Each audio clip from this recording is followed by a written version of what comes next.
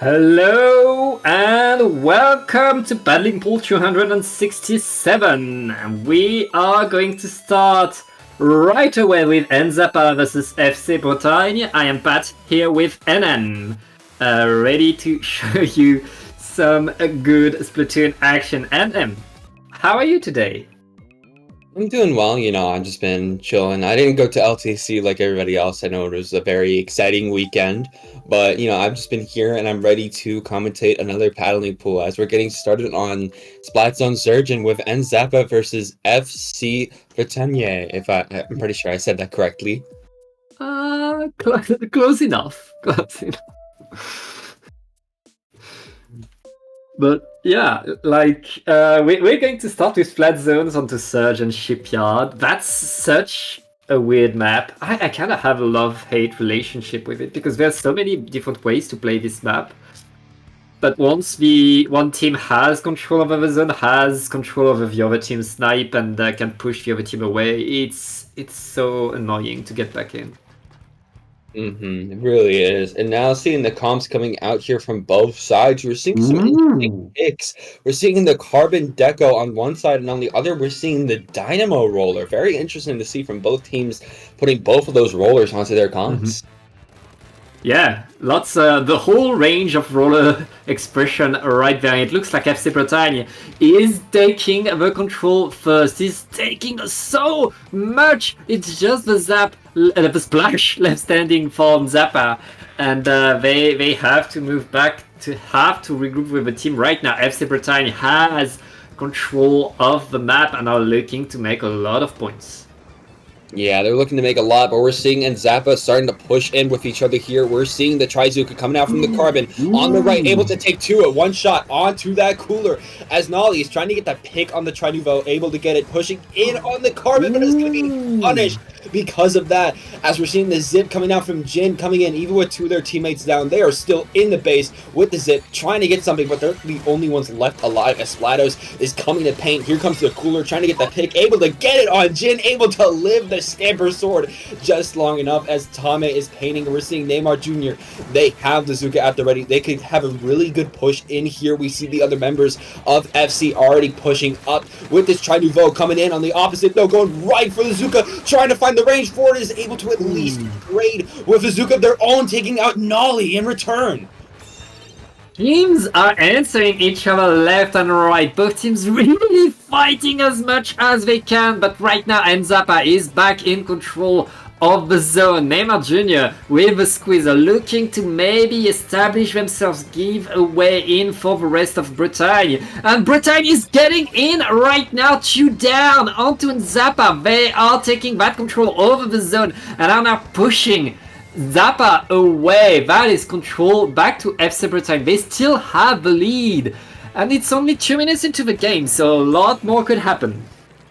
Yeah, a lot more could happen right now as we're seeing Nolly coming out with another Zuka, trying to see what they can find. But Jin is going to be coming in on this right side. They're playing it a little bit safe right now. They do have their special, but they're watching out for those Zuka shots. They're able to take out one, down two. Tame here with the crab, trying to protect the E-leader, is able to snipe the head. That was such a precise shot coming out from them. Jin, the last one standing, to be taken out, with Nolly being taken out in return by Kyuki, as they're going to be coming in with this Zuka, trying to see if they can find anything. And with just 10 points left, it's not looking good for Nzapa as they have to get in, but they're not able to, and that's going to be the first game going to FC Bretagne. Yeah, FC Bretagne just able to take that control, stay on the zone longer. And Nzapa, they were able to push in. They were able to get in, paint the zone and delay. But they were not able to push FC Bretagne away. They were not able to really take the whole control of whole of mid and make long points. And that snipe onto the crab tank right there to seal. Okay, no, that's that's a different replay. But really, around the end, when the Elite gets the snipe on the crab tank, really stopping anything Zappa was wanting to do to get in. Denying that one push once they had that control gave FC Bretagne the win. Yeah, and it was able to give them the right win, especially the snipe you see here going Yeah. out to Atomic. That was really, really good. Especially with E-Leader coming onto that specific position. It's really hard to get like a snipe like that. But that was really good coming out for them, able to secure them the win as we're moving on to Clan Blitz on Barnacle and Dime. Yeah, and this is a best of 3. We're in double elimination though, so still bad for Nzappa. They really want to win this next game. And with Clan Blitz, where you have to go into enemy territory, where you have to push forward, we haven't seen Zappan do that right now. They need to change what they're doing if they want to get in onto FC Bretagne, and they need to find a way to go around that Eliter, because an Eliter on Barnacle and Dime is incredibly dangerous. Oh yeah, no, it can get some really nice positions and just bunker down the entirety of mid, or coming back from the top right, able to look over the entirety of the stack. It is going to be really dangerous dealing with it. Yeah, very dangerous indeed. And I mean, Bretagne have shown that they're able to at least take control of mid. Clan Blitz has a different dynamic. You need to commit yourself forward. And we haven't seen either team do that yet. So in Zappa, they were able to get the fights. They were able to answer what Bretagne was doing. It's all about dynamic, and especially in Clan Blitz, it's all about coordinating with your team, being able to assemble these clans, manage your economy, and make sure you get the best of it. So it's really not over for Nzappa as long as they know what they need to do in this next game. Yeah, they definitely have the tools to be able to do it, seeing with the weapons that they pulled out. Tri Nouveau, which I could see being very solid here, Stamper, Carbon Deco, and Splash. Really solid weapons right now competitively. And maybe their Carbon will be able to get like better positions, because this is Barnacle and Dime. It is definitely a better map layout for some of these weapons than, say, Sturgeon. Sturgeon, yeah, we just do not see a lot nowadays, so teams might also be very unfamiliar with that map, but I don't think that's going to be the same case for Barnacle and Dime, as we see that map a lot more competitive. Oh, yeah. Yeah, we see it a lot. It's become pretty much a classic. For Clan Blitz, it's always a bit awkward, because that basket area, I feel like if I want to score any clam in that basket, I know I'm gonna get splatted. I never can get away with just putting a clam in and then running away with my life. Like, you really hard commit, because the basket area is so surrounded by ledges and by ways to shoot you from. Like, if you want to open a basket, quite often you're going to lose a squid or two. Yeah, especially pushing up there. Maybe they're going to be able to use the Zookas and Crabs to their advantage in order to give themselves something, but it's definitely going to be a lot in order to secure the basket position, especially with how close it is to the enemy spawn. Enough stalling, NM. It's time to watch the game. And let's see how teams are changing the way they play. What happens next? Okay, more stalling? Why is it loading so slow? Okay, and Nautilus coming on one side. Whoa, an Aerospray? That's an Aerospray! The silver Aerospray, because they want the Reef Sliders in? Okay, FC Bretagne going with a curveball. That's, I mean, if it works, it works. We'll see if it's able to work. Yeah, no, that is a very interesting choice. I don't think I've ever seen that weapon once in a long time. I mean, I could see them wanting to do Reef Slider cheese now that Kraken cheese is obsolete. Like, as we see here, it's also a very tight map, so Reef Slider will be able to corner itself off, and of course, it's an Aerospray, it's going to paint like crazy, and it's going to spam Busy Bombs like crazy, which is very, very good for combo potential. Very, very good indeed. But right now, it looks like Nzappa has a bit more control over mid. FC Bretagne not able to take that much. That being said, Nzappa committing a bit too much and losing a lot of players and clams in the process. It's a delayed wipe onto them, and FC Bretagne is back into mid, back into control, and putting a lot of paint on the map. Between that Aerospray and that Dynamo, a lot of paint is there, and that's going to be pretty tough on Zappa once Bretagne is in control. We see Nolly already pushing up, trying to be able to pick off the members of Nzappa. But we're seeing the E-Leader coming up, trying to get the pick, not able to find it, and they're going to be pushed up upon. This might be in reverse as Nzappa is finding the picks they need and are starting to push up. Even with the Dynamo going behind them, they lost ink at just the wrong time and got punished in return, as we're seeing the rest of the members of Nzappa starting to push up. But they need something in order to push out the Aerospray and the rest of Britannia out of their basket. And with 2 down, they might not be able to find it. With the Aerospray pulling off the Reef Slider, able to corner that Super Ball. They're just pushing up more and more, trying to see what they can do. But again, 2 down to Britannia. But that Zuka from Nolly coming out, just hitting the carbon straight in the face, giving them a little bit more time in order for Britannia to come back and try to get the picks here. We're seeing Tommy going to be able to pick 1, pick off 2, the triple splashdown, trying to corner something as Splatos is trying to get the pick right now. They're in so much yellow ink. They're going to be picked off. It's a 4v1 right now. This might be their chance, and they're going in with 2. They're going to be able to get both in, getting a third, getting it down to 40. And Zappa with the patience, waiting for the right push, waiting for the good push, and getting 60 points in an instant. And they still have control of the map, denying the push and denying the Reef Slider right there. And Zappa is still in control, and they have more clams to push in right now. Oh, 2 down both. FC Bretagne again able to push back in, able to take back that control, but now Bretagne, they need a huge push of their own. Yeah, they really need a big push right now, and with Lynx almost at their cooler, that might be very hard with all their members coming back. But now before the Reslider was able to pick off the Carbon, as Alanika is going to be pushing more and more, able to pick off Jin with a Fizzy Bomb, and they're going further. They're going to be able to score 1 or 2. Can they score the third one? Yes, they can! Getting it down to 40 themselves, and 1 clan from the E-Leader is going to give them a lead. They decided to clap back with another 3 Super Clan push, countering theirs and giving them the lead, getting it down all the way to 34 with just 1 push.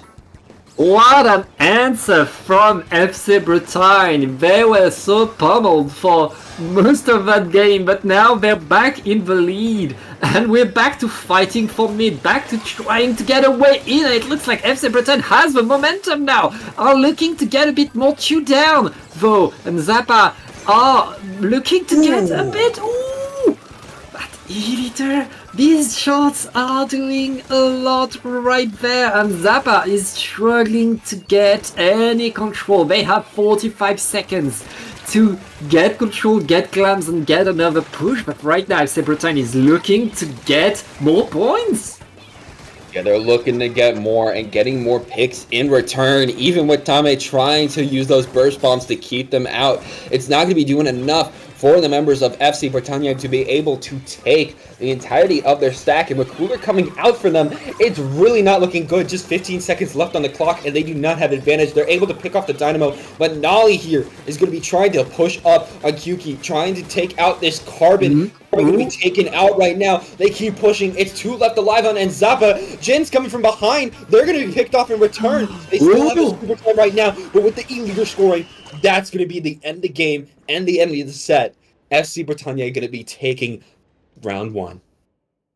Yay. Game 1 and Game 2 goes to FC Bretagne. Congratulations to them. It's not over for Zappa. They are going to lose this bracket, but FC Bretagne showing that they can play with weird weapons, with like the personal choice picks, and still win. That's always cool to see teams being able to make these weapons work, make these different strikes really work, and putting Nzap completely off balance.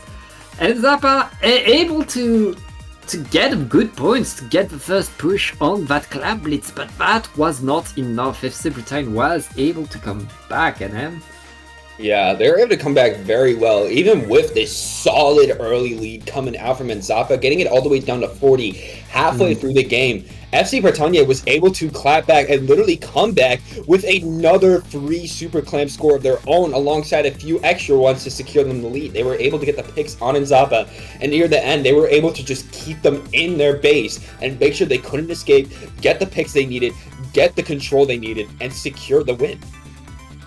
Yeah, congratulations to them, and that will be round 1 for you. We'll take a short break as we prepare going into round 2. Do not go anywhere.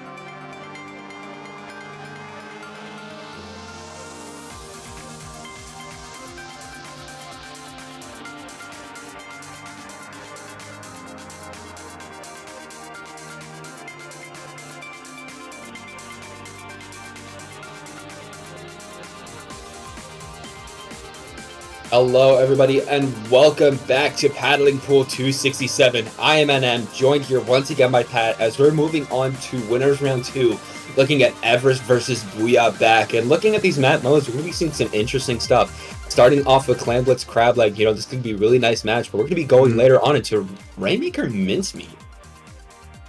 Yeah, I mean, this is paddling pool for you. The map modes are decided by the teams, so you can see whatever map mode teams want to play on. This Clamblitz Crab Leg was chosen by Booyabag, and Mincemeat Rainmaker, it's Everest that decided, okay, we want to go there, we want to bring you there. So we'll see how it goes, we'll see how it's played. But yeah, we have a lot of grades in this round. Yeah, a lot of great. So we'll see if Red will be coming out with the custom E-Leader. I mean, it's solid with the Squid Beacon, but I imagine they want to go to a regular one because there's not much for the Kraken to work with, especially with, Clamblitz not being what it used to be for it. But they're actually going to go with the custom E-Leader. Yeah. I was wrong. Ooh, both teams bringing the custom E-Leader. These beacons alone, they allow you to respawn fast. This map is pretty wide, there are lots of ways to get back in. Having beacons is honestly pretty good for your team, especially if you have 2 players down already. Booyabag are pushing it incredibly hard. Ooh, that is a delayed wipeout right there. T-Lash putting in the work right now, allowing Proto to come back out with Tomoko 2. The Trizuka coming out right on their great. Trying to push up further and further. That's already first points going to Booyabag. As T-Lash is going straight for spawn for Wrath. Trying to get the pick there, going all the way to the 8 grill. They went full circle back to the top right and Great, able to take out Vapor. They're going crazy.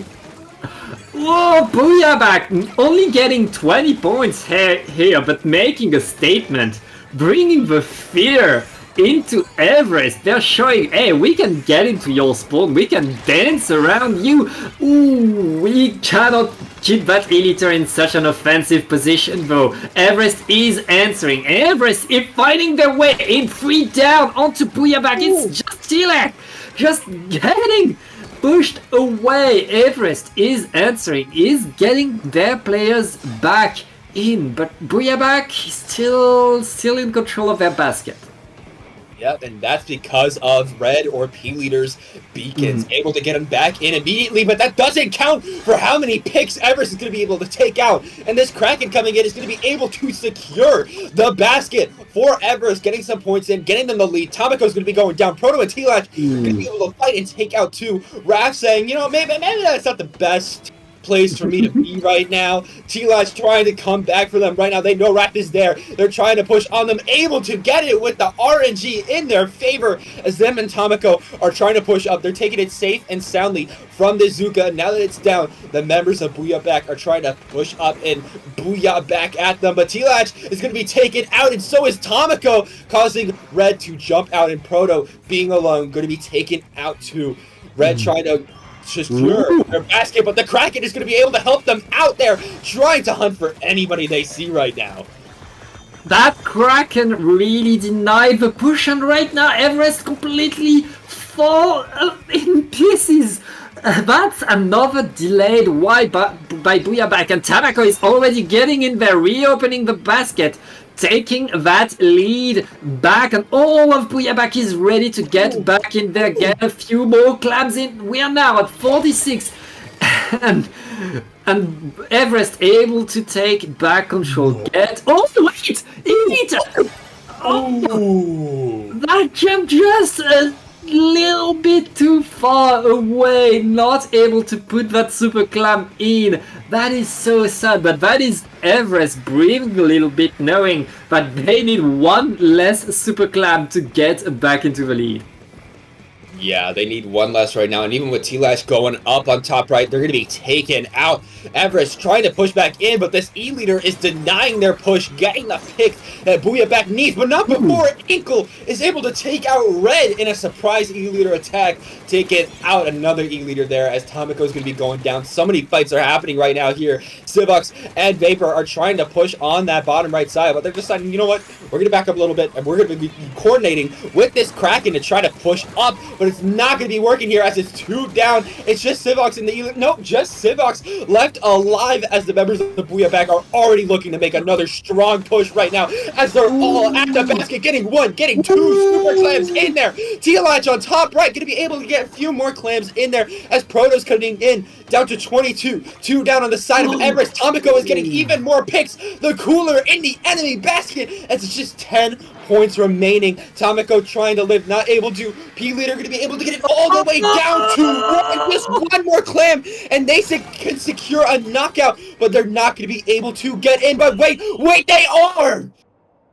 And we're that lunge in, and that final clan, Booyabak, is going to get that game. NM, Booyabak, and these two teams were fighting pretty evenly, but the second Booyabak had the advantage, they were moving forward incredibly fast, not wasting a second, and really pushing their advantage and making sure that it snowballed every time as much as they could.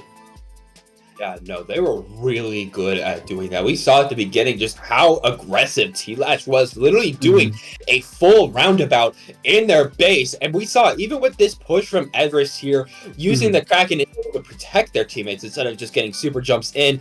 P-Leader with that Kraken was able to, defend their base when everyone else was down, give them invincibility, and push themselves up again and again for more and more pushes. The members of Everest, I just kept noticing, Booyabak was always able to dash dance around them. Like, that 70 to 46 was done by Proto, just dash dancing around Vapor, or it would, no.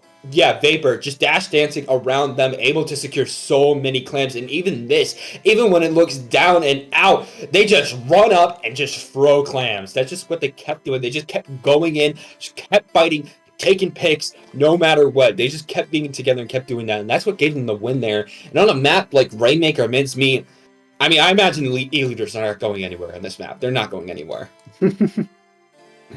Oh yeah, we're going to see more E-Leader action. That being said, this time we are going to the map mode that was chosen by Everest. We are going to Rainmaker on Mincemeat Metalworks, and I'm going to be honest, and I don't know how you play Rainmaker on this map. I don't know how you play this map. No, you barely see this map anymore. I remember it was like it was a little here and there pick when this game first released, but you don't see it anymore. It really plays like you go on right side. That's the checkpoint you go for, the right one. The right one. You pretty much just try to keep pushing up and just kept trying to just push your way through as much as possible. That's the best way I can describe it. And seeing the weapon comps coming out here, Booyabak going to be staying the same, but we're seeing the ballpoint coming out on the side of Everest. It's interesting to see a ballpoint in this current meta. It was so dominant like a year ago, but with Snipe Rider becoming more of a thing, and even with E-Leader being a nice counter to it, you don't see ballpoint, as you can see right there. P-Leader was able to just snipe Raph out of existence. Yeah, and right now Booyabak are taking that control over mid. The Zukas are not enough to push them away. Booyabak have mid, but Everest, they know how to defend. They're already all around looking to deny that push. Booyabak waiting for the Zuka to grab the Rainmaker and push to that right side. You talked about it. That's where you want to go right now. P-Leader getting one with the Rainmaker waiting. Ooh, dodging that shot right there, and that's a checkpoint for Booyabak. Yep, they already got check here, and here comes T-Lash, going to be popping their killer whale, trying to push even further. They're able to pick up the Rainmaker, go on this top right here, with P-Leader able to save them from that zap with the Kraken, but they're going to be going down. They still have 54 points, but Everest is going to be able to take back their top right, take back the Rainmaker in their favor, and even with Vapor trying to come out here with the Zuka, they're going to be able to take out P-Leader, which will cause them to be able to push even further. The Inkjet coming out, they know where Proto is. Raph is trying to find that pick. T-Latch is trying to come up here from the bottom, not going to be able to find anything though. The Rainmaker going to be able to reset as the members of Everest. They still have numbers right now, a 2v2 type situation. Inkle trying to take on T-Latch, but T-Latch able to live. Pat, they're going to be starting to go on an absolute spree, but as I say that, commentator's curse, they go down. Hello? Oh, man.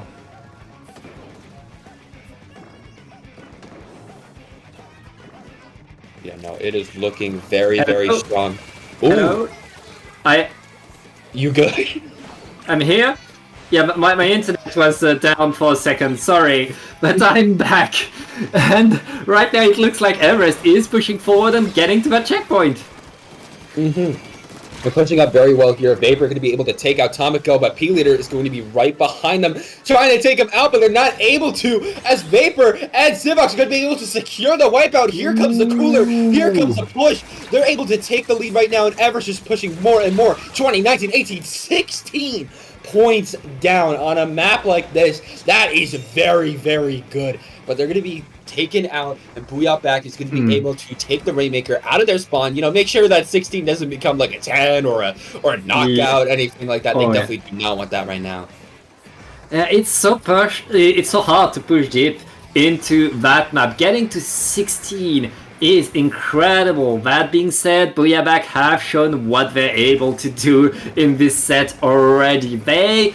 You cannot count them away right now. All of Everest is trying to push them out, to deny as much as they can, and Booyah Back looking for a way in.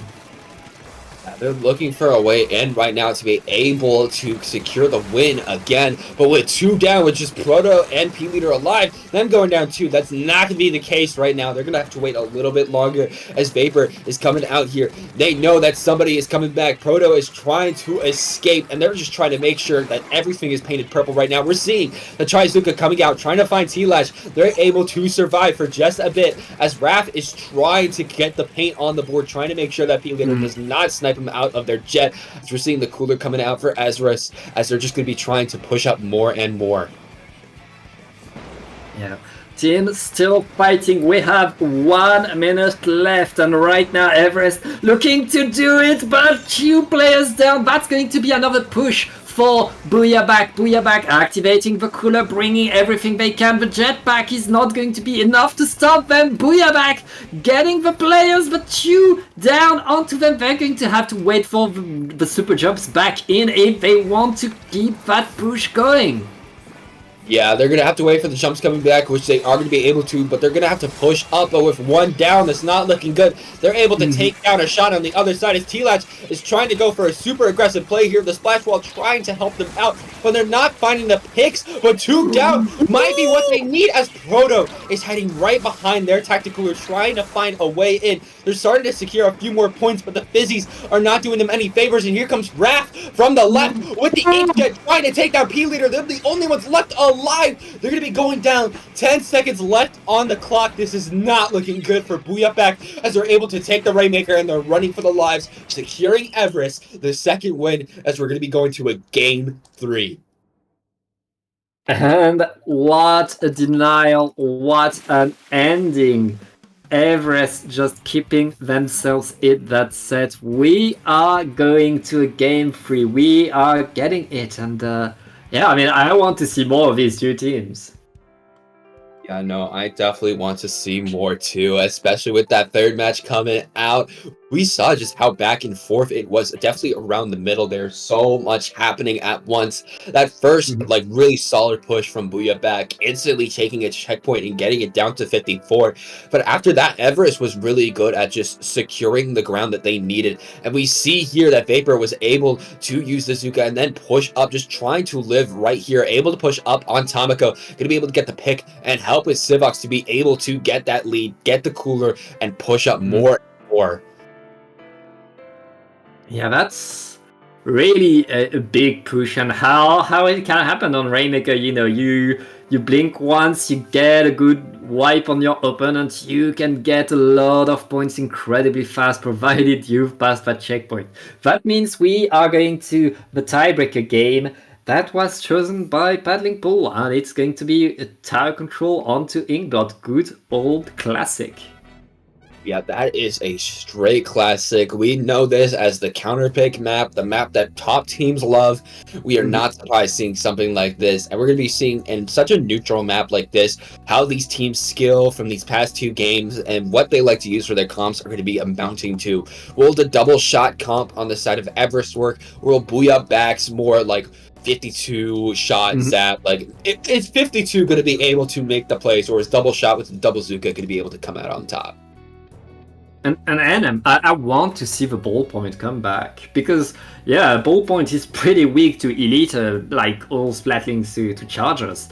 But once that inkjet is activated, you can ignore all the geometry of the map. You can go above these ledges that can't be painted. And both for Mincemeat and for Inkblot, that's a perk that you really want to have that allows you to just get in and get splats that you couldn't get any other way. I agree with that. And just as we're saying that, we're going to be getting into this third match coming out here, seeing who's going to be coming on top between Everest and Booyahback. This is going to be the tiebreaker match point here. As we're seeing the comps come out, we're seeing Booyahback sticking with what they know, and we're seeing the Vanilla Machine coming out on the side of Everest. Double shot Zap Machine. No backline this time, but this is going to be way more aggressive. And now Everest is going to be having the Booyah Bomb to Booyahback at Booyahback. Yeah. And Everest getting in there, getting these splats and not wasting a second. 3 down is just Tilach trying to defend that first checkpoint, but that's not going to work. Everest is pushing forward. They're going to make a very quick work of that first checkpoint and are trying to get in. That Booyah Bomb is going to help with that, but they have 2 players down. That's probably the end of that push. Yeah, that's most likely to be the end, especially with T-Latch trying to push up here with Proto. It's not going to be looking good there for Everest, especially with Zivox going down. Vapor trying to get the pick on Proto, not going to be able to find it. Another going to be helping them out, as Raph is going to be coming in on the left here, trying to find Tomoko, as they're trying to sneak behind them. Going to be taken out. No Zuka for them. Proto going to be taken out too. This might be a comeback for Everest for that push, but T-Latch going to be scurrying into the corner as P-Leader is trying to find a snipe here, but not going to be able to find anybody. The Zuka's coming out from Inkle there, trying to find somebody to be able to get that pick. Not going to be able to find it though, as it's just going to be really good right now for Everest. They have the control right now, and the members of Booyahback have got to find some way to get that control back in their favor. They need a Zuka of their own from Tomoko here. But with P-Leader coming in with the Kraken, this might be the answer they need, as the Kraken is going to be swarming in, trying to find Sivox, but it's about to run out, but it did its job. It was able to help secure mid for the team Booyahback. As the Zuka's coming out, Sivox is going to be going down. They're trying to find more, able to take out Ankle before they're able to Zuka of their own, and Vapor trying to get a Zuka too, able to get theirs out, but not able to get much off it. A trade coming out here. Sivox trying to take out T-Lash, going to be able to, as they're going to be pushing up alone to the tower right here, trying to get the picks, trying to find Tomoko. They're somehow still alive, trying to live as long as possible. This Booyah Bomb from Raph might be really good for them, as Proto is going to be moving on, trying to get the picks on Sivox. Not going to be able to find it, as Everest is coming back into mid, and now we're going to be seeing a fight between these two teams, trying to secure the mid and the tower. 2 down on the side of Everest, just Inkle and Vapor on that right side there, trying to push in. Proto trying to take him out. Trade happening there, and that's favor for Booyahback, the last jumping out, as they're going to be able to take this first checkpoint. Yeah, back to that first checkpoint, and this time they get in this time. They are aiming for that lead right now, but Everest defending as much as they can, denying pushing. That Kraken gets a splat, but they don't get the lead off of this. No team has been able to reach the second checkpoint, and there's only 2 minutes left in this game. Everest incredibly fast, getting back all the control and pushing the tower again. They know they need to extend that lead, because with the checkpoint being down, that lead is not safe at all right now. They need to get in above the checkpoint though, and Vapor is doing exactly that, getting what, not getting the second though, and that's only 1 extra point for Everest right now.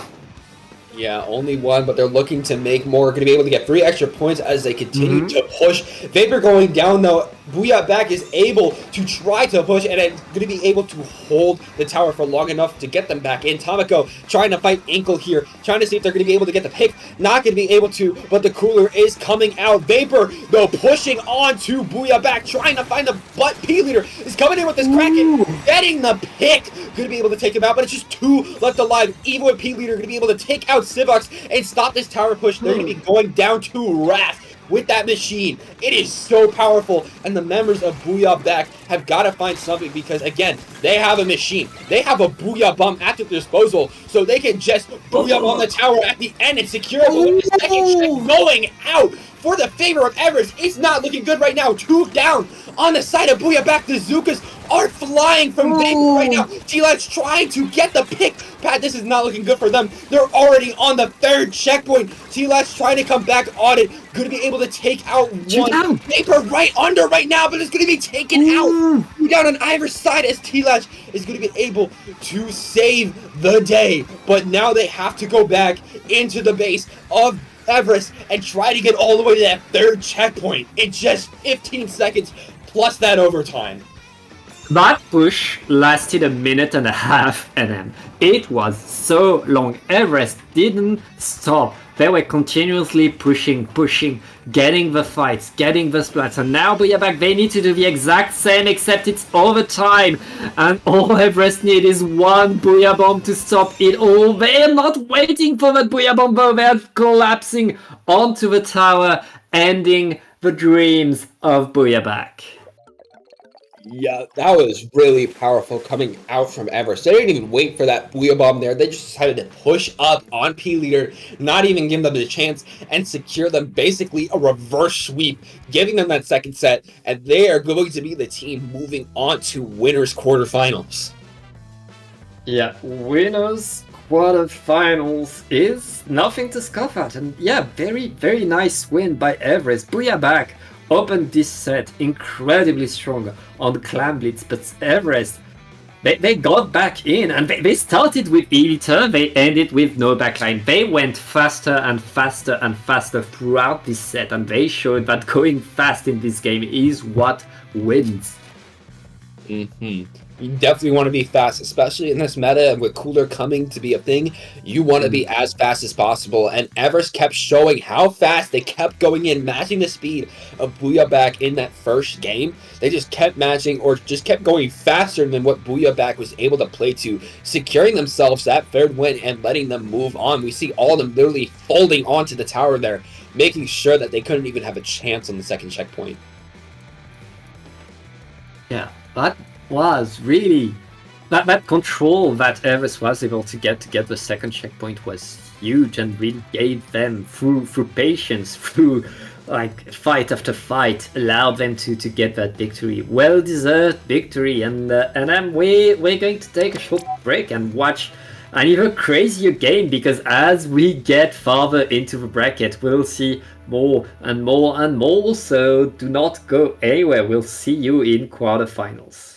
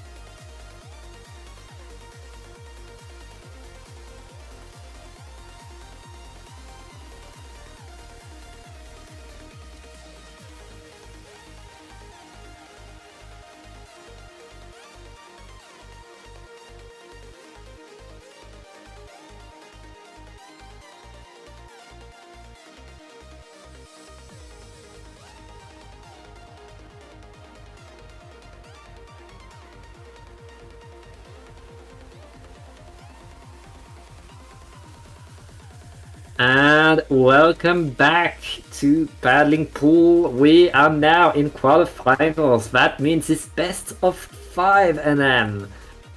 And that also means we get to see Potatoy against KC equals C power C times D powers D. I mean, it's concentration, of course, divided by concentration of A to the power of A, concentration B to the power of B, which are their stoichiometric factors if you know anything about chemistry. Yeah. In layman terms, it is the equilibrium constant.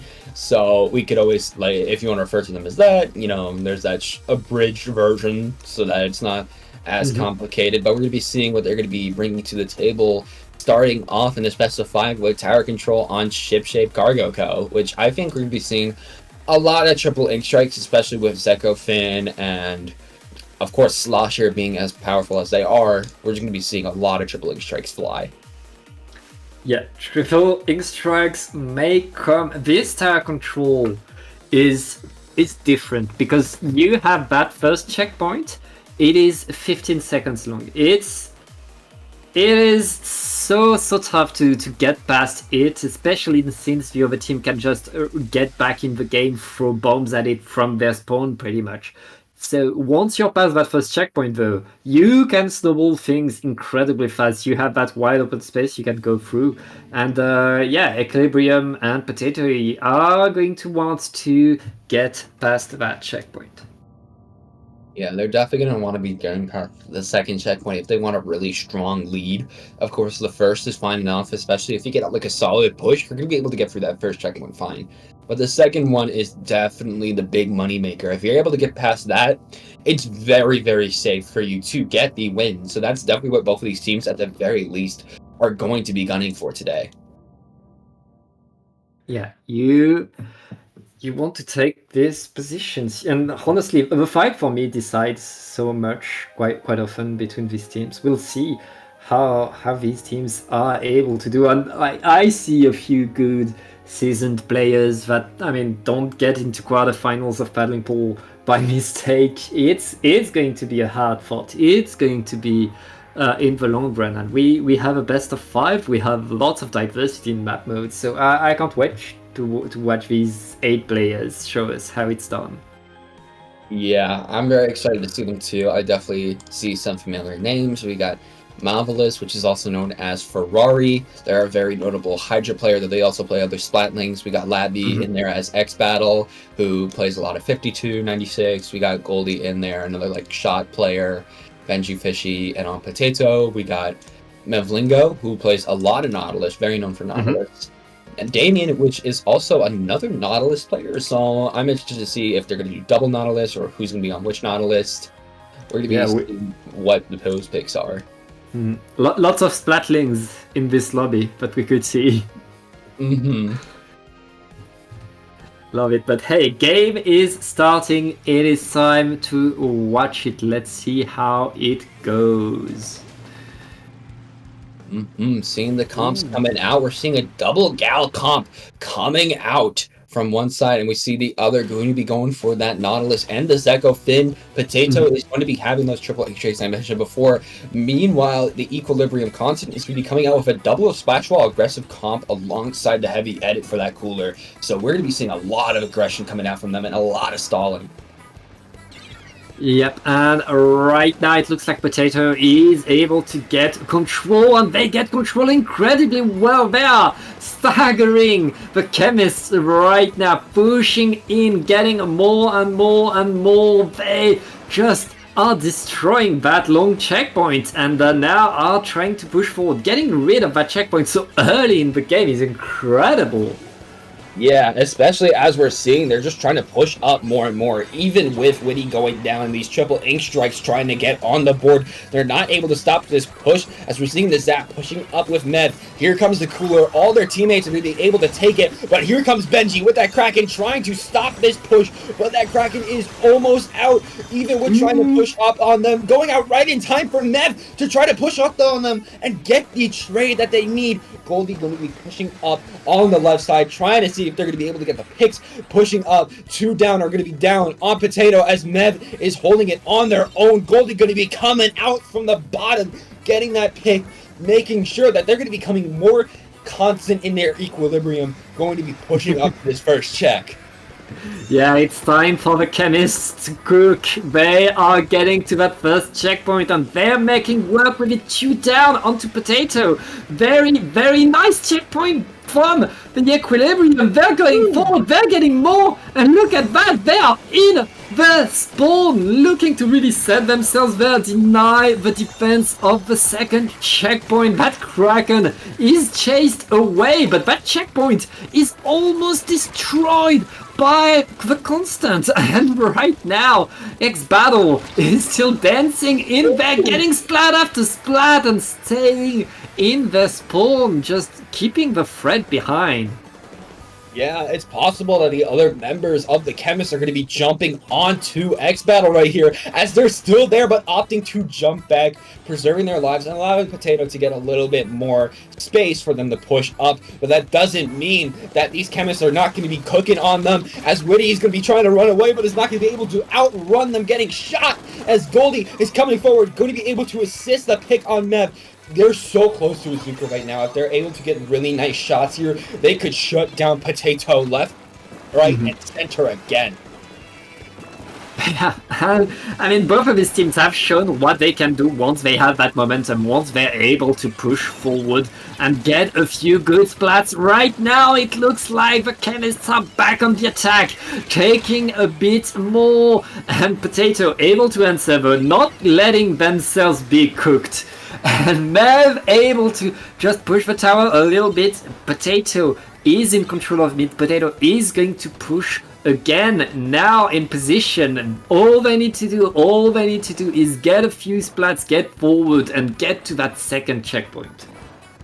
Yep, we see them continuing to push here. Roberta going to be flying with these triple ink strikes here, but not before Benji is going to be able to unleash a Kraken, chasing out the members of Potato. 2 are going to be going down there to Goldie, as it's just DXMI left alive with Witty. They're going to be on the tower, but it's not looking good for them in numbers, even with Mev coming back, going to be able to unleash their Ink Storm. It's not looking good for them, but it might be turning around as all the members are back, even with X-Battle coming in on this right side. They're able to secure the numbers and keep themselves alive, but Witty's going to be taken out by that Trizuka there. Roberta going to be trying to fly with these triple ink strikes, not going to be able to get the positions they need, and it's just them left alive right now, trying to make sure they don't get flatted here, but Benji is pushing up slowly but surely.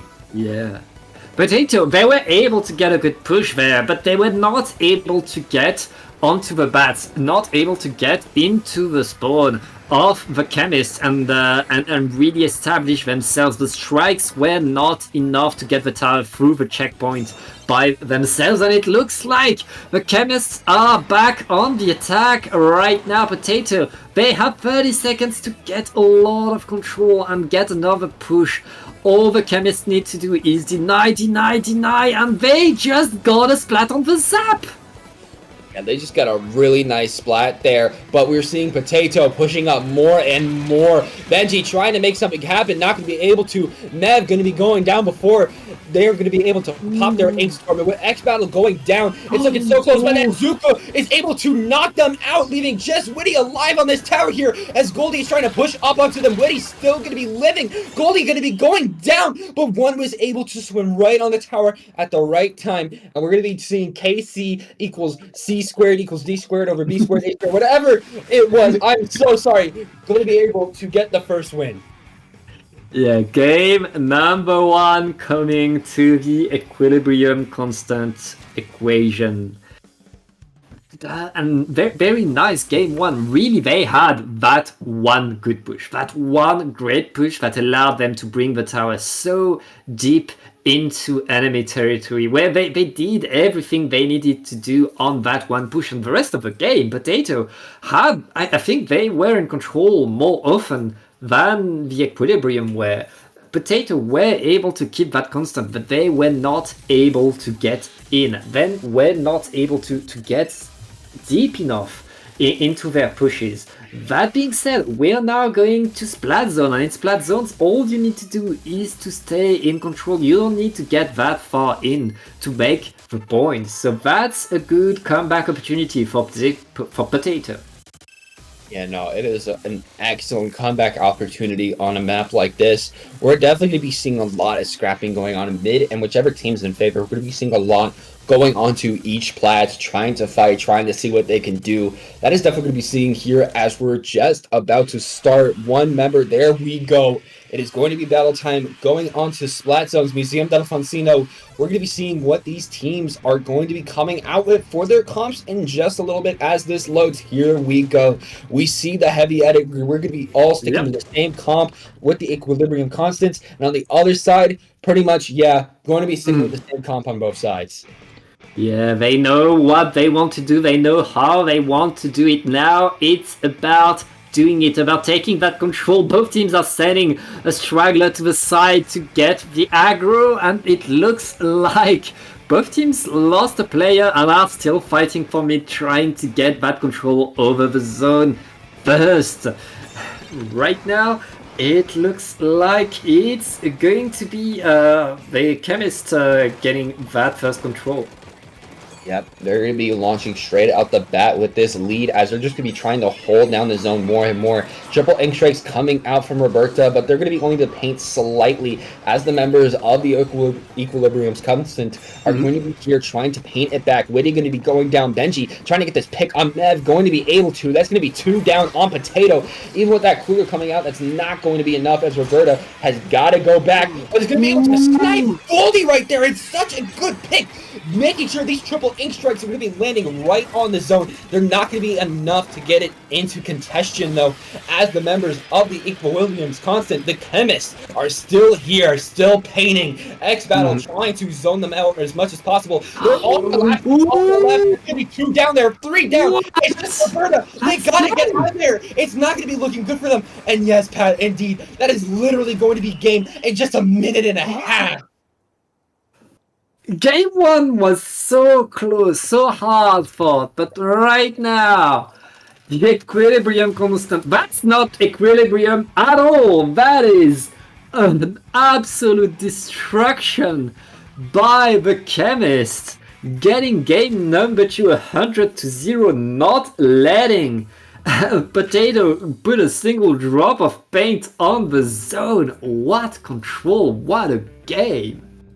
Yeah, they never decided to push onto the plat of Potato because they knew if things went wrong, it would give them the opportunity to come back and take the zone. They decided we're just going to stay down here. We're just going to make sure that they don't drop, and we're going to make sure that we just keep as much pain as possible so that they can't take it back with like a triple ink strike from a lone Zekofin. And because of that, they were able to take that second game, which, might I add, was actually Potato's counter pick. So losing on your own counter pick is definitely going to be disheartening, especially when the counter pick coming out from the Chemist is going to be Rainmaker on Flounder Heights. And after losing that bad on your pick, going to Rainmaker on Flounder has to be so tough, has to be so hard. And right now, like, Chemists, they have the momentum. All they need to do is use that momentum, especially since Potato a Charger is pretty good on Museum. On Flounder for Rainmaker, I don't know. Potato needs to change their game. They need to switch their comp because right now what they're doing is not working, and it's going to be even worse on Rainmaker. Yeah, more short-range things are going to be more powerful on this map, and seeing the comp that we keep seeing from the Chemist, that is going to be really strong on Flounder. Heavy Edit, the 52, the shot, the 96, all those have different components to make themselves really powerful for this map, so they got to come back. Potato's got to rework their comp because as you say, I don't think a Zekofin would be that good. I mean, triple ink strike could be very good on this map, but I don't think a Charger would be the best option. But they might stick. Who knows? They might stick. Who knows? We will see what goes on. On the side of the Chemist. Oh, it's the 52 Gal Deco instead of a 96. On the side of Potato, It's a vanilla charger. I really like seeing a vanilla charger going. A good vacuum can secure a lot of points.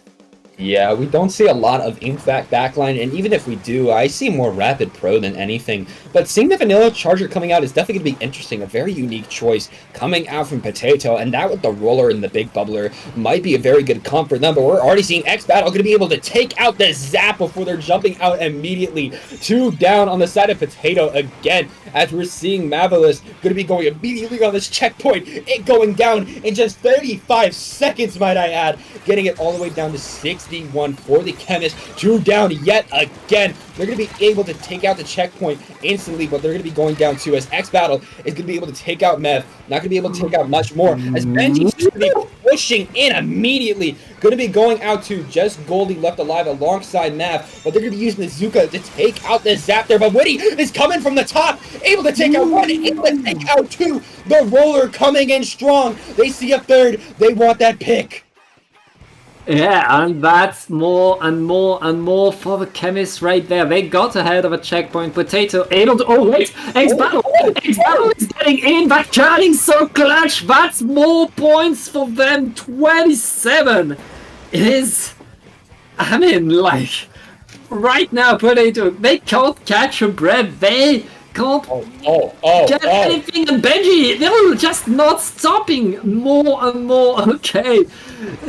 Potato, they're gonna have to grab that Rainmaker because the Chemists are not going to leave them alone. Oh, they don't. They don't know. X-Battle's right there, right behind them. They're gonna be able to get the pick. 2 down. The Zap trying to push in on X. These 52s just keep living in the minds of Potato right here. Goldie trying to push up the Rollers right there, though. Going to be able to catch him offhand, but not able to get the pick as Goldie keeps pushing, and Witty's got to back out. But this is once again in favor for the Chemist as they keep going. Goldie going to be able to get it, but Witty is just pushing straight in. Able to take out Benji. Goldie's running for his lives, getting it right back to 26. They didn't get more points, but they got back to where they were. Chemists are just pushing over and over. We're halfway through the game. Potato has not gotten a single push. Finally, they score a bit of points, but they're mid. And the moment they get to mid, they get splatted. And they are just not able to get in the vacuum. It's vacuuming time, though. That's going to allow Potato at least put a bit of points, but they were waiting. They were not getting in with the vacuum, and now Chemists are back on the attack, back trying to get a splat on the Rainmaker. Yeah, that might have cost them this push, but they keep getting the pick, so they're going to be able to get the checkpoint instead, as Goldie is going to be trying to fight the Zap, not going to be able to get the pick, and this might be a return push for the members of Potato. They might be able to get something here. They're so close. But X-Battle is going right in there, and the Zuka is able to stop that push from Goldie, as Benji is going to be coming up with the rest of their team, trying to get Witty out of here. They're like, all right, this is not funny anymore. We're not laughing. They're getting in pretty safe and soundly, and now 2 more down. Witty's pushing straight into it. The Big Bubbler coming out. The Curling Ball coming out. Not able to get it, but it's just Mav left alive. It's just a heavy edit. They got to live right now, as all the members of Potato are coming back. That Big Bubbler's still there getting the jumps in, and the impact might secure them the win. The impact bubble right there, and that's going to be able to get 3. It's only Benji left alive. This might be what they need. Benji's coming in, but Benji is going to be able to get the pick. It is so big. It is so close, but it's just Roberta left alive. And that is going to be the end of their push. That got so close there. What a save! What a defense by the Equilibrium Constant right there. They keep that lead. Potato showing, but they were able to contest, but they were able to fight, but just not enough by 5 points. Behind. Potato needs to assemble another push, but they still have some momentum. They still have a few good picks, and now they have a tactical affair back in. All they need to do is keep a Rainmaker alive. They're not able to do it. No, X Battle just ran straight into their face and got the pick they needed. Benji trying to come in too, able to take out the zap. Even with this Ink Vac coming out right here, we see X Battle sharking right under the Rainmaker. They want to make sure nobody gets it, and they're going to grab it and secure themselves a little more time. Overtime is still happening, though. This could be a chance for Potato to come in with Goldie. Coming in, trying to get the pick. Are they going to be able to get it? Yes, they are, securing a wipeout right at the end, too. And that is going to be the Chemist, the Equilibrium Constant, taking the set 3-0. Oh my, Pat. That was brutal. That was, yeah, Equilibrium Constant. Game number 1, that was close. Game number 2 was, I mean, it's like Potato was able to contest, was able to get the pushes onto Equilibrium Constant, but just the constant, like the Chemist getting that one extra point, that one extra push that goes a bit further, denying a little bit more and able to stay in control. That was, I mean, what a defense, what a stagger, what a scramble defense in that final push that Potato got. I mean, that was really huge by the Equilibrium Constant. Please use your words when you make a team name, please. Yes, I think that was due to Benji was able to get out of that Ink Vac that killed 2 of their teammates in just the nick of time. If it was a second sooner or they started moving a second later, I honestly could have seen Potato getting that lead because it was just at the right time. And just with a little luck, Benji was able to secure their life and come back from the top left in order to make sure that no other push from Potato was going to happen. But with that, that is going to be the end of this third round. And as we're seeing here, winners semis is going to be coming out in just a little bit. The Equilibrium Constant is going to be moving on towards the top seed Comp Diff, but we see the other one is going to be the match we're going to be seeing in just a little bit. So don't go anywhere, as we're going to be seeing who's going to be coming up to take the gold in winner semis. Stay tuned.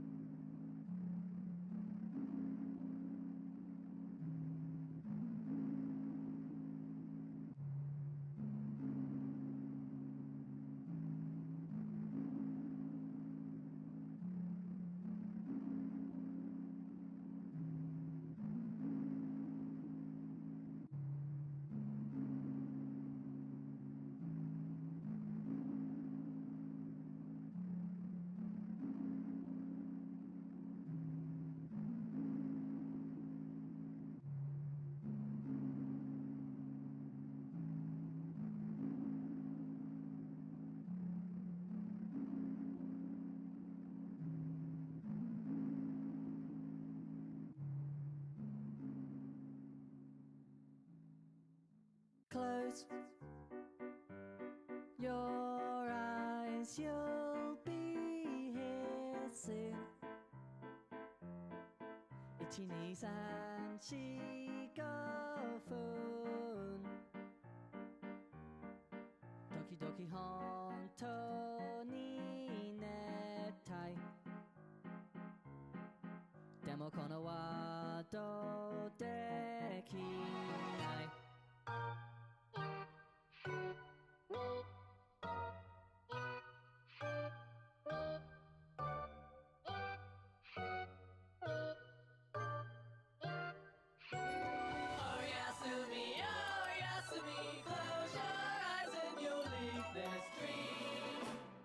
Oh Yasumi, oh Yasumi, I know that it's hard to do. Let's go running, shogun, night, golden cross, and all time with that child in my head.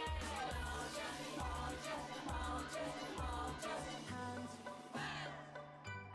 of time will wring my neck. Every little moment spells regret, but I don't have to feel this way. As a voice inside my head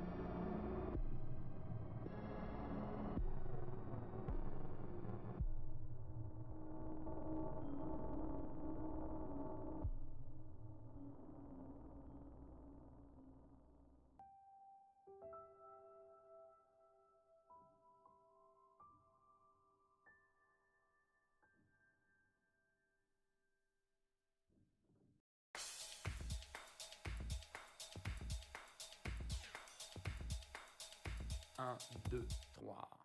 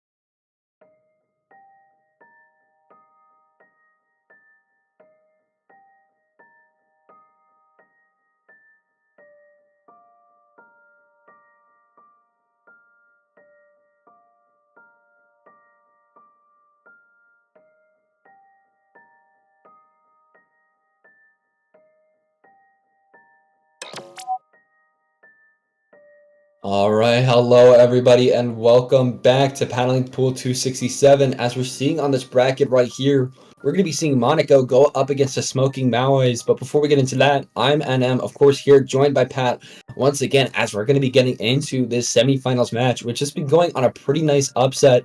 But we can also see that Comp Diff is going to be waiting for whoever wins this in the finals. And on the loser side, we see some nice matches going on there. Everest is still in it, Potato, of course, and we see the chemists are down there in round 6 waiting for their match. Yeah, lots to happen, and LM, I need to apologize to Smoking Wise because when we left after the quarters, I said, "Oh, we'll be back here in a GIF. We'll be back here in a second." I thought it was done because Smoking Wise, they were behind. We are so back. They were losing their game. But right there, the Smoking Boys, they got the comeback, they got the upset, and now they are in winners semis, about to face our seed number 2, Monaco. And we are going to go still in best of 5, and we start with Clamblitz on Umami Runes. Solid map mode that we have seen a lot lately, especially I know there was a really big play if you were at LTC between Moonlight and Starburst. That was a very nice set there, and of course it's going to be a nice map mode that we're going to be seeing here tonight too. It's very solid, solid Clamblitz map, the baskets are in a fine place. It's just overall nice. I know I'm saying a lot of solid, nice synonyms, but there's no other way for me to describe it. It's just solid map, nice big block in the middle. Yeah, it's a cool map with lots of ways to play around it, lots of different weapons that can shine on this kind of map, on this kind of geometry, and yeah, very good map to essablish yourself at the start of this set. We will see how these teams are able to do, and yeah, on Clan Blitz again, you want that coordination, you want that one big push where you get all the clams recognize the advantage and go forward with the whole team. Yeah, that's what you want to do, especially in this map. You want to keep pushing as much as possible, getting the picks on the opposing team.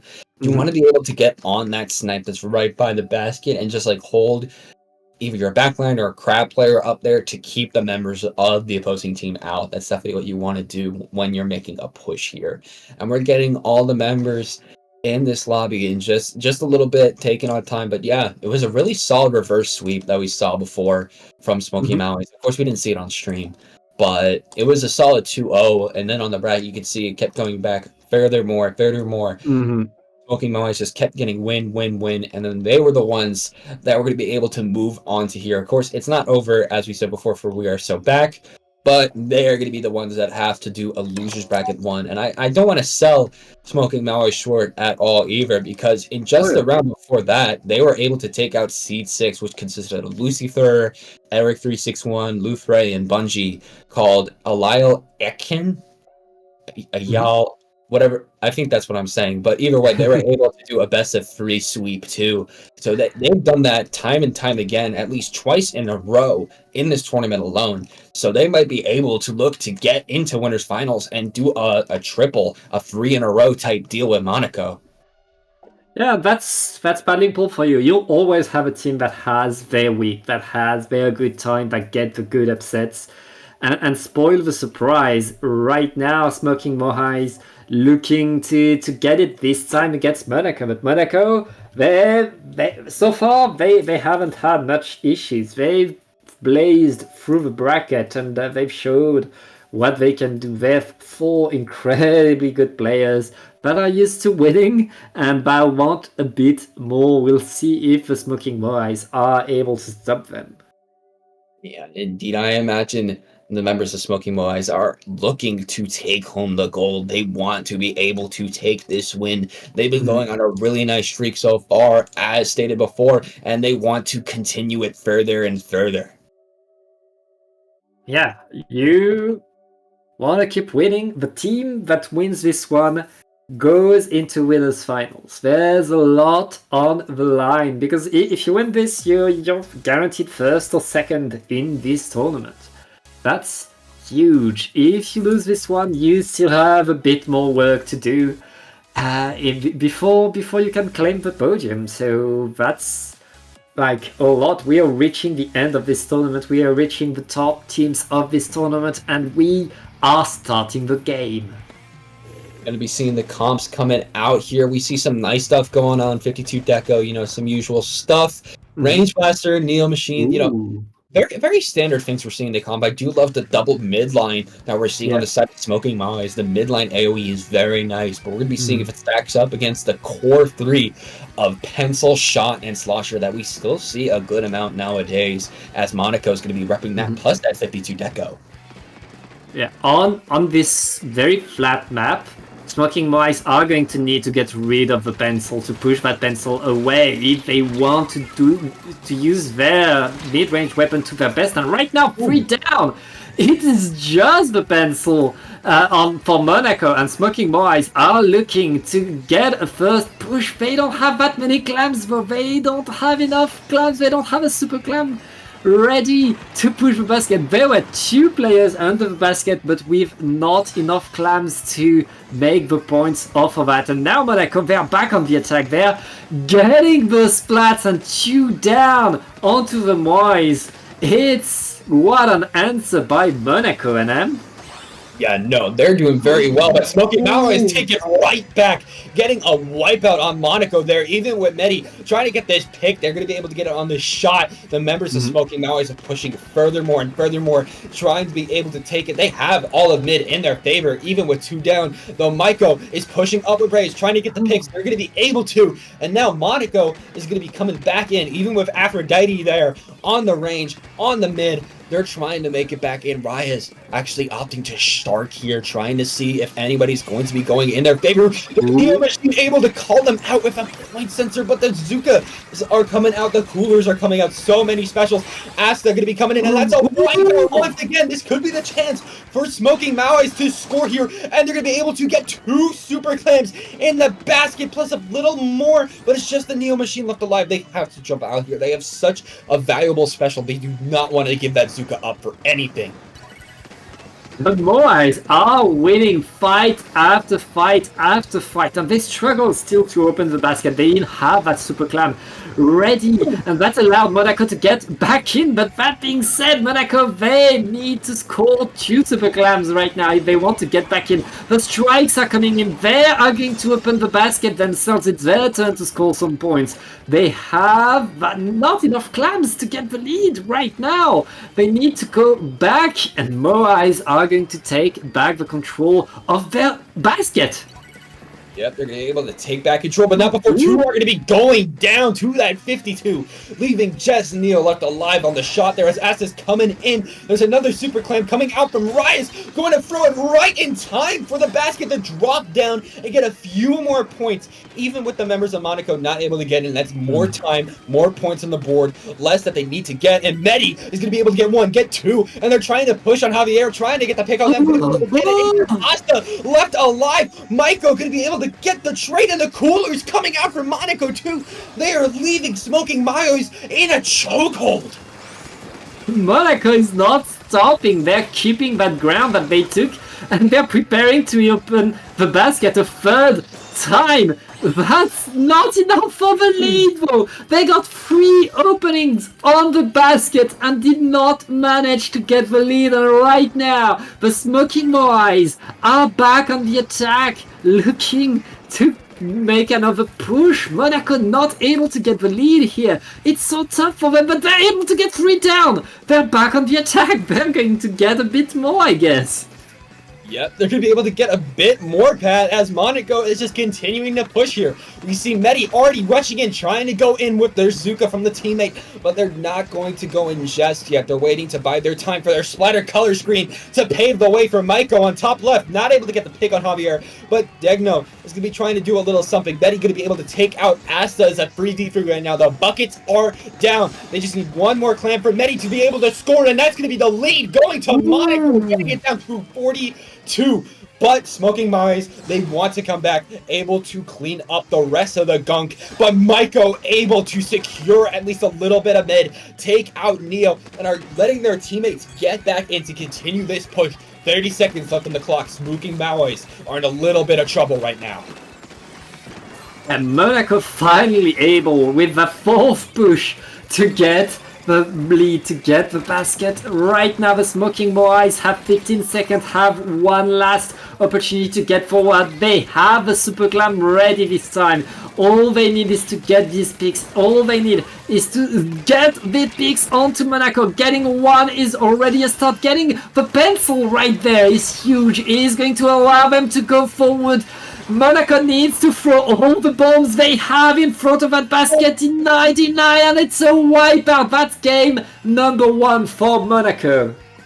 Yeah, Monaco alongside Smoking Mao is so much back and forth, and even with just a little bit going on here, it's not going to be enough. Monaco is going to be taking that first game. So many wipeouts, so much scoring, so much jumping, so many picks happening in just mid or their bases.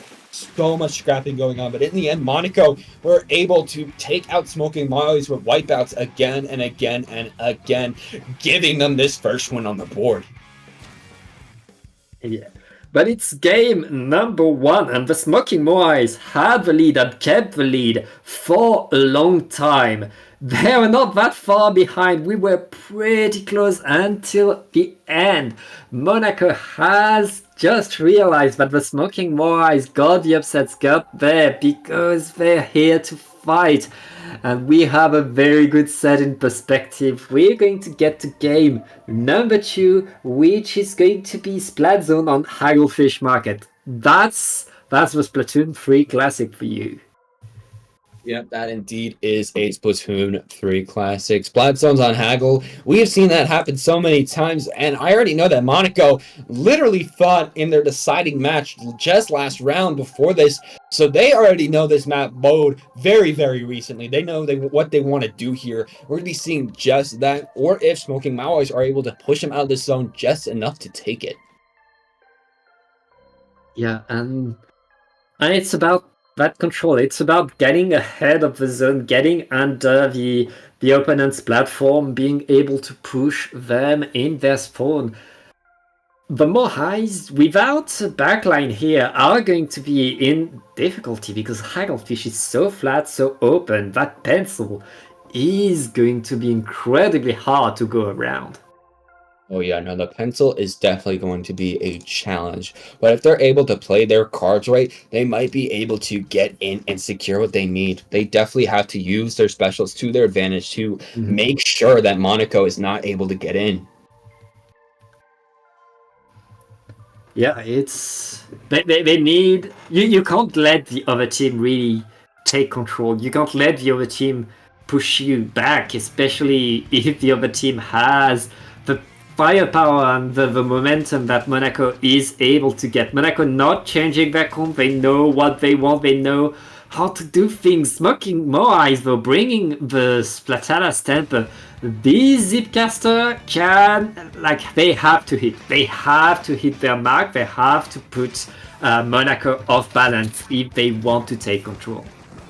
Yeah, they got to get him off balance. And with a Stamper coming out, they might be able to do just that. It's a very solid mid-range pick gun, but with them getting Zuka, that's not going to be getting any picks anytime soon, especially with Maiko coming in from the right side, trying to get the pick on Neo here, alongside the rest of their teammates, going to be able to, Aphrodite left in a bad situation right here, going to be able to take one before they go out themselves. That's at least a trade.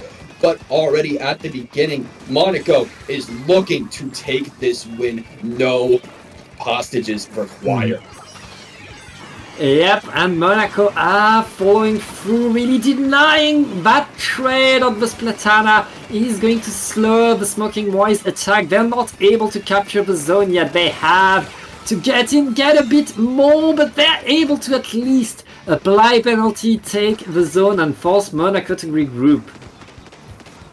Yeah, no, that is really good coming out from them right now. 2 down on the side of Smoking Mountains. That's going to be 3 as it's just a slosher, and that's going to be a wipeout going out on them. Even with that little bit of pointage, they were able to get that. Still save some time, but Monaco is looking to give them no time possible, Pat. Yeah, with the Moais painting the zone, all of Monaco were looking at them. We're getting back to the zone, back in the fight. And here we see Monaco getting full control. The Smoking Moais were not done. They're getting back on the attack. The strikes are delaying things, not letting them get that much, but 2 down onto Monaco.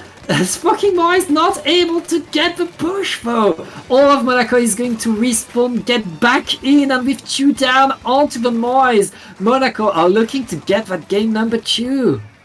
Yeah, they're looking to get it right now. Degno is going to be staying back with 10 seconds left on the board. The triple instrikes are coming out, trying to make something happen, able to let them lose control. 2 are going to be going down. This is a chance for Smoking Mountains to take the zone. They're going to take it, leaving just Michael left alive. There's going to be a little bit of a bucket battle with Smoking Mountains coming out on top. And now it's their turn to go back, go in, and take what they need. They're taking no prisoners, as mentioned before. This time around, it's going to be them. Aphrodite coming in from the bottom left. Those Samper charge slashes are going to be doing much damage right now. The Zukas are going to be flying, but Reyes is going to be going down. It's actually such a good hold for Smoking Maui's right now. Aphrodite is still there on the bottom right alongside Asta. Medi trying to make something happen. They have the screen. They pop it. They're going to go down, though, as Neo is going to be staying alive with the cooler intact. It's so close for them getting the lead here. If Rise is able to come in with the Zuka, they're almost at the ready. They're putting paint on the map.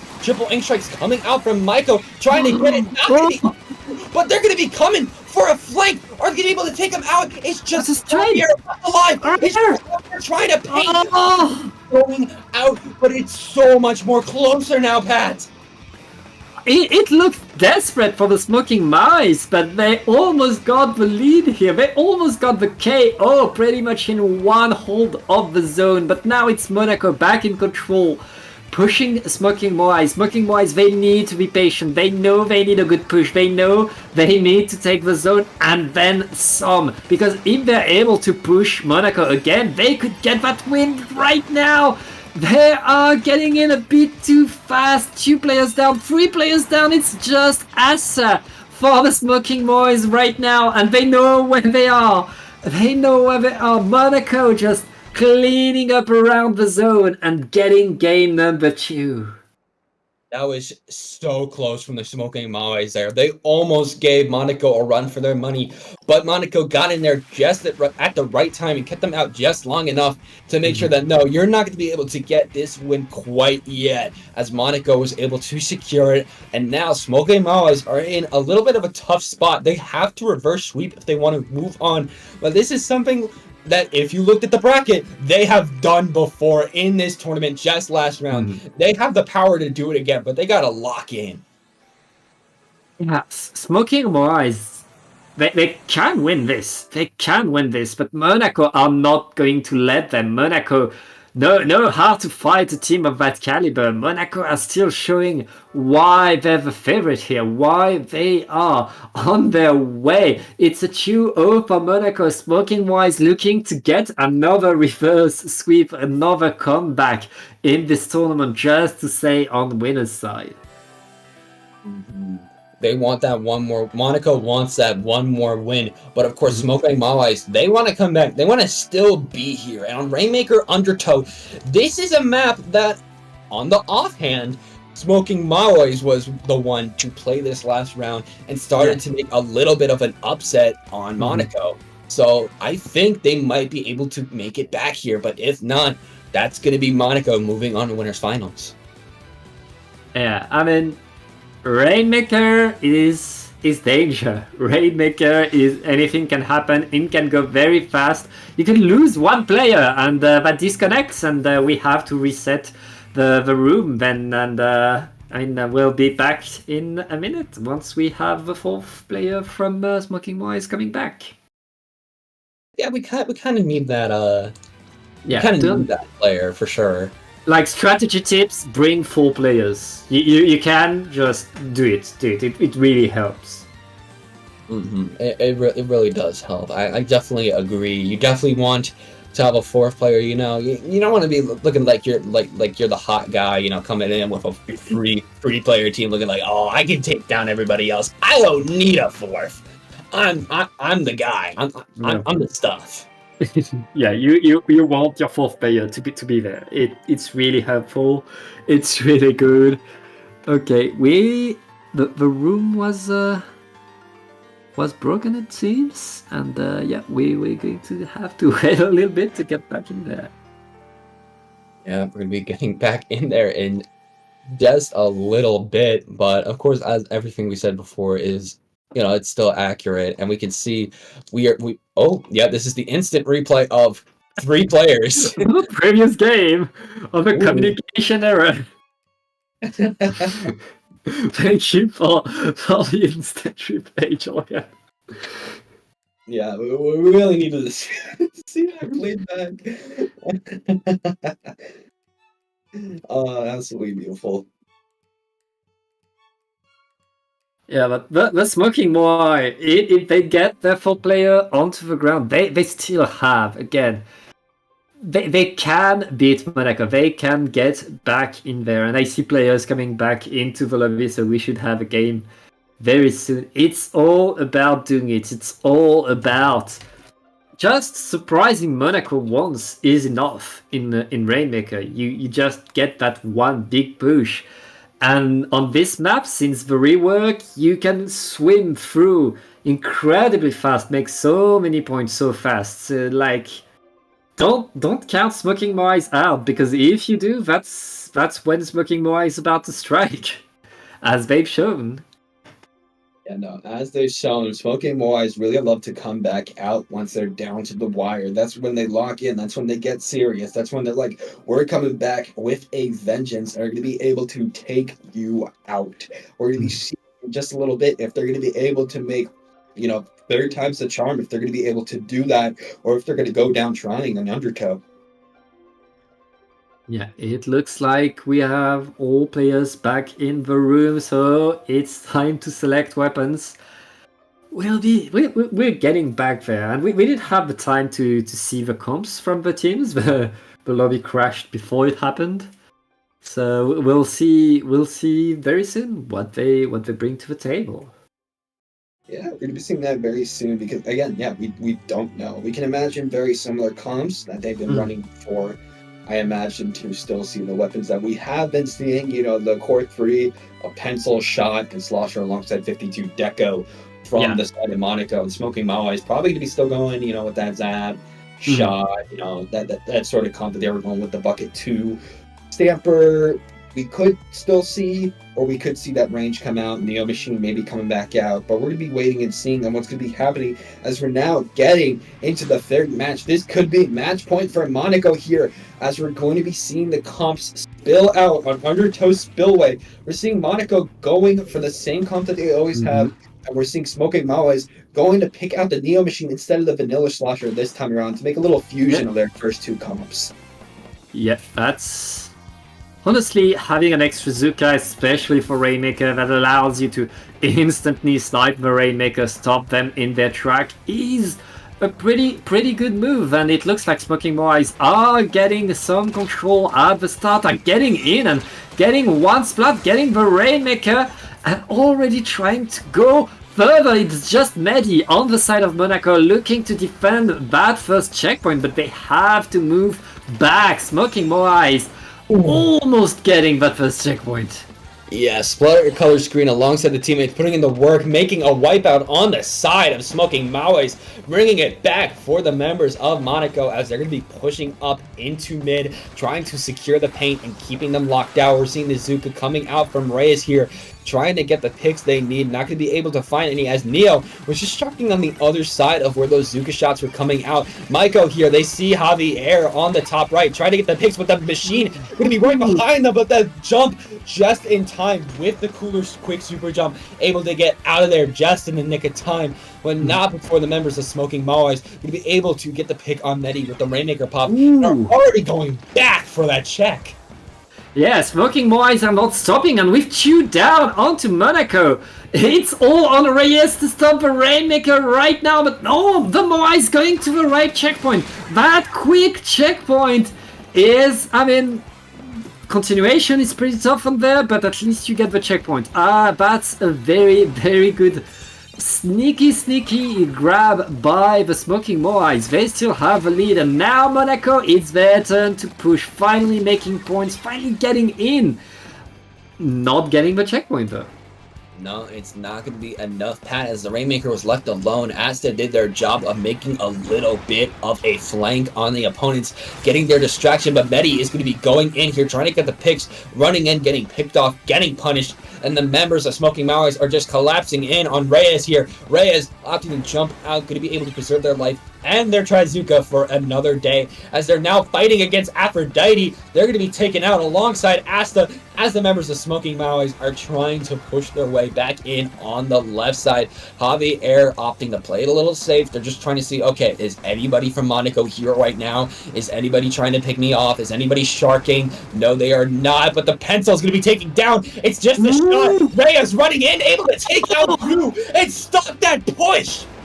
What a stop, what a save, but the Moais are still trying to push, making a few more points. Monaco on the back foot this time. They're not able to push forward. They're not able to get anything on these Moais on this map. Right now, Monaco are trying to get in again. Bazooka is hitting though. This is the opportunity finally for Monaco to maybe get something going, and Medi getting that pick on the Splatana Stamper is pretty good. This is another opportunity for Monaco.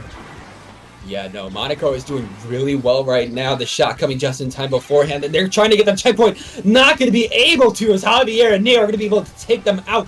Maiko going down too, and we're seeing Smoking Maois taking the Rainmaker back out of there. The members of Monaco are not finding their footing in their match. They're not finding a way to get into the base, and because of that, they're collapsing over and over again. Neo going to be taking out Maiko. Medi trying to come in and trying to see what they can do, but Aphrodite is going to be able to get the pick on Maiko right in their spot. This zip coming in strong and getting it all the way down to 37 before the zap is taken out here, and the members of Monaco are coming back out, trying to get the picks. Javier going down too, and the Zuka coming out from Asta, trying to put him back on the back foot even more. The Smoking Moais are doing everything they need to do. They're going left, they're going right, they're popping out of the ink and ruining your day, and right now 2 down onto Monaco. It's, as you say, they don't know what to do against these Moais on this map. The Moais are smoking right now. Yeah, no, they're absolutely smoking them, as Neo is on this bottom left, trying to live, able to take out Medi alongside Aphrodite here, as it's so close to a Zuka right now with just 2 left on the board. Neo probably wants to Zuka them out of existence, make sure no jumps can come in. The cooler gonna be coming out from Monaco. This is their last shot. If they do not get this push here, it is gonna be game over for this game, and they're gonna have to move on to game 4. Maiko trying to clear everything out. They want to make sure nobody from Smoking Maois is here. Medi gonna be going down though. They're gonna be reviving, but it's now in overtime, padded with 3 specials on the board, 2 of them being Zukas on the side of Smoking Maois. It's not looking good. Here, down. Javier's behind them though. Neo's trying to make something happen. All the members of Monaco are coming in, but it's just Neo alive. Asta coming in to help them out. The Zuka trying to make something happen here. Rise, take him out though, but the Zuka from Asta able to take out the Rainmaker. Smoking Moais able to force the game 5, and that game was their game. They did everything. They got everything. Monaco not able to push these Smoking Moais away, not able to get any control, not even able to crack that checkpoint. The Smoking Moais really showed what they're able to do once they have momentum, once they're comfortable, and that has to be a huge morale boost for them because they know they can beat Monaco now. Yeah, no, they know that they have the power in order to contest Monaco as they're moving on to the next map mode, but we saw so much potential from them and so much power. The zips coming out from Aphrodite, just the combo power that Smoking Maois had, always making sure that Monaco didn't push up any further. And the Zukas were so good, especially at the end here. One Zuka couldn't make it work, but the other just shot the Rainmaker point blank from Asta. As we're moving on to tower control on Mako Mark, Smoking Maois is starting to get a little bit of power, but can they make the full 9 yards and get all the way to the end? Yeah, especially since this time, like, Under the Spillway was a map that was chosen by the Smoking Wise. This time on Mako Tower Control, that's a map that was chosen by both Monaco and the Smoking Wise. So both of these teams want to be on this map. I mean, we're going to see more buckets. We're going to see more Splatana Stumper because we have lots of ledges to play off of. We got a lot to play off of here. So many ledges, so many stacks. It is going to be AoE heaven, so I don't imagine that Neo Machine from Asta going anywhere. But I also don't imagine that Slosher from Maiko going anywhere too. We haven't seen him off it. I imagine the Sloshers and the Blasters are gonna go crazy. Yeah, lots of things going. A lot that could go. Monaco, I mean, they need to seal the deal. If they're able to just punch the Smoking Moais away to force them back and deny them from again being able to really ruin their day, they need to do it now. I don't feel like Monaco wants to go to a game 5. You don't want to leave Smoking Moais with any momentum because as they shown, once they are in the right mindset, they can just destroy the game. They can just destroy it if given the opportunities, and with the comp that they have, they might be able to, again, the double AoE, but they're going to be going 3 down. A wipeout coming out here, as you said, Pat. Monaco does not want to go to the game 5 right now. They're already starting on this first checkpoint here with a wipeout, taking out the Zap again. Aphrodite on the back foot right now, not knowing where to go in right here, but we're seeing Asta coming in, going to be able to take out Maiko here before they're taking out themselves, but it's 2 down on this side of Monaco. Degno opting to back out. They don't want to get picked off, but Maiko coming in, trying to save the day, able to take out Aphrodite, able to take out Neo, and it's just Asta left alive right now, Pat. It's 3 down right now. They're the only ones left. Already moving on to the second checkpoint. They almost have a Zuka, though. Asta might be able to turn it around with a nice Zuka, but they don't have the nice teammates to complement it, and they're going to be going down to return. It's just Aphrodite left on the clock here, but they're not able to get in. The splatter color screen screening them out, and the third checkpoint is down. Neo trying to push in here. Asta trying to get the picks. 3, 2, 1, and that is game. Monaco did not want a game 5 to exist, and they're going to be taking not only game 4, they're going to be taking the set and moving on to winners finals. Whoa, that's Monaco were pissed off right there. It was like, how dare you take a game off of us? How dare you win? How dare you beat us? And that is Monaco just going full throttle. Absolutely destroying over and over, starting with a wipeout and then pushing the tower without stopping, constantly destroying Smoking Moais, getting checkpoint after checkpoint, denying everything and getting an incredibly quick KO in just a minute and a half to reach that tower, to get that KO. What a game, what a way to get back from a loss and get into winners finals. Yep, they were able to punch their ticket to winter finals, but Smoking Moais still did put up quite a good fight. And again, it's not over for them. They're in the losers bracket right now, waiting on round 6 between 3 Arby's Valiants and Booyah back as we saw them before. So they could still make a comeback. But with that being said, that was such a good round, especially that last match. I could not stop. I was at the top of my lungs, but with that, I'm going to be going somewhere, not both of us. Yep. You're going to be still seeing Pat on the mic, but it is going to be me that is going to have to dip. So where you can find me on Twitter and Twitch at Ninstar123. I post about my writing. I post about my commentary. I post that I'm going to post in a second that you're going to be seeing me this Saturday for Speed Ladder. So make sure to come back here for the beginning of the next Ludi season, at least for me. But of course, still stay here as we got a lot more coming up for Paddling Pool, especially the winners finals that's coming up in just a little bit. Yep, don't go anywhere.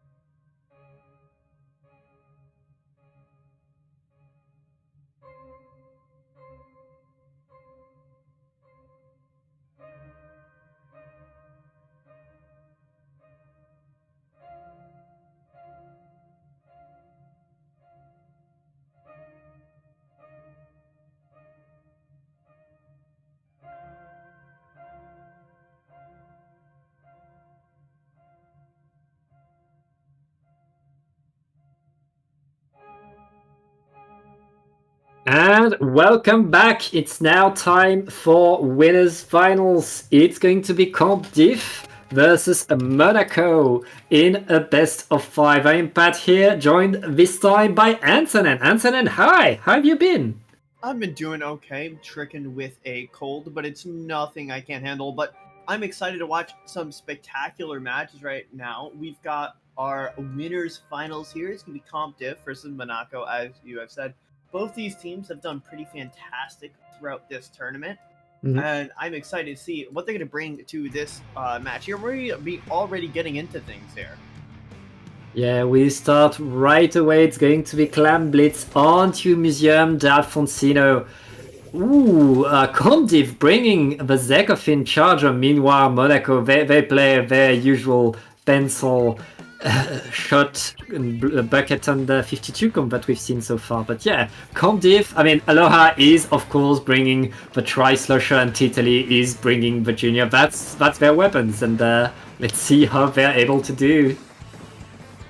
I'm excited to see the Psycho Pin Charger. Been loving it as, when you already have a cooler option in your comp as the back line.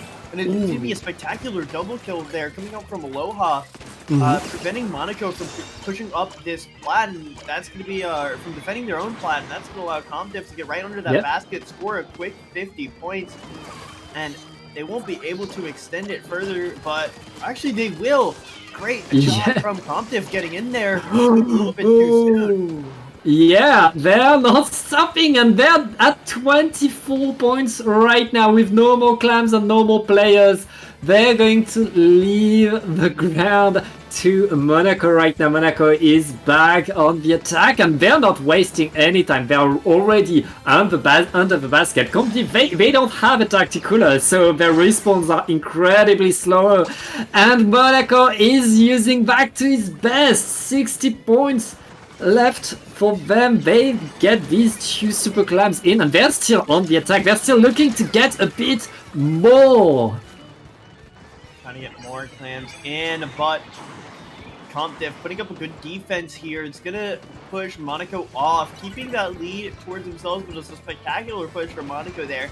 And a lot closer now. We see these specials coming out. We see the crab. We see the ink check coming out from Comdiff. And in response, we're going to see the screen coming out from Monaco. Seeing a lot more use of that special in general. Love to see it. But now we're getting this brawl in mid. It's totally going to put up the bubble there. It's going to be enough to get 3 down onto Monaco, but it's 2 down in response. It's going to be all about this fight here on the flank. That's 1 by the bucket. Comdiff, now they have control of mid here. They can start working towards pushing Monaco's plat, maybe getting another score in. Yeah, and especially with 2 Super Clam at the ready. Comdiff, they want to get even more points. They want to score big right now, but they still have to prepare a good push. Monaco is able to get back in the game, back on their platform and defend. Right now, 3 Super Clans for Comdiff. That's going to be pretty tough for them. They have targets on their back. All of Monaco knows where they are. It's going to be tough to get in, but Italy is putting a big bubbler under the basket. That's super jumps for you. Lots of clams coming in. Only 1 super clam. Okay, another super clam is jumping in. Aloha putting it there. And that's an extension of points for Comdiff. Monaco able to get back in the game again though. They're back on the attack, not wasting a second and pushing Comdiff in their spawn.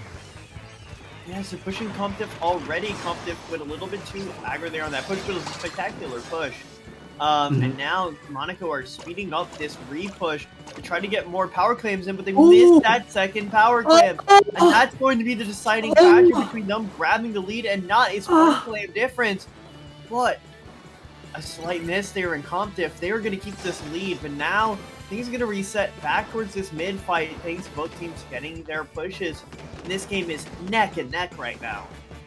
That Super Clan has to feel bad for Monaco. They had the lead. They almost had the KO with that Super Clan. Right now, Comdiff able to save it, to stay in this game, to keep that lead. And with 1 minute left, Monaco needs another huge push, needs more if they want to win this one. We're bit more. It's going to start with that pick from the crab by Punchy. That's going to allow Competitive to start pushing up here. And they managed to get 3 down there. It's a spectacular job. And now you have to deal with the last person, and they deal with them spectacularly. And that, with that power cam in right there, that's going to be the barrier popping. And that's going to allow Competitive to take the first game, the knockout. Game number 1 for Comdiv, but Monaco showed that they were so close from getting it themselves. This was quite the game 1. These two teams are going so fast, so hard, and not letting any mistake go unanswered. What a game! And these pushes were crazy, Janssen. These pushes were crazy from both sides. You know, both sides had that point to capitalize and possibly knock each other out. But it's going to be Compdev who managed to get it in the end. Monaco, spectacular job, spectacular retake here. I love how they got this push. It was off the back of a Compdev push trying to break the penalty, and they quickly scaled up the entirety of the map and were able to get their screen set up in a position where they could put a map, like a really amazing push right there. But unfortunately, it kind of fell apart once that Super Clan mix missed. But you can't really miss getting points here on splat zones. Can't miss that claim on this one. We're going to see how Monaco's going to bring this back. They're a spectacular team. And it's going to be how they can adapt here. We're going to be seeing pretty similar comps from last game coming out from both sides. Yeah, both teams bring the exact same comp. I don't think they want to change their weapons. I think they're very happy with that. We're going to see an incredibly different dynamic. You don't need to throw yourself at the enemy spawn in order to score points here. You only need to control mid. It's going to change a lot, and Comdiv are opening pretty strong with their specials deployed onto the zone right now. Medi is not enough to win this fight. Comdiv has the first opening and are already getting the points down to 60. Competitive, keeping this point running. Players keeping up this forward aggression. It's up to Monaco to start getting back into it, but they're already 2 down. They have to take this fight. Punch is going to win that one on the left side of the map. That's going to allow them to extend, keep these numbers advantage. Medi somehow manages to slip out there. 30 points remaining for Competitive here as they're starting to push up on the map. And Monaco, they need to get back in quickly. But with that bubble, with the mist, it's going to be hard to pop through. Right now, Monaco struggling to get in. The strikes are enough to stop the zone though, and that's a penalty applied. Monaco gets to breathe a little bit, gets to get the splats onto Comdiv. This is the opportunity for Monaco to get that control, to get these points. But in that first push, Comdiv already got down to a single digit. It was spectacular team position coming out there from Monaco in order to get that retake. They managed to somehow slip past Competitive and flip the sides there. And that put Competitive on this awkward back foot. But right now, Competitive, they know where they are. They know how they're going to be playing, and they're managing to get the zone again, pushing these members of Monaco out. Yeah, that's all about this fight here, and it's going to be won by Monaco, but it's 3 down on both sides here. It's just the backline left for Monaco and just a splash left, but what a weapon to try to paint the zone and keep it painted for Competitive. We're going to see the screen come out. That's going to allow Monaco to get this map control, get that push up. They're not able to fully capitalize off that. And Competitive, they're keeping tight control of zone, but not anymore as they go down. Monaco, they managed to push up there, and they're going to start working down their penalty points they need to work on. Yeah, Monaco really able to take that control, force their way in. They're now getting rid of their penalty, looking to score good points. All of Comdiv are ready to push back forward. The crab tank is denied though. The crab tank is denied. It's just a lower with the inkjet, not enough to enable a big push. Monaco, oh, wait, where did all these splats happen?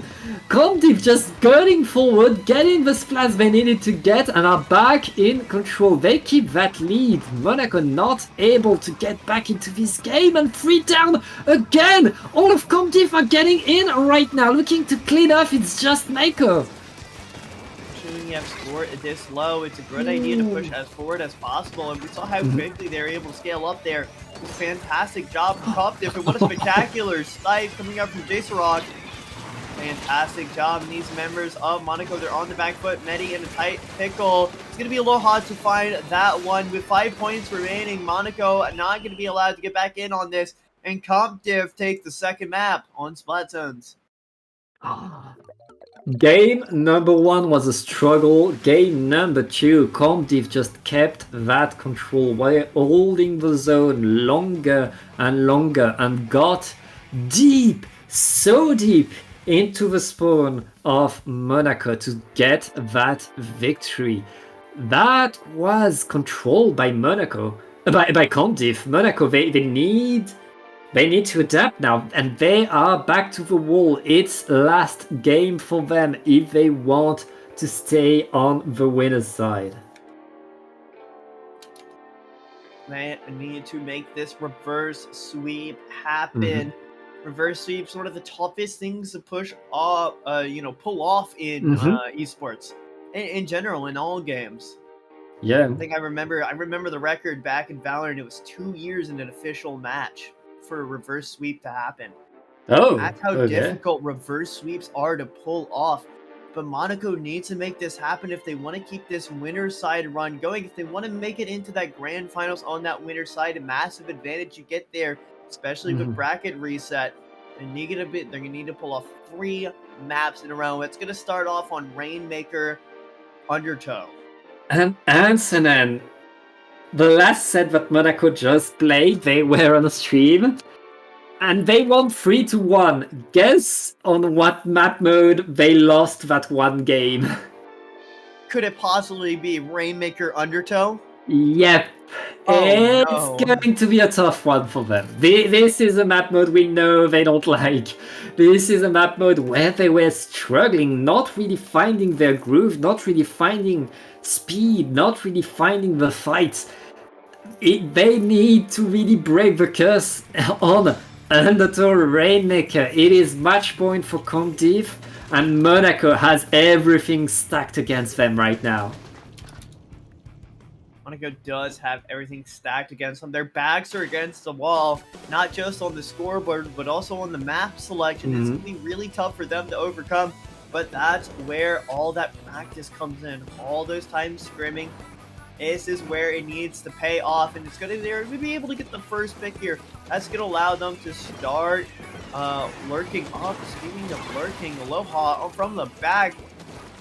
It's fantastic map control and CompDiff. They're routing Monaco into a corner, into that showers area. Oh, but wait, Monaco is getting numbers advantage. They are getting the push right now, and they're already at the checkpoint, getting it without much effort. Monaco able to get momentum, able to get the lead, and right now just looking to get the repop. If they get the repop, they could make so many points so fast, and it's just Titally right now with the junior looking to defend. It's not going to work. 30 points to victory for Monaco. Wild first push. What a fantastic push. Not able to get through that newly paintable trench there. But we all know that is a fantastic position to get through, but you're not as safe as you used to be on that scoreline. Monaco still need to make a defense for at least the next 3.5 minutes.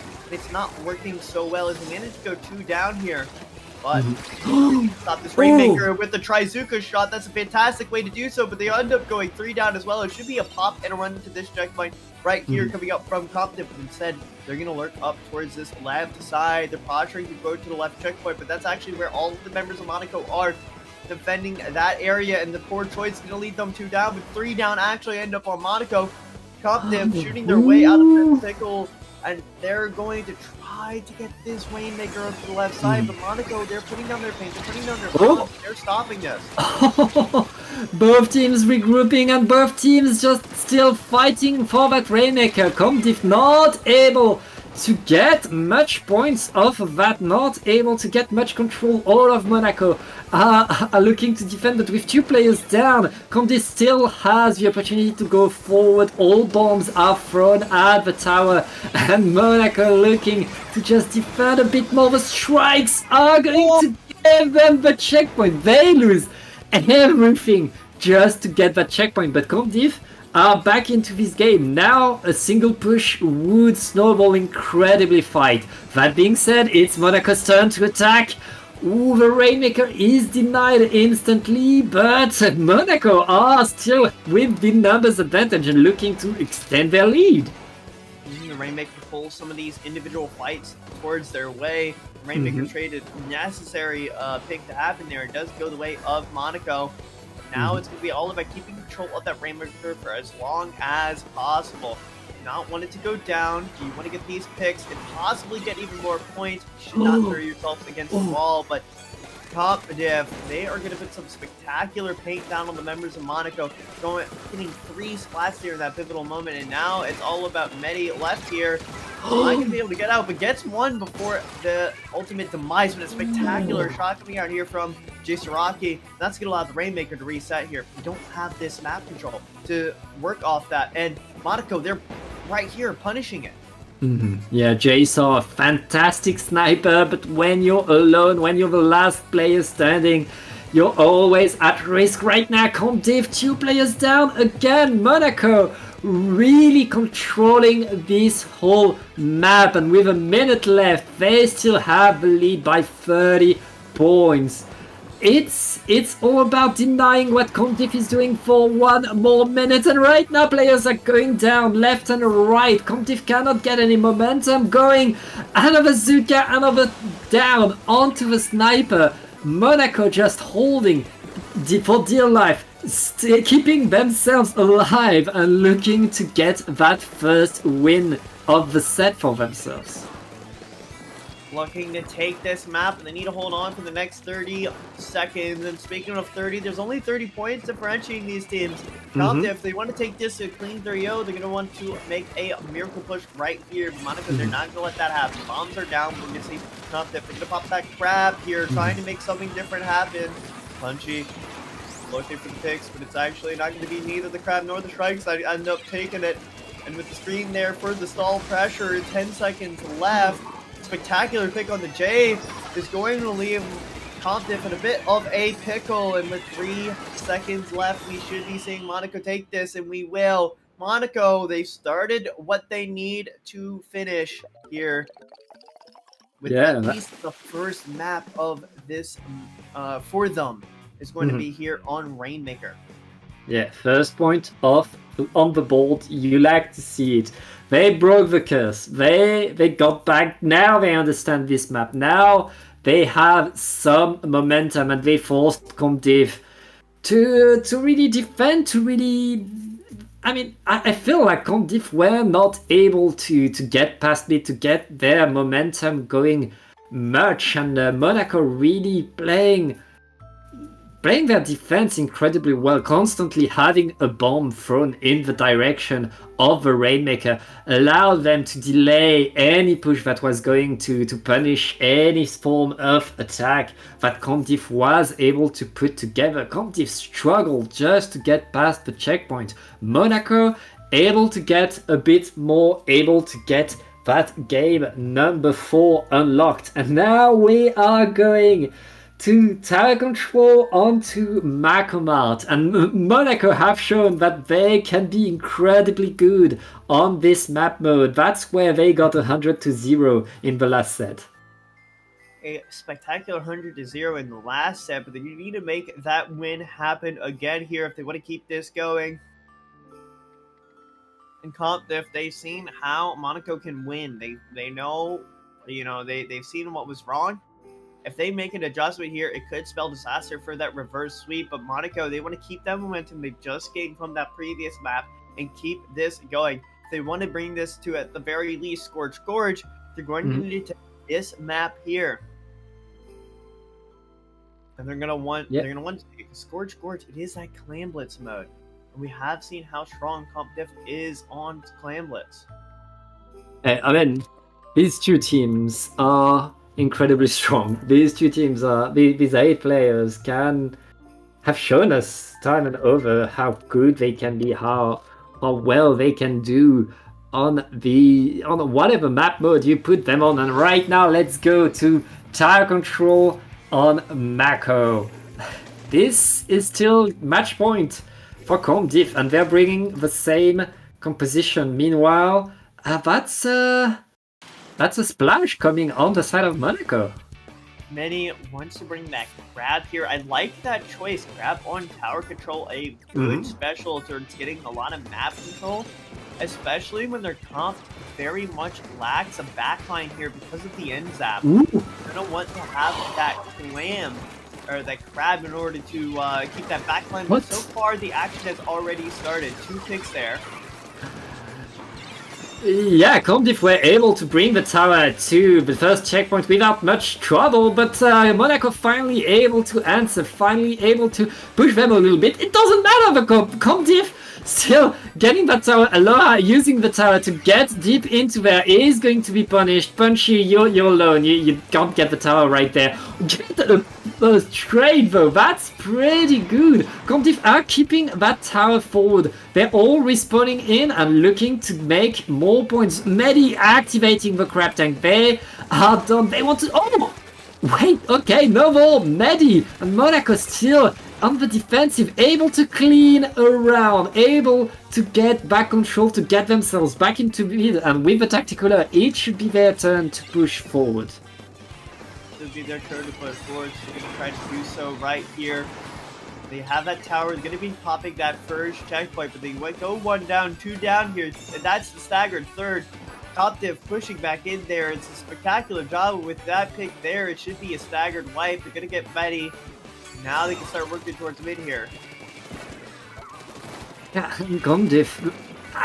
I can't believe they don't have a tactical because it feels like they always respawn so fast. They always take back their positions so fast. Splatting them doesn't work. They're always back in, and right now Aloha is going to be punished. It's just Jazel on the side of Comdiff. Monaco looking to get back in the game to get to that first checkpoint. Yes, get that first checkpoint. They're going to want to get that first checkpoint here. They managed to get 2 there, but it's going to be the bucket that goes down as well. Monaco only have that 1 man advantage. They're going to keep this going, but with that, they're going to pop the first checkpoint to go down to the side of Comdiff. And that's going to allow them to keep this pressure running, but we're seeing these picks go back and forth. The lead has been swapped. Monaco going to take that point lead, and now they decide to push it forward to get that try. They're going to look towards Junior going to be looking, or no, B-Splash going to look towards getting 1, but 3 down on Monaco. Spectacular job from Comdiff, but it's still 2 down on their side, and with one of those members managing to get out, Comdiff, they managed to get the advantage, but Monaco should be able to make a good hit here. Yeah, Monaco were able to get the lead, at least Punchy getting 1, looking for the second. The second is jumping away. Monaco defending, denying that tower a bit longer with the crab tank right now. Reyes is fighting. Oh! What is happening? Both teams just getting trade after trade. It's 2v2 right now. The tower is going to stay mid, and that's pretty good if you're Monaco, because they have that lead. They only need to deny the pushes. They only need to deny the pushes here. Only have to play defense. Tiddly gonna try to pop the bubble there, but it's not gonna be able to get the pick. But Punchy with a spectacular shark is going to get 1, but not anymore. And it's 3 down on the side of Comdiff. Monaco looking to make their point lead bigger. It's only a point lead of 7 so far. They want to get this for map control. That's what they're going to do. They're going to grab this power, keep that special advantage going so they can try to lock down Comdiff. It's all going to be about each fight that happens here. We're going to see the crab come down. It's a duel of crabs. It's a 1-to-1 trade, but it's 2 down on the side of Comdiff as their second pick goes down. But it's going to be a trade back onto the bucket. It's neck and neck here, but as long as Monaco can keep a little bit of tower control, they can keep this advantage running. Yeah, Monaco extending their lead there and getting a few more splats with that. It's just Jazo for Comdiff. Monaco again are going to get back on the tower, get back on the attack. This is not stopping. Monaco, they want their game number 5. They're still in this final. Cardiff not able to stop things right there. Oh, it's just lower. But Tri-Slusher has to defend by themselves, and with 20 seconds left, Cardiff, they need to regroup, they need to prepare a big push, and right now they're struggling just to keep control of their side of the map. They are trying to keep control of their side of the map right here. Pontiff, they're starting to work up mid here, and with those specials, they're starting to get the picks. It's going to be the end zap going down. They have to go on tower, but they aren't able to keep on tower long enough. Monaco, they've wrapped the second map, and now we're going to a game 5 here. Forcing that sniper off tower to the ceiling, but still, Monaco looking to get the reverse sweep in winners finals, looking to get it, and both teams showed us how strong they can be, how powerful they can win. Like what a set that these two teams are showing us, and I'm so glad we get to see a game number 5, and it's going to be, as you were talking about earlier, Clam Blitz onto Scourge Gorge. Yes, into the Clam Blitz, we've seen Comptiff take the first Clam Blitz set on the map, but it was a close neck-and-neck battle where ultimately a mistake at the end and a fantastic push by Comptiff were the difference between who won or lost that map. So it's either's game here. In Monaco, they're on a hot streak from getting those past 2 maps. They can keep that momentum up here in this third map and, not make any critical mistakes, which they haven't been making in the past 2 maps. They should be able to get the W or get that reverse sweep and move on to grand finals. Yeah, a lot that could happen. That being said, we're getting back to a very open map, a very wide map, and Jazel with the sniper rifle is watching, and Jazel can get such crazy snaps. Monaco back on a flat map, they're going to have to find a counter for that again, and it's going to be pretty tough. It is going to be pretty tough indeed. It's going to be tough for both of these teams here as we're about to get in on this third map, but I like how the teams they're taking some time to breathe here. That's what you ultimately need to do, but we're going to be getting in it right here. We'll be seeing what happens. I don't expect to see any comp changes. These teams have been running with what they've been running the entire set, but it's all on this tiebreaker here. Who will come out on top? Will it be Monaco with the reverse sweep, or will Comptiv keep that win here and move on to grand finals? We'll be seeing right now. Yeah, very little changes in terms of composition. Reyes, Medi getting back to the 50-hour deco right there, and so no more splash for Monaco right now. Cardiff are looking to establish themselves. That crab tank right there is a huge threat. That it doesn't matter. Cardiff able to defend, able to push Monaco away. Monaco pushing Cardiff away. Monaco pushing forward here. They're trying to build up some clams here. They don't have that super clam yet, unlike Comptiv has. But they do have this map control. Look how much control they have. They've pushed Comptiv all the way back to their platinum with that pick. That's going to back line down. That's going to allow Monaco to push even further. We're seeing that Tri-Strikes triple Azuka coming out here. Coming out from Monaco to try to put this pressure. Now here are the Tri-Strikes try to shut down the crab, and it's going to work out very well for the members of Monaco. It's here, but they don't have that super clamp just yet. Working on making it. And if they can keep this forward pressure for as long as they need to make it, they can get that power claim, and that's going to be it to open the basket. But it's going to be Tiddly using that bubble to try to prevent Monaco from getting in, and it successfully works. Monaco doesn't get anything more than that power clamp. Yeah, Monaco able to take control, but being slow to make that power clam really hindered them. They were not able to score the good points. They left Cardiff the time to get back in to establish that big bubbler, and right now Cardiff are looking to get back that control with 2 down onto Monaco. It's their turn in that Italy has a lot of clams able to deploy the big bubbler under the basket, but not able to keep their clams right now. Comdiv are in control of mid, not getting points yet though. A spectacular snipe from Jay. So in order to get this push up here, it's going to be all about whether or not Monaco can break through this push here. And the Inkjet, a powerful special here to keep that forward aggression. We all know how strong Inkjet can be, and it's not going to be enough to keep that pressure going. Monaco managed to get him 2 picks in a spectacular time. Now they're going to pop that here, keep that forward pressure going. Just going to move up. It's going to give some cover to allow this second power plant to go in. But they're going to have to work on getting some clams in. And Comtiff, they're really good at keeping this defensive hold. But the clams just keep coming in one by one.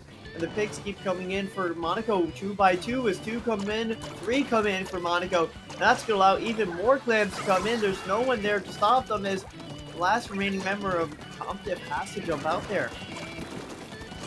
Yep, right now, Comdiv pummeled Monaco, getting points after points, getting the score down to 4-1, and that's a KO by Monaco.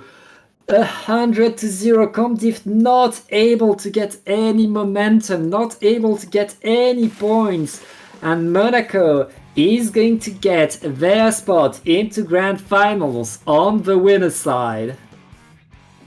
You're going to be able to get into grand finals here from that winner's side. A massive boon when they end up having to play that match. But now they're going to be able to take a break, take a breather here, as they're going to have a long time to wait till the next match. I mean, but spectacular time. I mean, spectacular push from them. Right? We know how strong Comtiff can be on this Clan Blitz map, but Monaco didn't even let them play the game there. They're keeping up that forward aggression. And they made one good defensive push, and they just kept locking out Comtiff there. It was spectacular use of their specials, and that's going to allow Monaco to take that third map, make that reverse sweep happen. Yeah, very great reverse sweep by Monaco. Tournament's not over though. Comdiv have shown how strong they can be, and all they need to do is win losers finals to get right back against Monaco. We'll probably see. Maybe we have time to. Yes, we have time to watch losers semis. We'll take a very, very short break, and we'll be right back with it. Do not go anywhere.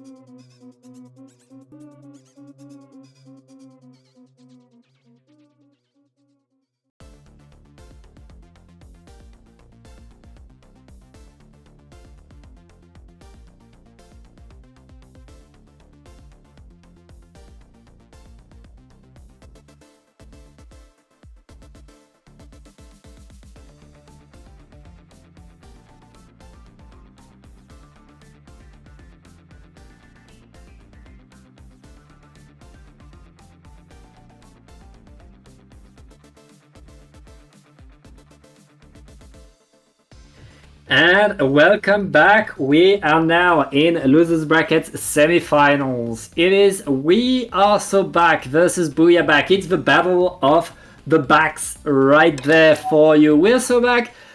These players look familiar. It's as if there were some people from Octopi. Former paddling pool champions coming back here. So let's see if they're able to do as well as Octopi did back in the day. And on the other side, Booyah Back, we saw them on stream earlier. They are pretty good. And they are looking to get onto losers finals again come diff. We'll see how it goes in this best of 3. Because yes, we are into losers bracket. And it's still in best of 3 in losers bracket. We'll start with Rainmaker onto Museum de Alfonsino. We are so back, a powerful team full of some great players, but so is Booyah Back. I'm excited to see this match between these two. We know these players are absolutely fantastic. So we're going to be getting here onto Rainmaker Museum, and what a map to start things out on here.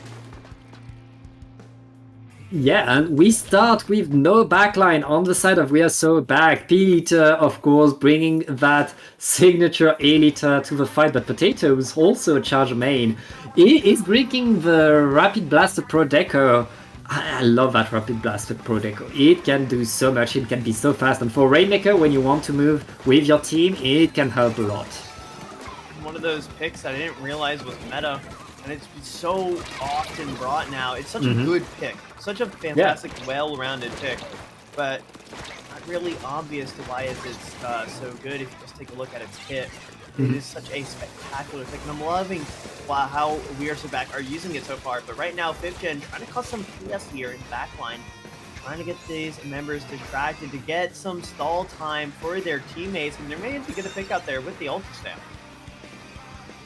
Yeah, right now We Are So Back able to get the splats, able to get the picks. They just need to pop that Rainmaker shield if they want to move forward. Right now the rest of the team are already under the... Okay, not able to get more. Both teams just shutting down whatever the other team is doing. We're still at a standstill around mid. We Are So Back losing the numbers advantage. There's splats constantly happening between these two teams. That's constantly happening between these two teams. So did you see that Timcats are going to get shut down there?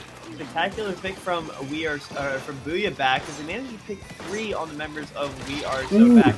But it's a fantastic job from Potato to at least get 1. That's some stall there. That's gonna slow down Booyah Back. The members of We Are So Back, they're dropping like flies, and you see that Kraken come out. That's gonna take the Inbrush member down. And with that in the Kraken, it should be this checkpoint grabbed by Booyah Back. But Not able! 3 going down.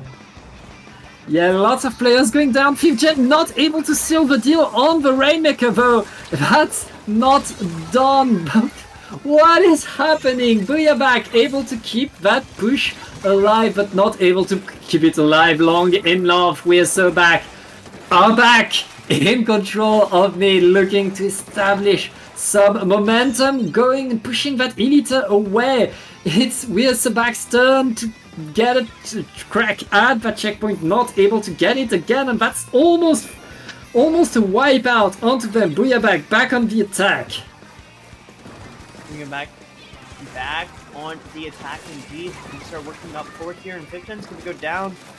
That's gonna put We Are So Back on that back foot here. It's gonna be a 1-for-1 trade there, as the members of Booyah Back, they're in prime position to pop this Rainmaker and keep this push going, but members of We Are So Back trying to stall as much as possible. Yeah, and with that checkpoint plus a few extra points, Booyah Back are getting an option on victory. They're trying to push the Rainmaker a bit more, but right now We Are So Back are back in control of their platform, pushing that Elite away, pushing all of Booyah Back. We Are So Back have 1 minute and 40 seconds to get that checkpoint, to get that lead away from the Booyahs.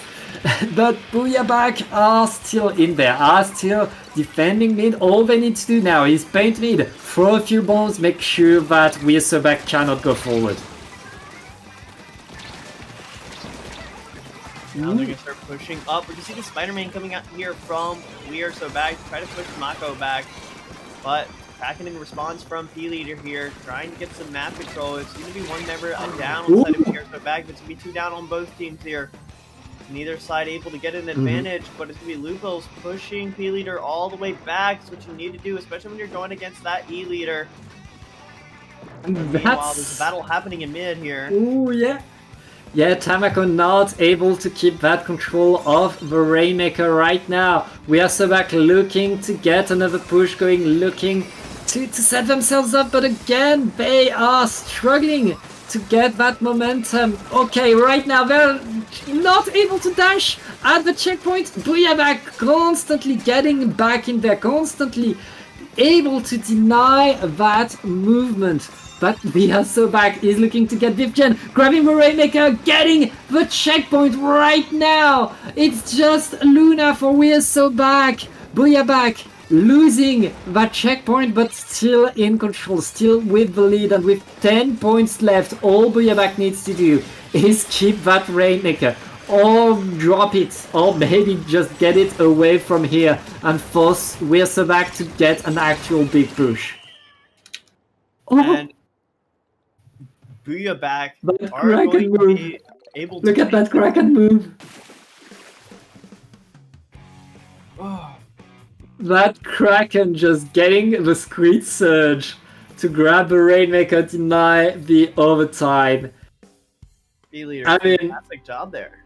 Yeah, that's a way to end it. Booyabak able to get the better pushes, able to get the better control, and Weirsobak answering blow for blow, but losing by a hair, point after point, not like just letting Booyabak getting that extra push, getting these points was all they needed. And that's just game number 1 in a best of 3. Weirsobak are back to the wall right now. They need to win the next 2 if they want to qualify for the podium. Yes, they're gonna win that. They're gonna need to win that next one. It's gonna be on Clam Blitz, Crab Lake Capital, and we know both these teams are very familiar, very close together in terms of skill level. So I'm going to be excited to see who's going to take this map. We all know P-Leader especially is an E-Leader, and I do like generally all snipers on this map. I think kind of the verticality, some of the places that you can play from, yes, good positions, right? And with a strong E-Leader player, it could be fantastic for them. But on the other side, I mean, Weirsobak, that aggression that they're bringing with their comp could be what the difference is here. Yep, we'll see how it goes. We'll see what is brought. It is match point for Booyabak. Booyabak, all they need to do is to win this one. Weirsobak are bringing a paintbrush. A paintbrush. Trying to bring the pain there. It's going to be the Tentamissiles version. I don't see Tentamissiles often. Still is a fantastic special, but paintbrush, interesting weapon to be bringing there. We did see Lupos on the Octobrush the last map. Yeah. So I'm interested to know why they managed to why they went with the switch. I mean, if you're going against an E-Liter, having missiles on your team is incredibly useful. Like, E-Liters hate missiles. Right now, Weirsobak are getting a few points, are getting some control, and Booyabak with 2 players down have to leave the middle of the map, and let Booyabak get some control. Yeah, these team names are confusing me. These two teams, they're both back. That's all I'm gonna say. But right now, it looks like Weirsobak to try to work back at taking mid control back from Weirsobak there. Yeah. But it's not working out too. It's not working out too well for them. as Fifth Gen coming in from behind, from the back, with I'm gonna stop here, as it's actually going to be Booyah breaking the clam basket there, and they're already scoring all the way to 59. Yeah, pretty good opening by Booyah, able to get the points with Sobak back into defense mode, able to push Booyah away, take the control of their own spawn. But it's a bit too late right now. 56 for Booyah, and since the Kraken update, getting under that basket and scoring that amount of points is not as easy as it used to be. That's going to be a tough comeback for We're So Back if they want to get back in the game. We're going to see that whale being taken out, and we're seeing the paintbrush almost gets that pick onto Tamako as well, but it's going to be Booyah starting to work on this mid control. We are so back needs to maintain control of this, and that, with that pick onto Tamako, we're going to be able to start isolating these members. It's going to be Nachi up here in a bit of a position, but somehow manages to take the paintbrush there, but is not able to get the double there. Balloon managing to go down. It's 2 down on the side of We Are So Back, with no cooler in the back pocket right now. It's going to be a lot of stall coming out from Booyah. It will be pretty tough. We're halfway through the game, and We're So Back have yet to get a push, have yet to get any points on the board, especially with one their backline is being down right now. Booyah are getting the control they need to get. They have 2 super clams at the ready. That's lots of targets on their back right now. The Kraken is deployed. You can't super jump to that Kraken though. It's no super jumps in for them right now. Booyah are losing all of their super clams, and We Are So Back. It's their opportunity right now. It's now that they get in, open the basket, make the points. They only need 2 more small clams to get the lead, and Luna is going to bring that to the basket right now. Another super clam. This is the opportunity for We Are So Back to get in this game. They get a huge lead, Antonin. You could say they made a bit of a comeback. Yep. Yeah, as they managed to score all the way to 25, and they managed to keep this forward map control. That's really important. When we talk about clam blitz, you know, we often see teams make these defenses, right? And they wipe out the opponent after their push. Yeah. And then they're able to scale up, they're able to take that mid control, they're able to push back and get some more points on the board for themselves. But instead, if you can keep that forward control after your push, it can leave you in a fantastic position. We Are So Back, they managed to do that. Unfortunately, Booyah also made a fantastic counter push there that pushed We Are So Back into their spawn, but it's a fantastic job from We Are So Back in order to keep that pressure after the push. That is an undervalued aspect of this. Yeah, but Booyah is getting back in there with 2 super clams. That's not enough to get the lead, yo, and it's just P-Liter that's going to be splatted. We Are So Back keeping the lead with 20 seconds left. They get a wipeout onto Booyah. Booyah still have the pity clam under the basket, so they're guaranteed overtime. But that being said, they're going to need a huge push, and right now 5th Gen is getting in with the Kraken running after every player, getting a lot, and this is going to be game for We Are So Back. We are getting a game number 3. We Are So Back managing to take that map. Fantastic fashion. And that's going to give us to that final map on tower control Inkblot, if I remember correctly. So these teams, they're ready to run this back on that 3rd map. But it's, I mean, fantastic job. And the adaptation of the paintbrush really worked. You did say that those missiles are going to be a fantastic way to shut down that E-leader. And we saw that throughout the match. But also, the members of We Are So Back were just winning fights there. Yeah. A lot of times Booyah was winning those individual fights in that first map, but now we saw throughout that map, We Are So Back, they were taking at the very least their 1s, sometimes, and especially in those critical moments, taking those 2s. And that is a that is a fantastic sign coming out from We Are So Back, especially when you're going onto tower control Inkblot, a map mode combination that both these teams should be super familiar with. it's going to be about that strategies, but also about individual skill coming out here. Yeah, lots that could happen here on Inkblot. It's all about these ledges and all about getting on top of the other team's platform if you want to get past that second checkpoint. Right there, teams are starting, or are they not? It looks Yes, like yes, they we are are starting. going to be starting, and we're going to be seeing that 52 Gal Deco. Yeah, but No. 50. Yes. Yes! That's the 50. That's a 96 said- Gal Deco. Yeah. Actually. It's 96. I was like, Yeah. it doesn't look exactly like 52. No, that's Sorry, the 96.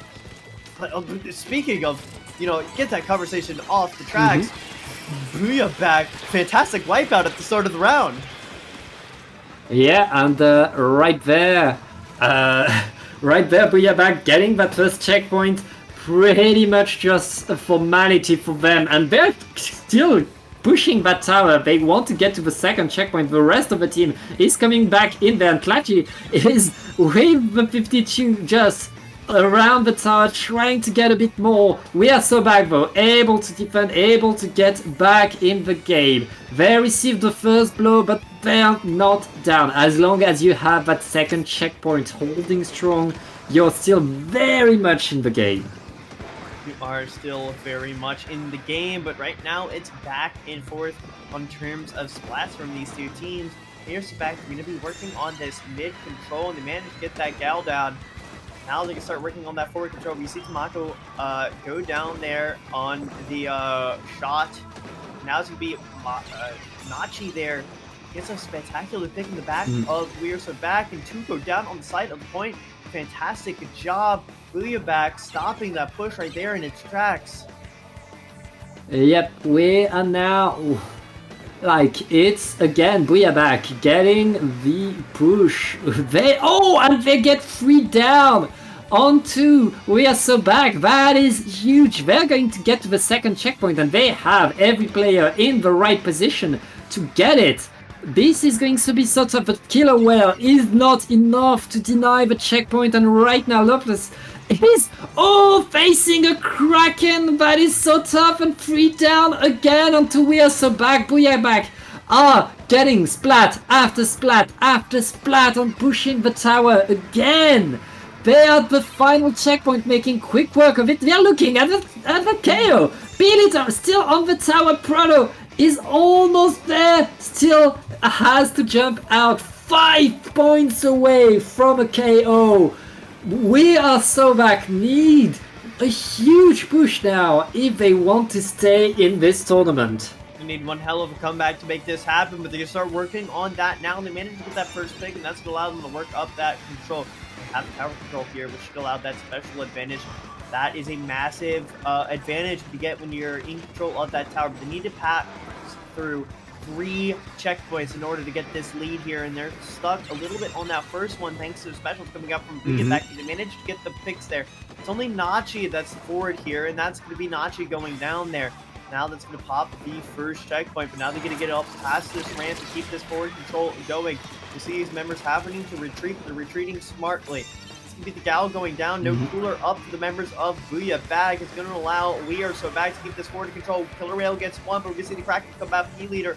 Managing to take that first pick, but their Kraken is very far away. It can't cause any more forward pressure. And 5th Gen's Kraken able to get 1, and 5th Gen able to get a second with their gun. It's 18 points remaining. It's 2 down on the side of Booyah back. We Are So Back starting to make this push happen. But 14 points remaining. The checkpoint's almost grabbed, but the spikes are fantastic. 2 points remaining on that tower, and 5th Gen here not going to get this tower. Nachi, fantastic hold there. That checkpoint will not be grabbed. What a game, that is so back and forth. There's 1 minute left for We Are So Back to get another push, but they've shown that they can do it. Booyah back for getting 3 players down, looking to seal the deal in this last minute. It's all about pick after pick after pick, right there, and more coming. Booyah back. They want it. They want that victory, and they want Mortlache is getting so much right there, forcing Weirso back in their spawn. That's another attack. The tower is back on the platform, but Weirso back are finally answering. They have 20 seconds to mount a push, and they need to make it count. And Booyah back there in a spectacular position here. They can just, critically toss strikes or a Kraken onto tower here. That E-leader needs to go down here. If you're a member of We Are So Back, that is your prime priority. But right now, the priority is staying alive, and that's not going to happen as it's going to be a wipeout to seal the deal. Booyah back, they will be moving on to losers finals. Yeah, what a set these two teams have given us, but in the end it's Booyah back. That's winning. It's Booyah back that's going to advance into winners finals. Well, they will meet Comp Diff. And yeah, we will show you that right after this very, very short break. Do not go anywhere.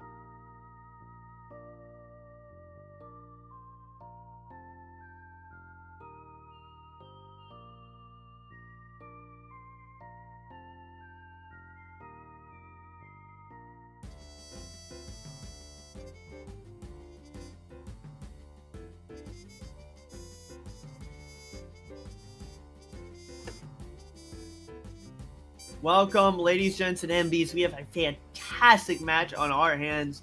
We have Comp Diff, who wants to make that run back to Grand Finals, versus Booyah. They've made a fantastic losers run. All the way from losers bracket round 2. They've beaten opponent after opponent to make it here to losers finals. Can they keep this run going and make it to that grand finals? Or is Comp Diff going to get that run back against Monaco?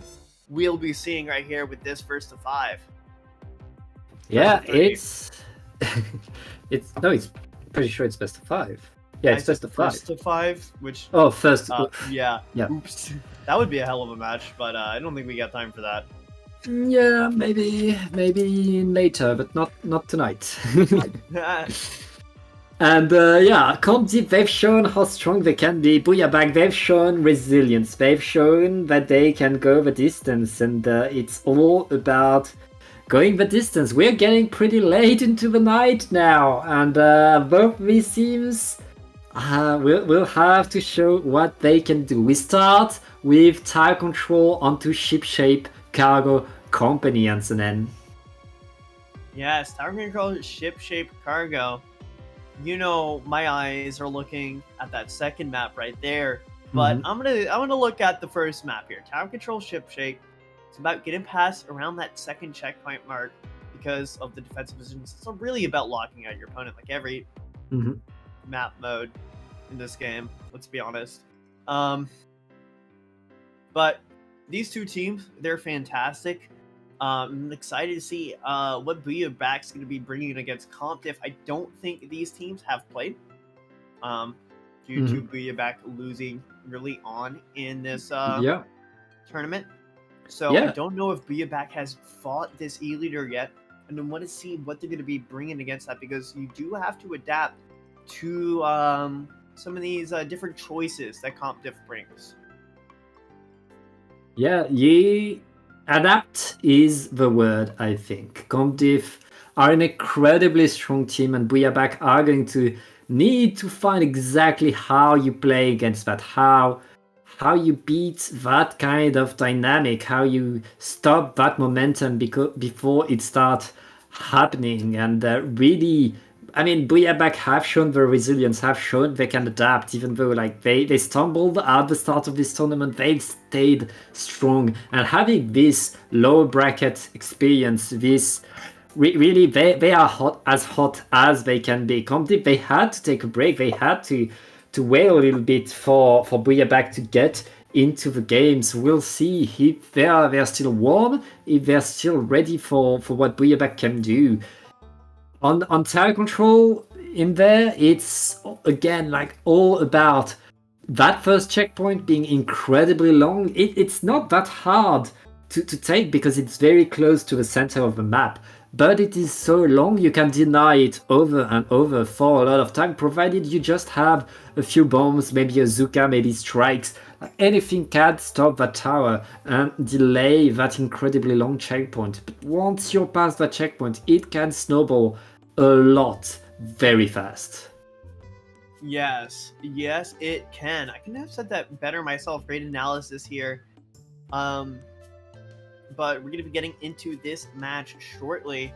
Comp Diff, they've been looking fantastic throughout this tournament, only faltering in a reverse sweep against Monaco, and we've seen what they can do on these map modes, right? I personally, I don't think I've seen Comp Diff play this map, but I have not watched every match of this tournament yet. But we have seen Comp Diff. I believe they did lose that previous tower control map that they played last set. Yeah. And we did see Booyah Back take a really spectacular map 3 on tower control ink block.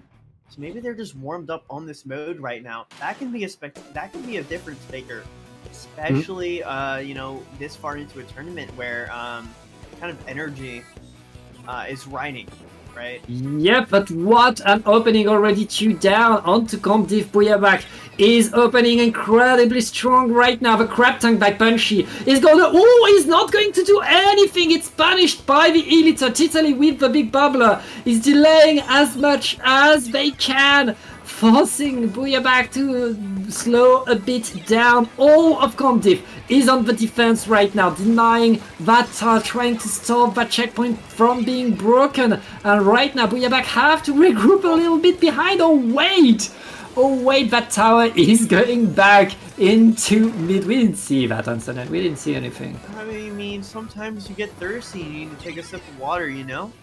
Yep, I don't know what you're talking about. And right now, we are still with the tower at the checkpoint. The strikes are coming in again, delaying that huge, long checkpoint right there. Just 3 seconds left on it, but with Aloha on the jetpack, you can't seal the deal right now. Comdiff able to keep that checkpoint.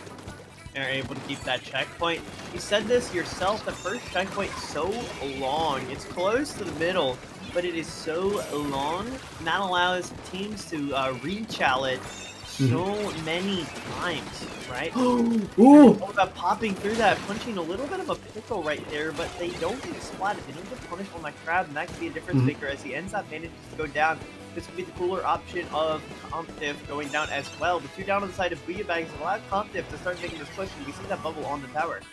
Ooh, but that bubble is not enough if you're not alone in the bubble right now. Booyabag able to defend incredibly well. Nobody from Comdiff can stay on the tower, and Booyabag are pushing the tower again. This time they want to destroy that checkpoint, and they have a lot more space for themselves, especially with that Zuka from Tanako. That's going to allow them to keep everybody at bay. But Titali didn't get the memo. Titali is already on the tower looking to get it. The checkpoint is broken though, and Titali is punished.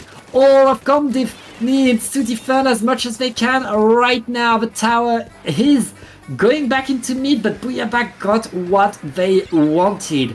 That checkpoint number 1. That's a spectacular boon here on the rest, and Comdiff hasn't grabbed it as well. Comdiff, they need to work towards this first checkpoint. Booyabag, they're going to be trying their hardest to prevent that from happening, and doing a spectacular job of doing so, as 3 managed to go down onto the side of Comdiff. Yeah, Booyabag really holding strong. They really like this map, and Comdiff not able to take control yet. It's pretty tough on them. It's 3 down though. Comdiff finally getting some momentum, and it's just Peter with a Kraken denying the tower. Not able to deny enough though. All of Comdiff are on top of things with the crab tank deployed and a big bubbler. That's going to be the checkpoint for Comdiff, and there's not that many points past that checkpoint. Comdiff are going to get that lead, Ansonen. They are going to be able to get that lead in indeed here, and they're going to start pushing in this second checkpoint. While it's way shorter, it's pretty hard to get through thanks to that defensive high ground that the defenders have. And Booyabag, they're taking advantage of that, and they managed to get 3 down on the side of Comdiff. Remember, they don't have that first checkpoint to work through thanks to the earlier efforts. They're going to be able to start getting back in on this map and push that tower further. And right now, both teams are just still fighting. Comdiff got the huge lead, but Booyabag reminding us why they're in control for so long. Jason able to get 1 snipe though. That 1 denial, looking to get another with that wall. Peter keeping it distant. And right now the Kraken is going to try to get in, getting 1, almost getting a 2nd, but missing that crab tank. Booyabag not able to get the tower far enough though. All of Comdiff is defending and pushing the tower away. With that Gal going down with the train onto the splash, it's going to be hard for Booyabag to start making that forward push, but it's 2 down on both sides, and these trays are favoring Booyabag since it had that cooler up. So that's going to allow them to start making this forward push here. And it's all going to be about breaking this defense. Comdiff, they're set up in good positions. They're on those high grounds. They're in, on that bridge area. But it's going to be the killer rail to try to get them to move. And it's still 1 minute to go down on Booyabag with overtime starting. Comdiff just hops all in the tower there from behind and manages to grab that first map. Yeah, able to just push that Kraken away. and the dreams of Booyabak, and that's game number 1 for Comdiv. It's going to be game number 1 going the way of CompDiff there. And that's a hell of a way to start it there. Booyabak, they were looking fantastic in the beginning of the match, right? They got that first checkpoint early. They were able to hold out CompDiff's, tricky retakes that they were pushing on. But then CompDiff, they eventually got in, and they were able to make a fantastic push all the way to that second checkpoint. And Booyabak just could not make that same push again. It was a fantastic defense coming out there from CompDiff.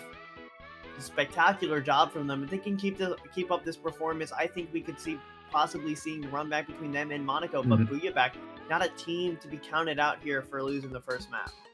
Yeah, as the game was going, Comdiff were playing better and better against Booyabak, able to really get the comeback, punish what Booyabak was trying to do, and finally getting that one big push that gave them the lead. But now we're going to change the map, and we're going to go to Mahi Mahi Resort for a good all Splat zones. This time it's a map that's chosen by Comdiff. They're going to want to play it their best. No change in terms of composition, and yeah, it's time to fight. As somebody who their love for this map was gained from the beginning of my Splatoon experience playing Junior, right? I've got my eyes. Hanson and just put down. Oh my god!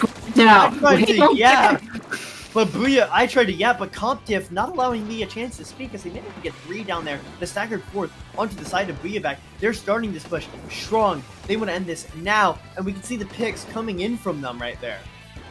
Yeah, Comdiff in position right now. Aloha waiting for someone to go onto that ledge. All of Booyabak looking to get in, and they get 3 down onto Comdiff. Italy has to give the space, has to move back. And Booyabak able to take some control, able to get the zone, apply penalty, and now with the water going down, they have lots of room to paint for special.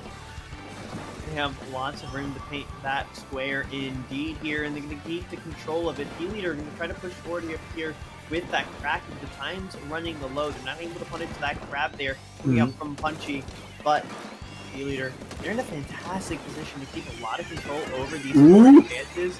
And with water level, lowered, CompDiff, they're starting to push back in here. 2 down on the side of Booyabak, and they're trying to single out this member here. Mako managing to survive there, and Flachi trying to lurk up, maybe possibly towards this right, but gets spotted out by the Jet.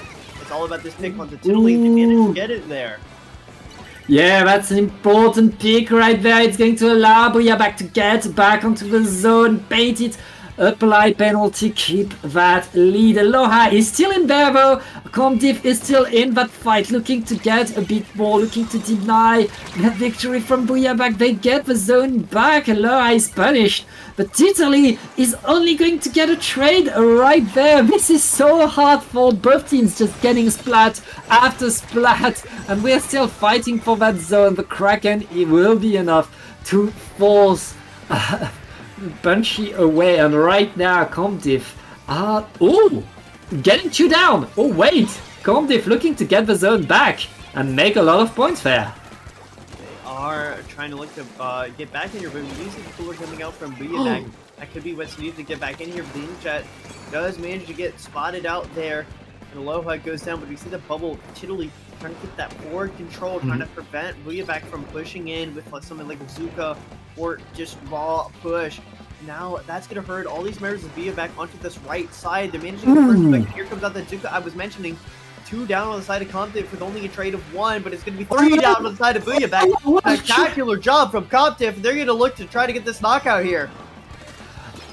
Aloha trading 2 for 1, saving the zone, denying penalty right now. Booyabak has no way in, it's too late. Comdiff is getting game number 2 and are looking to get into grand finals. They only need 1 more map.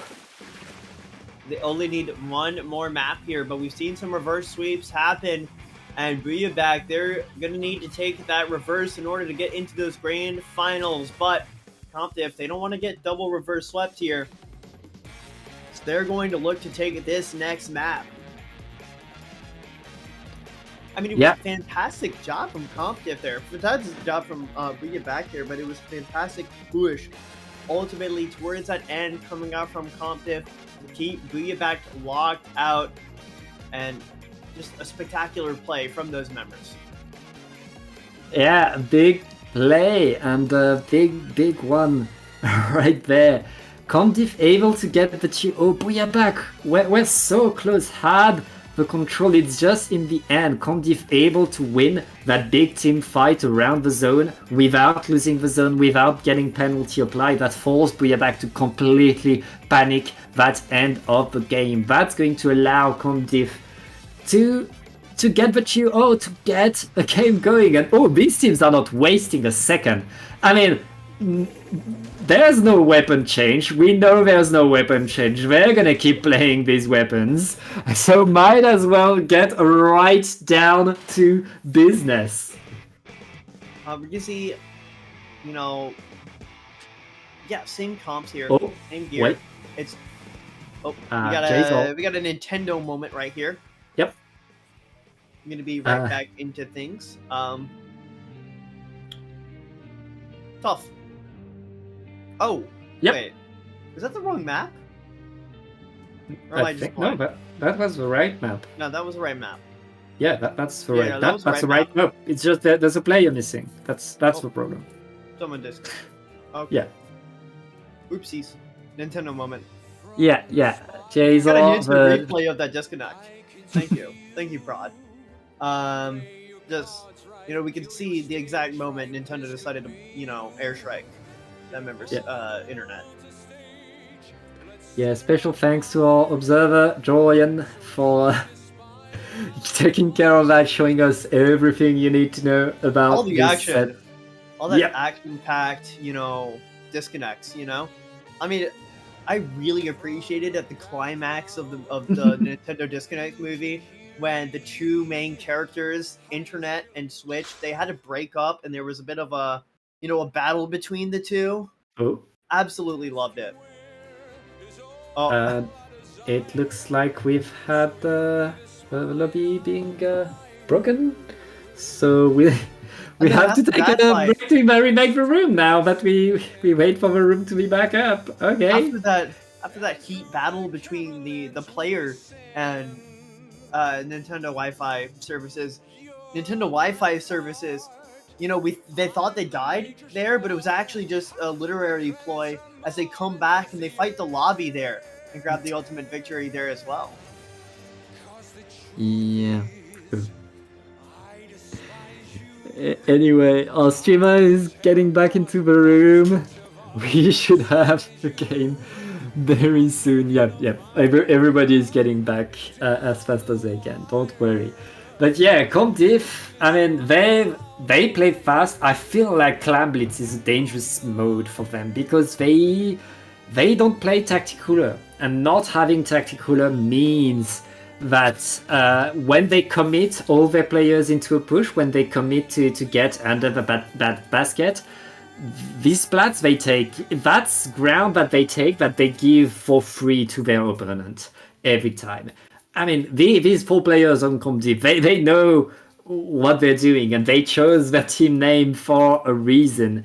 But they know all as well that when they get splatted putting clams in the basket, they lose. They make less than the other team when they do the same because of that tactical difference. And right there, Comdiff, they need to stay on the map if they want to be able to get that victory. That being said, so far, they've been able to do exactly that against Booyabak and win without much trouble. Oh, And it looks like the you- lobby broke again. I mean, the plot twists just keep happening. We thought that, Hiro-kun came and saved the lobby, but in fact, the betrayal at the end there, as a Nintendo Wi-Fi, manipulates the strings behind the scenes and ultimately, causes this conflict to extend for a longer duration. I can't keep this going. Yes, please stop. And we're back in the room. I'm sure we'll have We'll have it work soon. Like, please, people, get a wired connection, get an Ethernet adapter. It's so much like it helps, and make sure you have a stable connection. It's I mean, everybody's getting back in. I've said that before. Everybody's getting back in the room, and we should have a game very soon, I'm sure. Do not listen to Shiki Tono's words of wisdom saying that Wi-Fi is fine as long as you're close to the router. It is not fine if you're close to the router. Please plug in your switches. It works out a bajillion times better. I mean, it depends. I've played on Wi-Fi with a good router. I was next to the actually router, don't and play I had no wired. issue. I'm gonna Yeah. admit it now. I don't play wired because I didn't buy an official Nintendo converter, and so I Uh-huh. couldn't play wired. And it works spectacularly. I'm right next to my router. Yeah, if you're next to your router, it works. I don't know why you say that. It actually, but you do get some disconnects every now and then. So Yeah, everybody in a does. tournament. It's still Splatoon. Like, still there's Splatoon. stuff you can't do anything about. Like, it's still Splatoon. It's still better, more consistent with a wired connection. Oh yeah. But actually, I take back my words. Wi-Fi is fine if you're close to the router. Everyone, go listen to Itona's words. Wi-Fi is close if you're next to the router. I mean, it depends on your router too. Like, Oh yeah, if your router is- 100% depends on your router. If you got that the 1920s mystical box of wonders, please plug in a router or please plug in a wire. But you got fiber connection or modern router. Those modern routers, modem technology has really improved over the years. Especially in terms of just how powerful Wi-Fi itself can actually be. So be free to not be constrained by a wire. But of course, if you're in a tournament like this, sometimes it's best to just plug in. Yes, exactly. And we're still waiting on the fourth player from Comdiv to get back in the room. I don't know what's happening. This set is weird. If your TO asks for a lag test, please do it. It's a TO. Okay, they're in the room. They're in. We're gonna get in right there. Yeah, and Booyabak. I mean, that has to be in favor of Booyabak. They get a little bit of a breather. 100%. Especially since it was Comdiv getting the DCs. It was Comdiv like having the connection issues. So Booyabak right now they get to breathe a little bit. They get less stress. They just need to do what they know they can do. They were able to get the fights to Comdiv. They were able to get the pushes on Comdiv. They need all of that to connect. They need to align everything and to make it work. But this could be their final shot at it. Right now, Comdiv looking to get to grand finals. Yes, they're looking to get towards grand finals. It's all going to be about this initial engagement here. And it looks like one down already on both sides. Comdiv are getting in, getting as many fights as they can, but it's a wipe out, and Booyabak had the Tacticooler active too. So Booyabak are going to get all of mid right now. They don't have enough to get a push under the basket, but they get to paint the whole of mid purple. Comdiv are back into the game already though. They're already looking to get back in there, and with the crab tank, they're pushing Booyabak away, taking that ground back already. On taking that ground back, but it's hard to take ground when you're going up against an E-leader, and that whale is going to be able to find that first pick, but it's a 1-to-1 trade here. Two go down on the side of Booyabak to force the members of Booyah to, go back here. Comdiv, they don't have that super clan built, so I'm going to have to keep just with that mid control. Be content with it for a bit. But instead, they're going to be using this ink to try to get things to 2 down on both sides. But a fantastic pick from that Jet is going to keep this map control firmly in their control here. Yep, right now it's pretty good for Comdiv 2 down onto Booyah and Punchy is under that basket dancing around with Aloha. Everybody is right there. All Comdiv need is to open that basket. They do it and they score the first points. That's not going to be much point. Aloha is getting a trade before going. But now is the issue for Comdiv. Booyah get a lot of splats from that push. Wait, never mind, Titali is still under there, puts a big bubbler, and Comdiv keeps control onto mid. This is so tough on Booyah.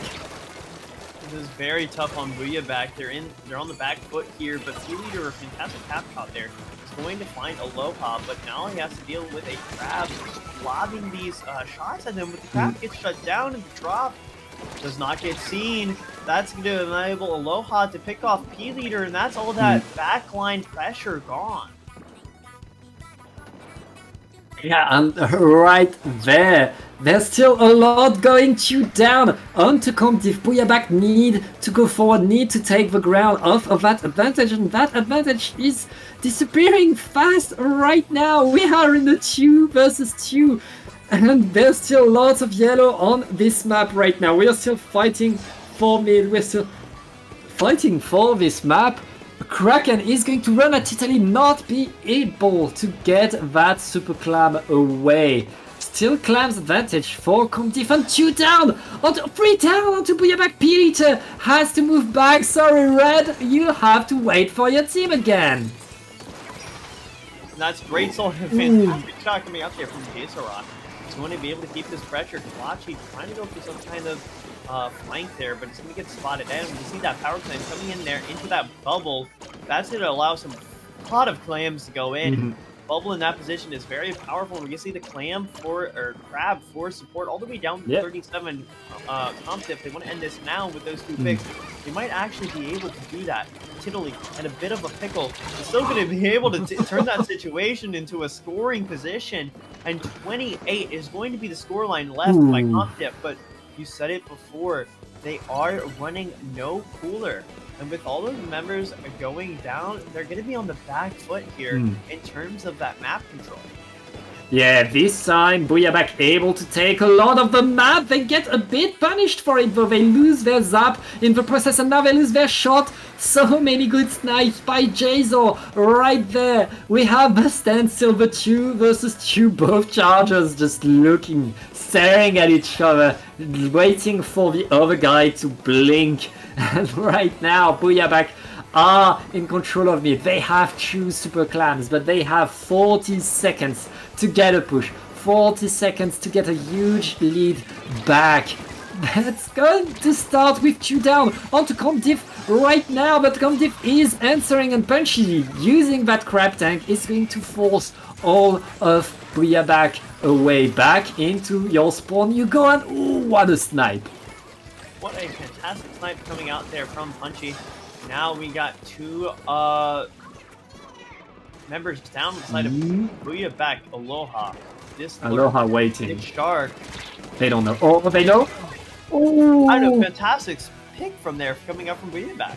Yeah, but what? That's just the start of what they need to do. They need to go forward now. Tacticular is deployed, and they already lost a player. Proto looking to get in, but all of Comdiv is throwing everything they have. A Kraken is going to disrupt them, but cannot get the jumps. Proto is called out and punished. There's nobody to get any super clam. P-Leader getting the jumps, but it's too late right now. Comdiv wins with a 3-0. Absolutely spectacular job from Compdiff there. And, I mean, just spectacular. Each of their players played very well. Their positioning was strong. Their decision-making was strong, and they just didn't let Booyah any opportunity to breathe. That, I think, that's what Clan Blitz is about. Taking you all the way, going to your opponent's basket and suffocating them for so long that they end up unable to make that retake. And Compdiff, especially with that comp, You know, they don't bring that cooler, but they do have a lot of tools. Once they get to that basket, they have that bubble, they have that grab, and we can see how powerful that was in those key situations. Yeah, that's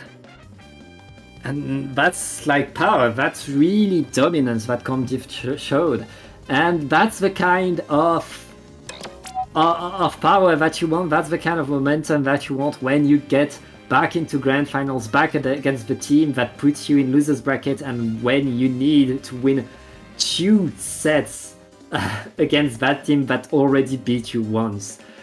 We will show you grand finals. The final 2 teams are Comdiv and Monaco, and don't go anywhere.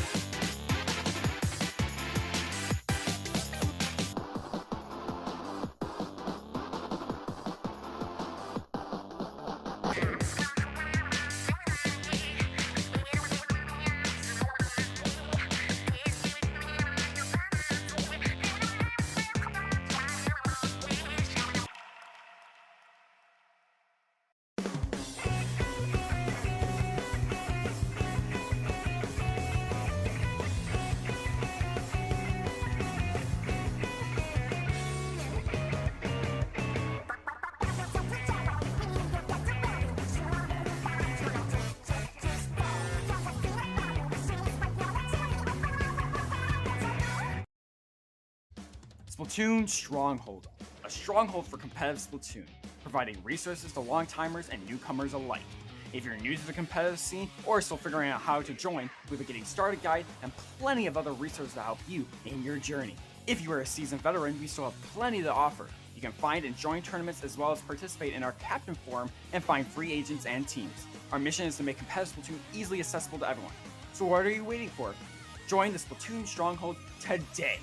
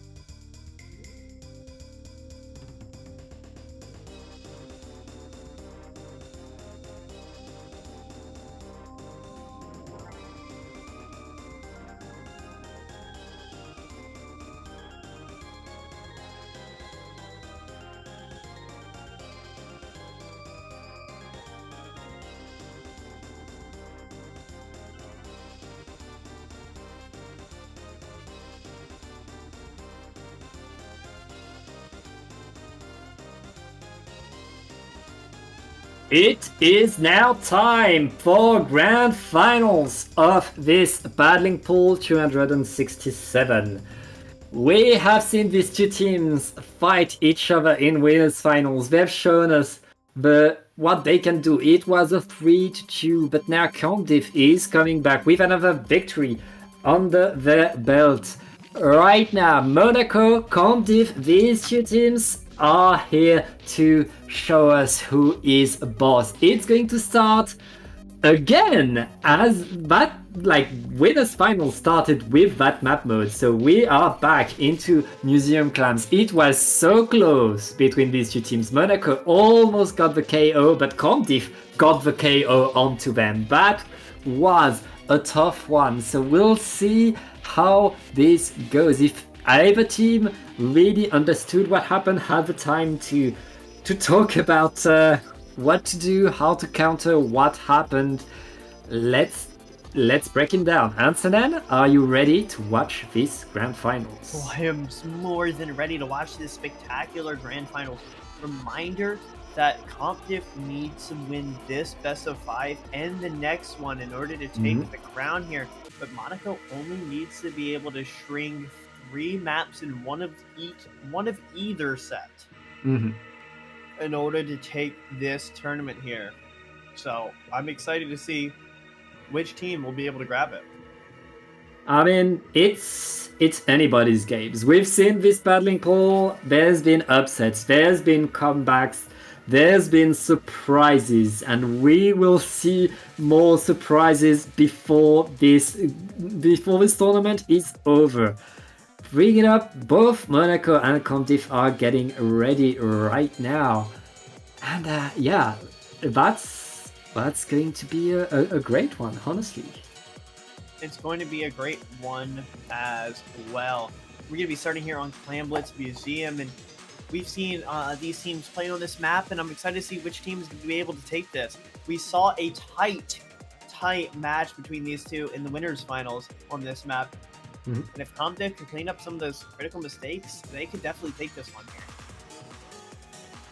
Yeah, it's all about calling out, understanding what the other team is doing.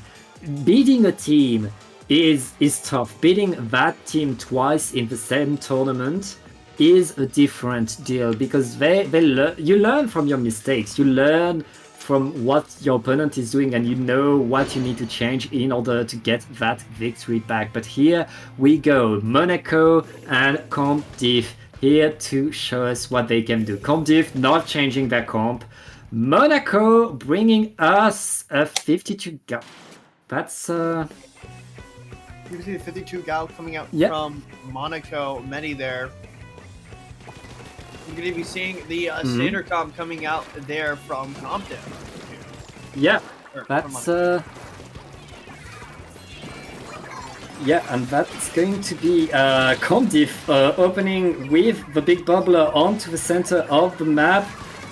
Monaco, who are in pink right there, are getting lots of control, looking to get in right there, but Comptiff in yellow has so many clams but are not able to advance smash. Oh wait, they're getting forward, they're pushing onto that basket, they're getting in and looking to get 3 down onto Monaco. Comptiff is opening that basket and getting the first points.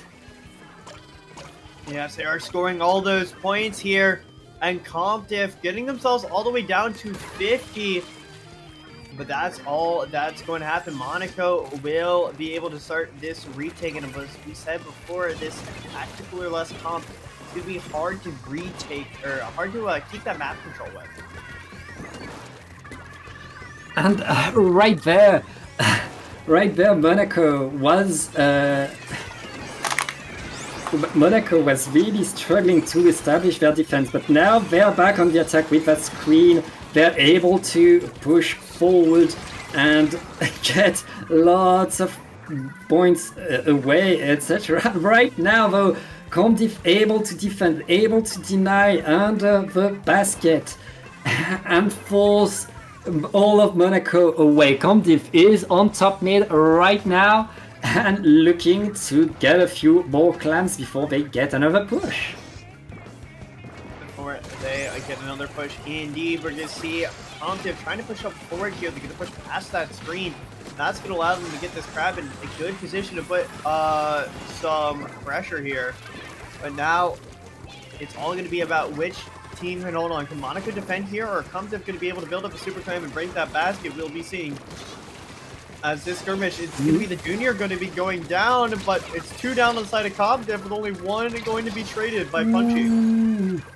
Monaco finally able to win the fights, to get the advantage and to get forward. They're not wasting a second, they're already pushing towards the basket, and with all their specials being chained, they should be able to bring the points right there and to get the basket opening, but they're not getting much more off of that. With 2 players down right now, Reyes is looking to get a few more clams in, but no, not even a single clam getting there. Monaco only getting the super clam in, that's only 20 points.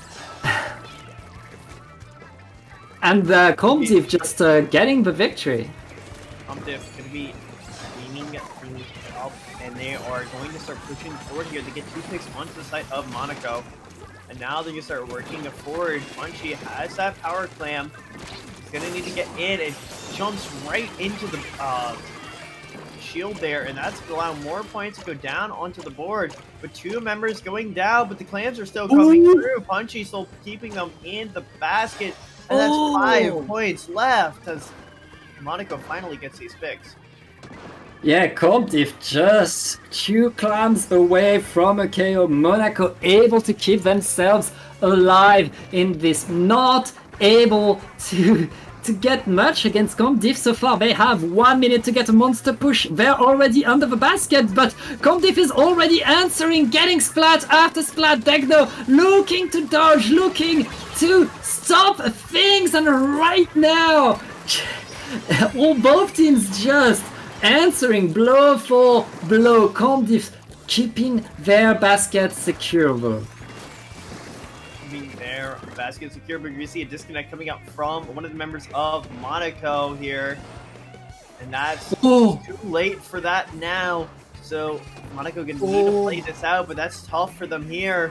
Comdiff, they are gonna look to try to take this and end it with that, but it's gonna be all about whether they can break through, and they are gonna be able to get the wipeout there. Yeah, with more players, with the points advantage, Comdiv are just running the victory lap. Yeah, Monaco not even trying to defend right there. Comdiv is going to get that victory, is going to get that game number 1. And that's what you want to do when you come from losers bracket. That being said, they know that Monaco got the comeback onto them in winners. It's certainly not over. Just stay in the room. Stop disconnecting, please. Nintendo Wi-Fi connection is absolutely being a villain today, right now. Trying to put a stop to this tournament, but these members will have to fight that connection, as well as they're going to be able to have to fight each other here. It's been a spectacular job there from Comdiff. They were getting so many clams in while going down. They were making the most of their pushes, right? We talked about before about how when they are, because they are coolerless, they're going to have to, be more patient and score less each time. But instead, this time they even without that cooler, they kept making those scores in, and when they gave Monaco that space, they were able to retake it very quickly. Yeah, lots of strategy coming, and we are going back to what has become a classic of this paddling pool, what has become like the map mode of surprises, of comebacks. That has been Rainmaker on Undertow Spillway. Monaco, it's the map mode where they got the momentum onto Comdiff. It's the map mode where they were able to crack the code and get the victory. Now it's on Comdiff to show whether they learned what Monaco was doing, whether they're able to shut this down. Exactly. We saw how well Monaco played on this map, but Comdiff, they really stepped up to the plate on this previous map here, right? Yeah. It was a way different story than what we saw the first time they played Museum. Between the two, it was very close the first time, but this time it seems like Comdiff was just that step ahead, and Monaco is facing a tougher opponent than they did in the winners finals. Comdiff has really leveled up over the past few matches. Yeah, and okay, there's a bit of discussion. It seems like it seems like screen was forbidden in this set, and Monaco was technically cheating, but everybody's a good sport about it, from what I can see of the game chat. So we will be no more 52 gal deco for Monaco from then on. And I mean, that 52 gal was doing a lot for Monaco. They must not be very happy about that, but hey, that's the game. And Comdiff got that 1-0 again against Monaco. Both of these teams still have the opportunity to win this. It's going to be hard fought. It's all on Monaco to redo what they did in winners finals, to keep that momentum, to keep surprising Comdiff, and to play off of the fact that Comdiff, I mean, they're a bunch of one tricks, still playing the same weapons, and Monaco know how to find the counters. They just need to find, okay, what counters Vanilla try, what counters a junior. You always need to remember, okay, these weapons are not completely in the meta, why so? How do we beat them? Exactly, couldn't have said it better myself, but we're getting into this match quite shortly. And Rainmaker, Undertow, we've seen how Monaco can do here, but we know Comdiff is strong, really strong right now. And Monaco, they don't have that key component that they've been using to get those points. They don't have that screen available to them, which has been worked very well for them in their previous map, and we did see it very well in their previous best of 3. But it's actually just quite good on this map in particular. You can kind of clog up a lot of those lanes, pivotal lanes, pivotal sight lines here with that screen. So I want to see how they're going to adapt to this. What are they going to bring instead here? A switch, you know... Zuka. Bring a Zuka. It always works. Just bring an extra Zuka. It works. It's perfect. It can deny. You can shoot at the enemy sniper. You can take space. You can take splats. Zuka always works. Please. I'd like to see some spice, you know. But we're going to be seeing what the comp's going to come out here. We've seen the same weapons previously, and we're actually going to see the swap to the Vanilla Gal. Oh yeah, I mean, it's still very good. It's very good. The switch from Purling to Wall, especially the switch from Screen to Whale, but there's a special search, two differences there. But it is going to be still a key way of getting that Zeko Fin out of position. Yep, right now, both teams just running at each other, trying to get the splats. And it looks like Monaco is on the back foot. Comdiff able to get a lot from that, but Monaco is answering, already coming back in the game, pushing away and looking to get a bit of control. Monaco has control over mid, dodging the strikes, activating the whale. They only need to push a little bit forward, but with Jazel in position above the map, not much is going to happen. And right now, all of Comdiff are coming back strong, looking to stop things and to try to get something. Nobody's grabbing the Rainmaker because everybody knows on this map you really want to wait to have that whole control and to be able to push the other team away so you can run at the checkpoint. Oh, Banshee! Banshee getting a double right there. It's just rares. That's the opportunity for Comdiff to push forward. That is that opportunity to push forward, and that's what Comdiff needs to start getting these Grab points. it. Trying to get more forward control than grabbing the Rainmaker. Grab it. Yeah, but grabbing finally the Rainmaker. It took them so much time to grab it, and now finally they're going forward. Big Bubbler is on the checkpoint. That's going to be an easy checkpoint for Jazer and the rest of Comdiff. 60 points mark, and they get the repop. We get a continuation by Comdiff right there. We do get a continuation indeed. And it's going to be about pushing past this checkpoint, but it's not going to happen as Monaco's going to get a wipeout onto Comdiff. That Rainmaker's going to reset. They need to grab this map control before the members of Comdiff are able to respawn, but due to the fact that there is a Rulerless team here coming up from Comdiff, that should be a lot of time indeed. But it's going to be one-to-one trade of the buckets here, as it's going to be Comdiff. They're going to sling a lot of hate towards that area, and Jay is going to find a double pick in order to get the wipeout. What awareness, what timing by the charger, getting a partial shot to get the splat and then a full charge, not missing anything. If Jay misses a single shot right there, that's a checkpoint for Monaco. But right now Monaco able to get back in there. They're not going to let Comdiff mark more points. They're gonna grab the Rainmaker back, and they're pushing it again to that left side, looking to make that checkpoint. Yes, making it to that checkpoint indeed. We gotta break through this here. Monaco, they need to get up this ramp and onto the pedestal, and that is what they're going to be able to do. And they're going to be able to get this pop here. They're going to be able to take that lead, and now they need to get through this newly attainable trench, and they are not able to. Because a fantastic job from Compdiff on this defense, but punching in a bit of a situation. It could be all about that pick there, and it goes the way of Compdiff or Monaco. And that's going to allow Monaco to start running this a little bit more forward. Yeah, Monaco looking to make even more points right there. Compdiff really on the back foot, not able to defend. 26 is a pretty big lead for Monaco, especially with a minute and 20 seconds left. Compdiff, they've gotten the checkpoint at least. If they're able to get one big push, one good team fight, they could get back into this game. But they need to look left and right, make sure that nobody's going to appear behind them.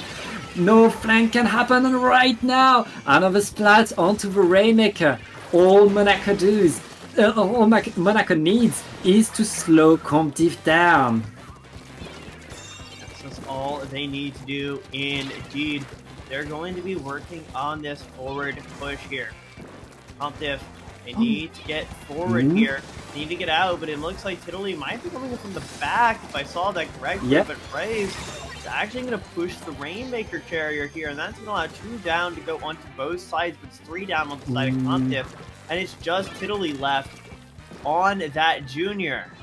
Yeah, Tiddly getting the jumps in, keeping some kind of control for Compdiff, allowing Compdiff to stay into that game. Monaco right now looking to defend. They only need to keep it for 15 more seconds. One splat on the Rainmaker is all they need to do to stop Compdiff in their track right now. Jason with the Rainmaker looking to get it, looking to go forward, but they need that one big push, and all of Compdiff right now are waiting for that opportunity. They have no way in yet. They're just waiting for the way in, looking to go right. Aloha getting on that top right, looking to get, oh, they get splatted right there. What a defense by Monaco. Monaco just stopping everything, and Jason is back into mid. They don't have time anymore, they don't have players anymore, and that's game number 2 for Monaco.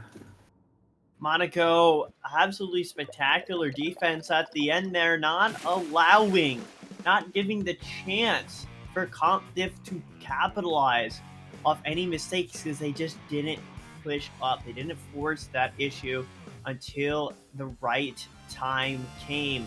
And that is a spectacular way to play overtime. And it was just spectacular overall from Monaco throughout the entirety of that map. Yeah, Monaco really getting control of that game, not allowing Compdiff to really get more than the checkpoint.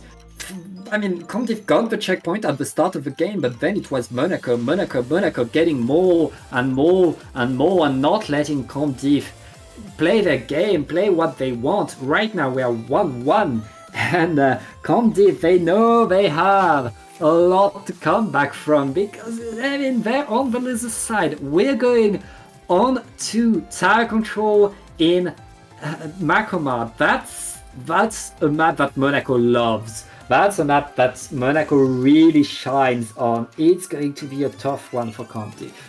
It's going to be a really tough one for Compdiff here. They did not win this the previous one, and I believe Monaco had a spectacular match on this map.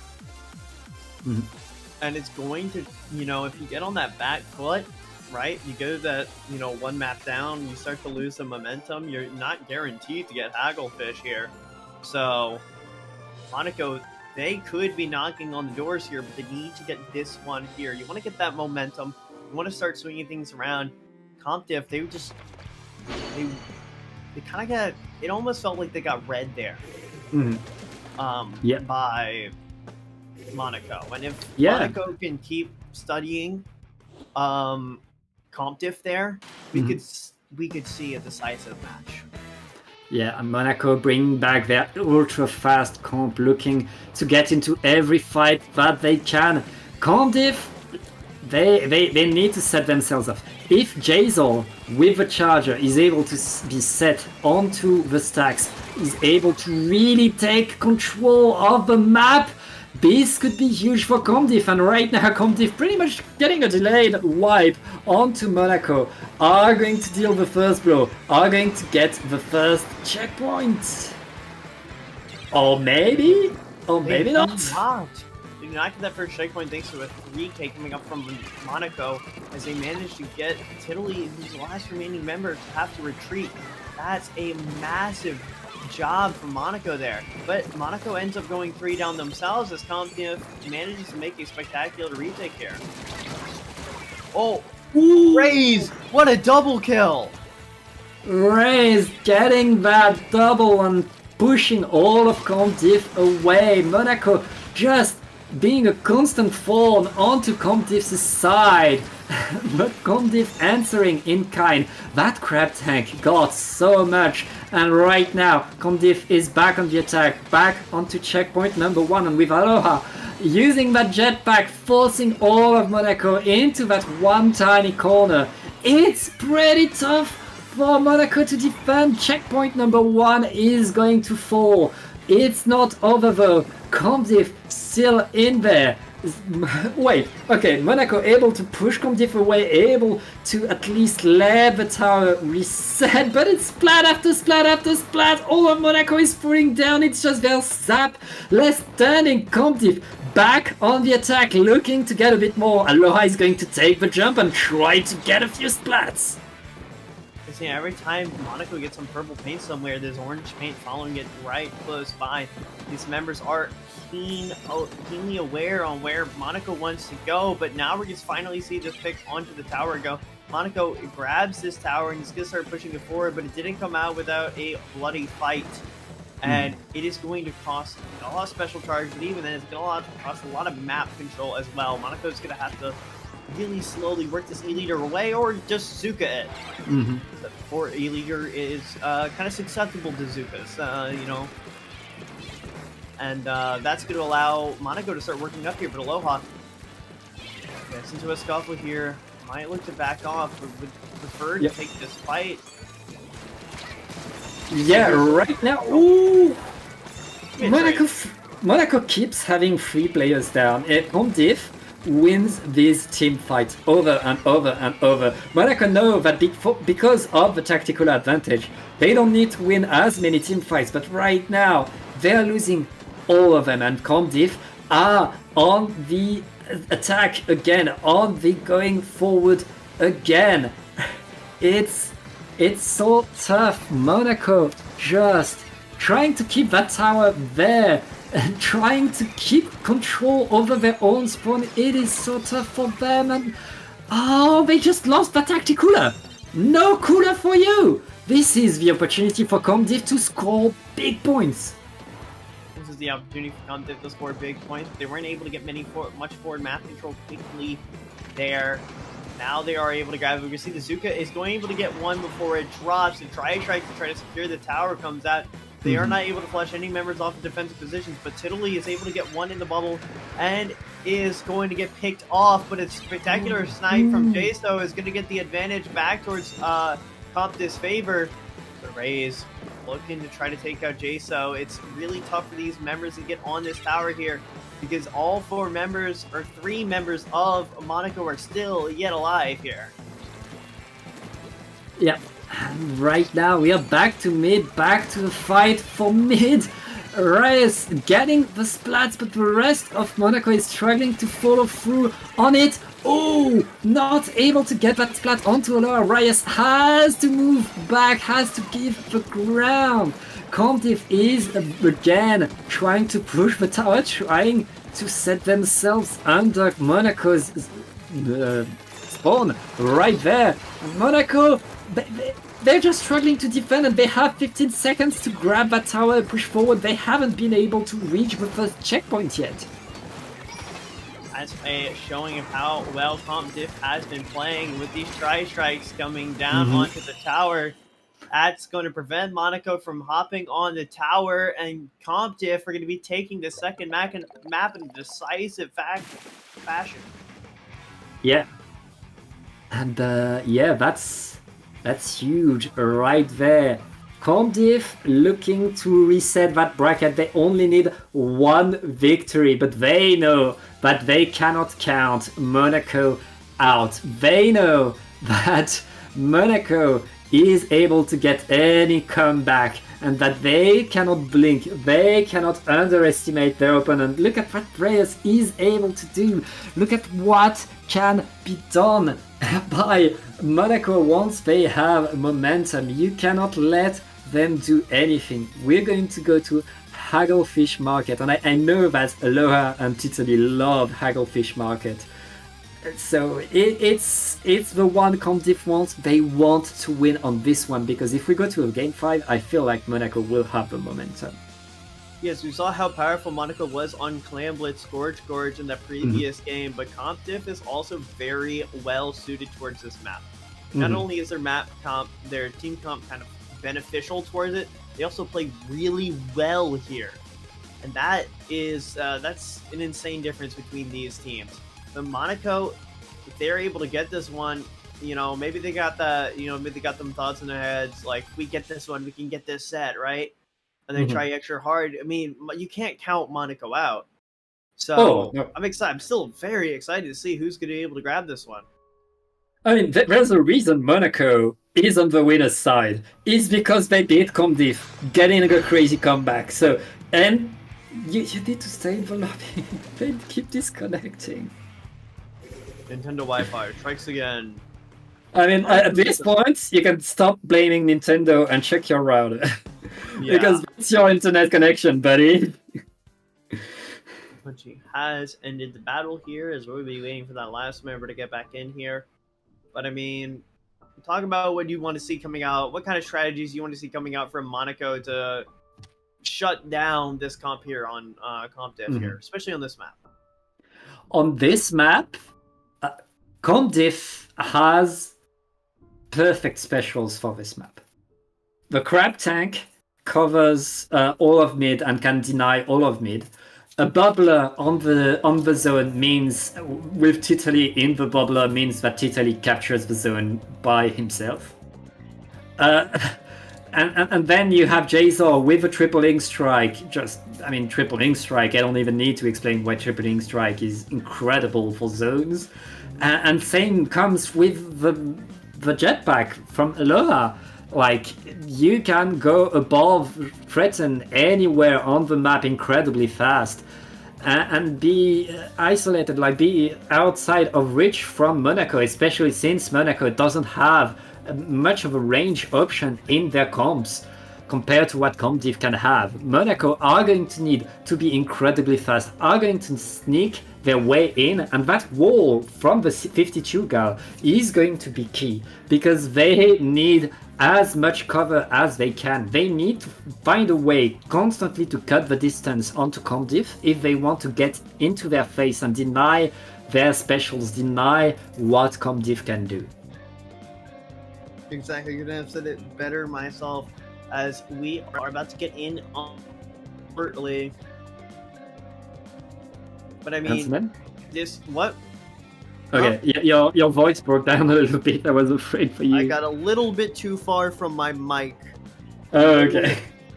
The Dayquil is hitting, and I am starting to get EP. But, I can't really get EP with this exciting match it's going to be coming on here. So I'm excited. Yeah. I'm still very excited to see what these teams bring here.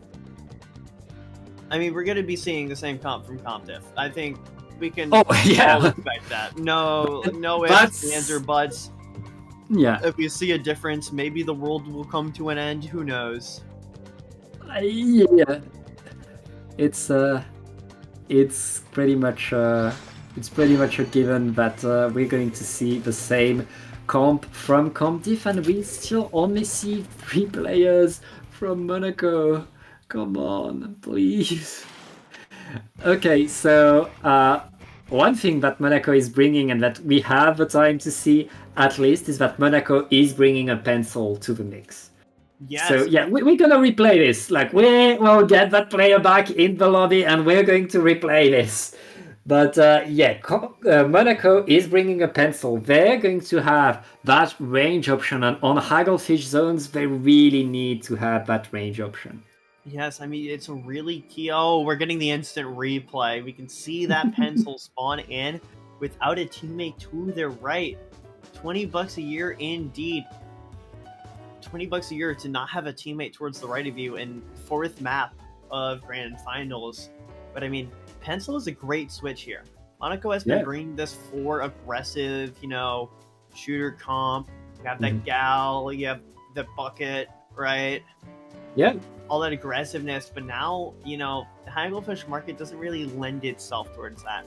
Especially when you can just park a sniper on that tent.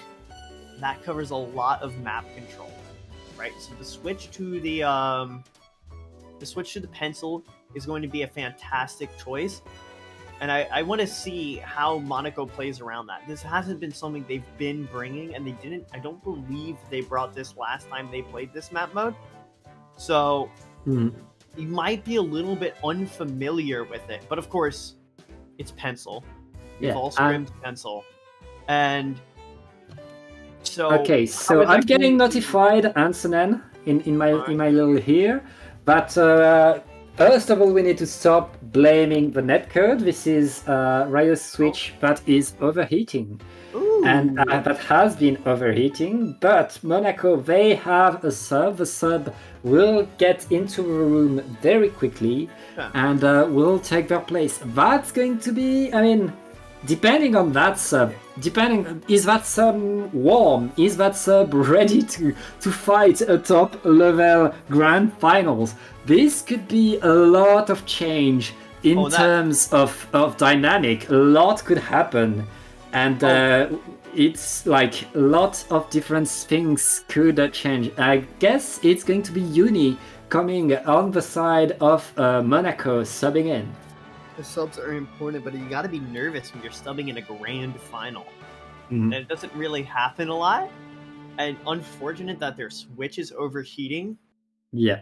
Glad to see it's not. Oh, actually, I think it'd be better for their switch if it was just a network issue. But I hope, that issue gets resolved for them. That's going to be a tough issue, but at least they have a sub here. That is why, you should always have that 5th player on your roster, because this is video games. You have to deal with tech, and tech is not the most reliable thing ever, right? It always seems to break down at the worst times. But shoutouts to Reyes.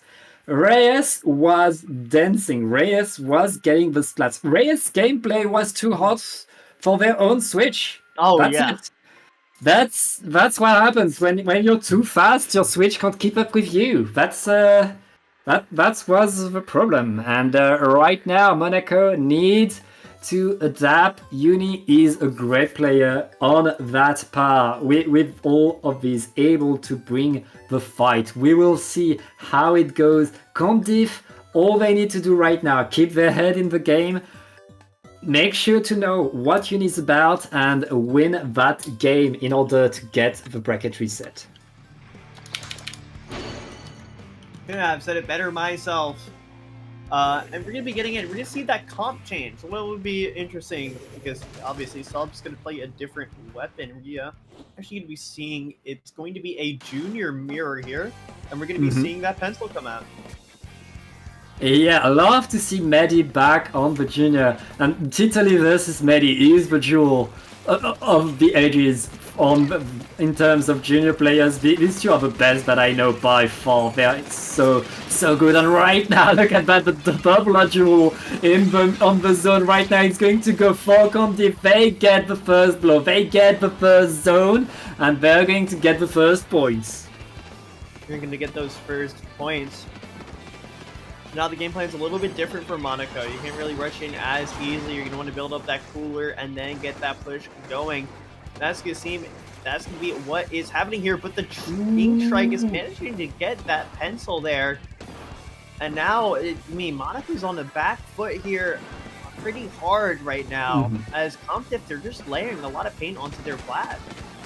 Yeah, I mean, Monaco just got through a lot of changes in their comps, in their players, and right now Comdiff are running away with the victory, making all of the points. It's a 2v2 and Monaco needs to run at the zone. They need to stay in the fight right now. Mako jumping in, gets punished by Aloha. The zone is neutralized, but it's not capped. Comdiff gets the zone back. Monaco needs to run at the zone now. They need to paint as much as they can. Comdiff is going to get the bracket reset. Comp Diff holds on there from what could have been a swap and an extension of the match, and is going to bring us to that reset here. Now it's going to be all about one singular best of 5 to decide things between these two teams.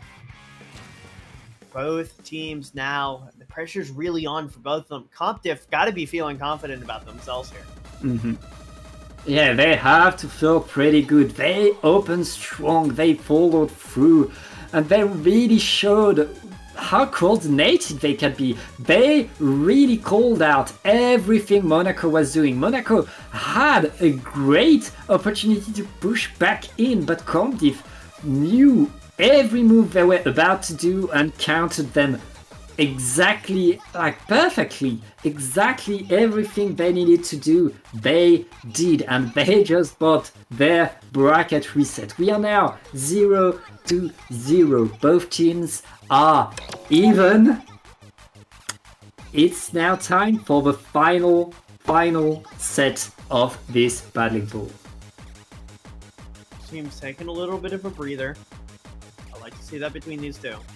We're going to be seeing what maps these are going to be on shortly, but that was just complete dominance that last map from Comp Diff. And of course, you do have those adjustment pains, right? When you're bringing in a sub, especially a sub that's going to be on a different weapon than your normal comp, on a map that you're bringing a different weapon as well. So you got 2 new weapons here in your kit. Yeah, you're going to have a little bit of a shaky start, right? And we can see that Comp Diff really punished that hard. But Monaco isn't out yet. We can see how this is going to work here on this best of 5. Yeah. And you know, I'm excited to see what these two teams are going to bring us here. I mean, Yeah. I'm glad at least we got this reset. Yeah, we're going to start on Mahi Zones, a map that was chosen by Comdiff, a map where Monaco still has, I mean, lots of ways to get back in. It's certainly not over. And yeah, I mean, both of these teams are able to get it. Comdiff, I can see the lobby right now. All of Comdiff have already pressed A because we know they're not changing weapon. Monaco taking their sweet time, discussing strategy, exchanging, and I feel like Reyes is back into the room. Reyes is back in the lobby. The switch had the time to cool down a little bit, so Reyes is back in the game. You know how good Reyes can be, but I was kind of excited to see what the junior can be doing here on Splatoon's Mahi. I know the power of that weapon here on that map. It's a fantastic, pick. Maybe I'm a little bit biased, but I'm glad to see Reyes back here getting into this match. We know how powerful Reyes is on that shot. Of course, having a good shot player is kind of key and pivotal right now in the strengths of that weapon. Yep. And to see Reyes going to be able to be in their element here on this map, doesn't have to worry about their switch overheating since they gave it some time to cool down. Yeah, let's hope. Don't jinx it. Don't. I'm not jinxing it. Stop. The switch is going to overheat. No. Nah, I'm kidding. And here we go. It's the grand finals number 2 set. Comdiff not changing their comp. Meanwhile, we are back to the comp that has been working for Monaco so far so much. Let's see how they're able to do, and let's see. Oh, that's an opening snipe by Comdiff, getting the zone right away and getting another splat onto the bucket. And Aloha not wasting a second, already getting in, trying to get into a fight. They're trying to get it. They're putting a lot of pressure onto these Monaco members, and even without that water going down, they are putting so much forward pressure with their specials, with their strikes, with their positioning, and now we're going to see the water level drops. It's going to allow them to push possibly even farther forward here, but it's going to be one member going down, and that Monaco's going to push off that. They want to take that little advantage they got and push it forward. They managed to get the junior there as well, and now they're going to take the zone. Now they're pushing forward. They have a Crab to deal with, but they do have the weapons to deal with Crab, and they're dealing with it quite well. But to go down on the side of Monaco, and now Comptiff, they're going to try to swing things around, and they're going to be painting the zone. Yeah, Comptiff back into control, back with all of the mid of the map, painting it all. Now that the water is down, they have lots of room to paint for special and are pushing Monaco away. Monaco waiting to find the opportunity in with their gal down. They're losing lots of pushing power right there, but with the tactical, they should be able to get things going. No, the Crab Tank is denying everything. Comptiff staying into control right there, and Monaco struggling to push. Struggling to push in. Even a fantastic snipe there coming out from Jaso. An absolutely spectacular with that Zeko Fin right there throughout the entirety of these matches, and it's only a 1-to-1 trade, but the Zuka picks are going to allow this zone to go the way of Monaco, and all the picks to really go their way as well. Spectacular job from them, and now they're going to be able to try to do what Comptiff was doing to them earlier.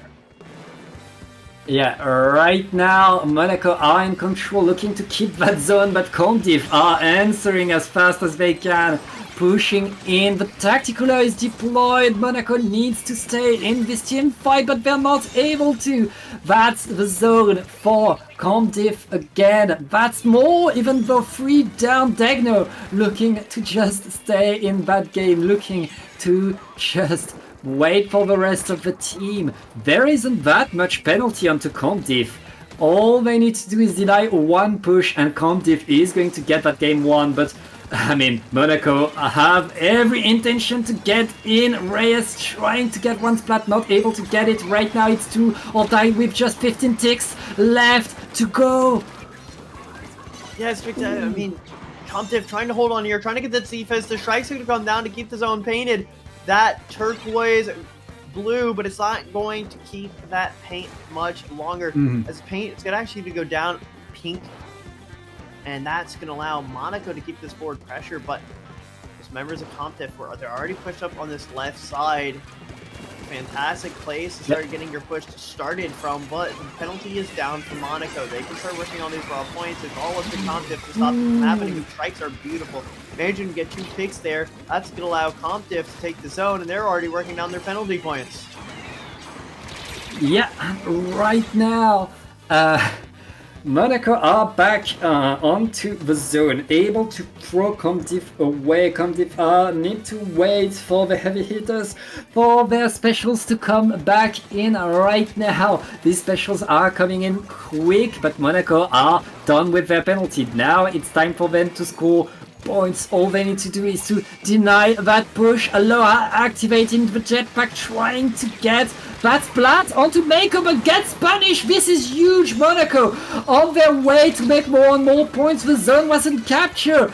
Monaco not able. Oh, just 1 player left. That's going to be the zone for Comptiff again. Yes, that's going to be Comptiff taking the zone now. They're going to work forward, and we know how good they are at keeping this forward control, but they managed to get that pick over there on Ray's at the right. That's a fantastic pick. That's giving you that Zuka plus Zuka charge there. It's one of those specials you really need to start to get back into things. They're going to use their other... Actually, Reyes is going to still be able to use their Zuka. The strikes don't fall quickly enough for Monaco when Comptiff will take that first map.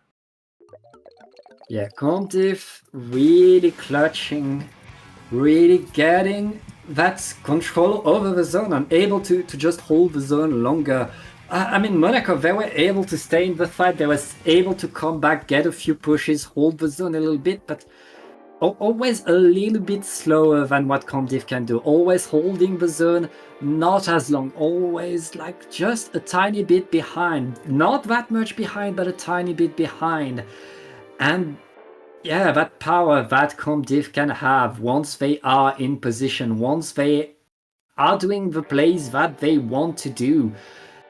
That's game number 1, but again, Monaco are able to get the comeback. If they're able to stay in the game, they're still able to get the W. It is not over for sure. It is not over for sure, indeed. But Comptif have well in their element so far. I wouldn't be surprised. But we're going to be going to Undertow here. Monaco, they've been fantastic on Undertow, but it's going to be on tower control this time. A map mode I've seen Comptif play very well on. Or a mode I've seen Comptif play very well on. Monaco, they're on the back foot here going into this map. But we see they've all chosen their weapons, so getting into this quickly, they want to run this set now. We're going to be seeing if that ends up paying off for Monaco. Yeah, and I mean, we haven't seen tower control on Undertow yet. We've only seen Undertow with Rainmaker. Tower control is a whole different beast, is a whole different dynamic. Ooh. It's Monaco that chose to go there. It's Monaco that chose the tower. Let's see how they're able to do. It's a swap from that Gal to the Wasabi, the 10 attack. Splatter shot there, so it's going to be double strikes coming out from Monaco. Strikes in tower are always good. You can just shut things down. Right there though, it looks like Condif is able to get a bit more of room to forward, but as I say that, it's 3 down onto Condif. Monaco are going to go forward and they're going to get checkpoint number 1. There's nobody to contest it. There's absolutely no one to contest it, but now you have to work towards these 2 tough checkpoints to get through. That's going to be the defining factor here. Is if you can get this or not. But Punchy, spectacular ult fire there is going to be able to pick up Maiko. That's going to allow Compton to start pushing forward here. You can see Aloha trying to get busy with it. And they are going to be able to push up with this Inkchat, but there's no picks for them so far, but they don't get splatted. Okay, never mind. Both those things I just said were lies. Yeah, we see trade after trade, and Condif able to save that second checkpoint. That second checkpoint is key on this map. It's really where things start to snowball, so gaping it their way is good. That being said, Condif need to go forward, need to get the splats, and right now with 2 down onto Monaco, Condif are going to push forward, are going to get a lot. Reyes is not able to stay on the map. That is checkpoint number 1 for Condif. Our 2 teams are in the same checkpoint right now, and Aloha is going to bring that jetpack onto all of Monaco, looking to create havoc and give the room to Condif to get that checkpoint. But there's no one on tower! Get on tower! There's no one on tower, but they're getting the pick spectacularly. But we can see the strikes come down to start delaying this. But it's 2 down on the side of Monaco. They don't have another member with strikes ready to delay, but it's 2 down on the side of Comptif as they're going to try to slowly coast this. It's a 1-point difference between these teams. That's a spectacular pick from Maiko to win there. That's going to keep Monaco having that lead. Yeah, right now we're just 1 point. We only have 1 point separating these 2 teams, and we're halfway through the game. There will be another push. There will be more, and it could very well go for Monaco right now. They just got a delayed wipe onto Condif. They have a lot of map. They have a lot of ground for themselves, and all of Condif is back from their spawn. The tower is moving forward to that second checkpoint. The crab tank is in position, but it's already contested. It has to drop, and the strikes are coming in onto everything. Monaco fighting for that checkpoint, but not able to stay on the tower, Ansonen. They're not able to keep on the tower, but Medi here is trying to keep it pushed away from them to buy some more time for Monaco to get back in here. And that tower is going to coast towards center. And we can see Reyes being, falling back here, getting in good positions to use that Zuka. This is going to be a spectacular job from them. They bought time, and now they can keep control of this tower here. Yeah, and we are going forward right now. Condif looking to push that tower again, but they get punished instantly. Condif getting 2 down and getting a 3rd right after that. It's Condif's turn to push forward in this last minute that's about to start. Jazor is on the tower, getting to that checkpoint, and with Punchy on the crab tank, it's going to be pretty tough for Monaco to defend right there. Everybody getting on the tower, all the specials are thrown at the tower, but it's not enough. 3 down, a wipeout. Monaco not able to keep the lead, but able to deny that checkpoint. A spectacular wipeout there coming out from Monaco, but now they are on the back foot here. But they do have 2 specials left already. They have that Zuka and they have their strikes. You see the strikes come down, 2 picks on the side onto Comptiff, but Monaco also go down as well. Where you see these points go down, 53-52. The lead has been sought, but a spectacular pick from Jazor here in order to keep this pressure going. But the checkpoint is going to get popped. Great job from Razor to stay alive just long enough on the tower to keep that going. Checkpoint means Comptiff needs another push. Comptiff needs to go forward, and guess what's going to happen? Lots of tripling strikes are going to come unless Italy is able to get behind them, force them to drop, force the fight away. One in tripling strike is coming. Comptiff needs to get back on the tower, and they're able to do so. They're past the checkpoint. Just 1 more point, but Reyes is getting on the tower. What an ending!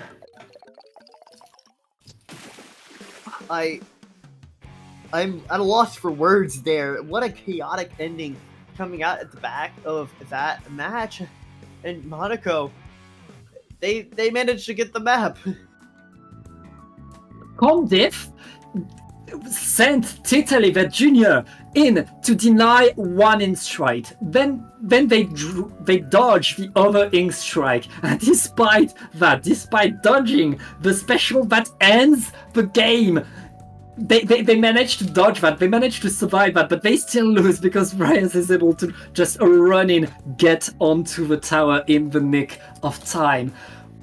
What a way to end this game, and what a grand final that these 2 teams are giving us. Whoa. And it's just game number 2. We're going to see more, and I want to see a game number 5 because these 2 teams are so cool. We might be able to see a game number 5, but we can see Monaco very familiar with this map. It didn't matter that it was on a different mode. They still managed to get this, albeit way closer than their previous match, but they managed to take this map on Undertow, and now it's going to be all about that 3rd map. Sure, this one was close, but sometimes when you win that map really close, you can psych up your players a ton. And while sometimes that's a bad thing, right now, kind of been on that back foot after losing that first best of 3, you want that mental switch. That might just be what was needed for Monaco here to kind of seal the deal in this match. Yeah, Monaco really able to bring everything that they had to that fight, to really throw everything they could at that tower and stop that Comptiff teams that's been so dangerous. And now this time we're going to play Clan Blitz onto Barnacle and Dime. This map mode has been chosen by Comptiff. Monaco needs to beat Comptiff in there if they want it, because like the team that wins this game has a huge mental edge in this grand final, in this final set. Not much surprise in terms of comp, except for that splash coming on the side of Monaco. That crab tank, I mean, on Barnacle and Dime, crab tank is so powerful. Yes, I like to see that Monaco is being a little bit more flexible with that build here. Choosing that weapon dependent on what map and mode is being played, and it's gonna be the duel of crabs here. Duel of crabs. And that's going to be won by Punchy, as they're able to take the enemy splash after it got shut down.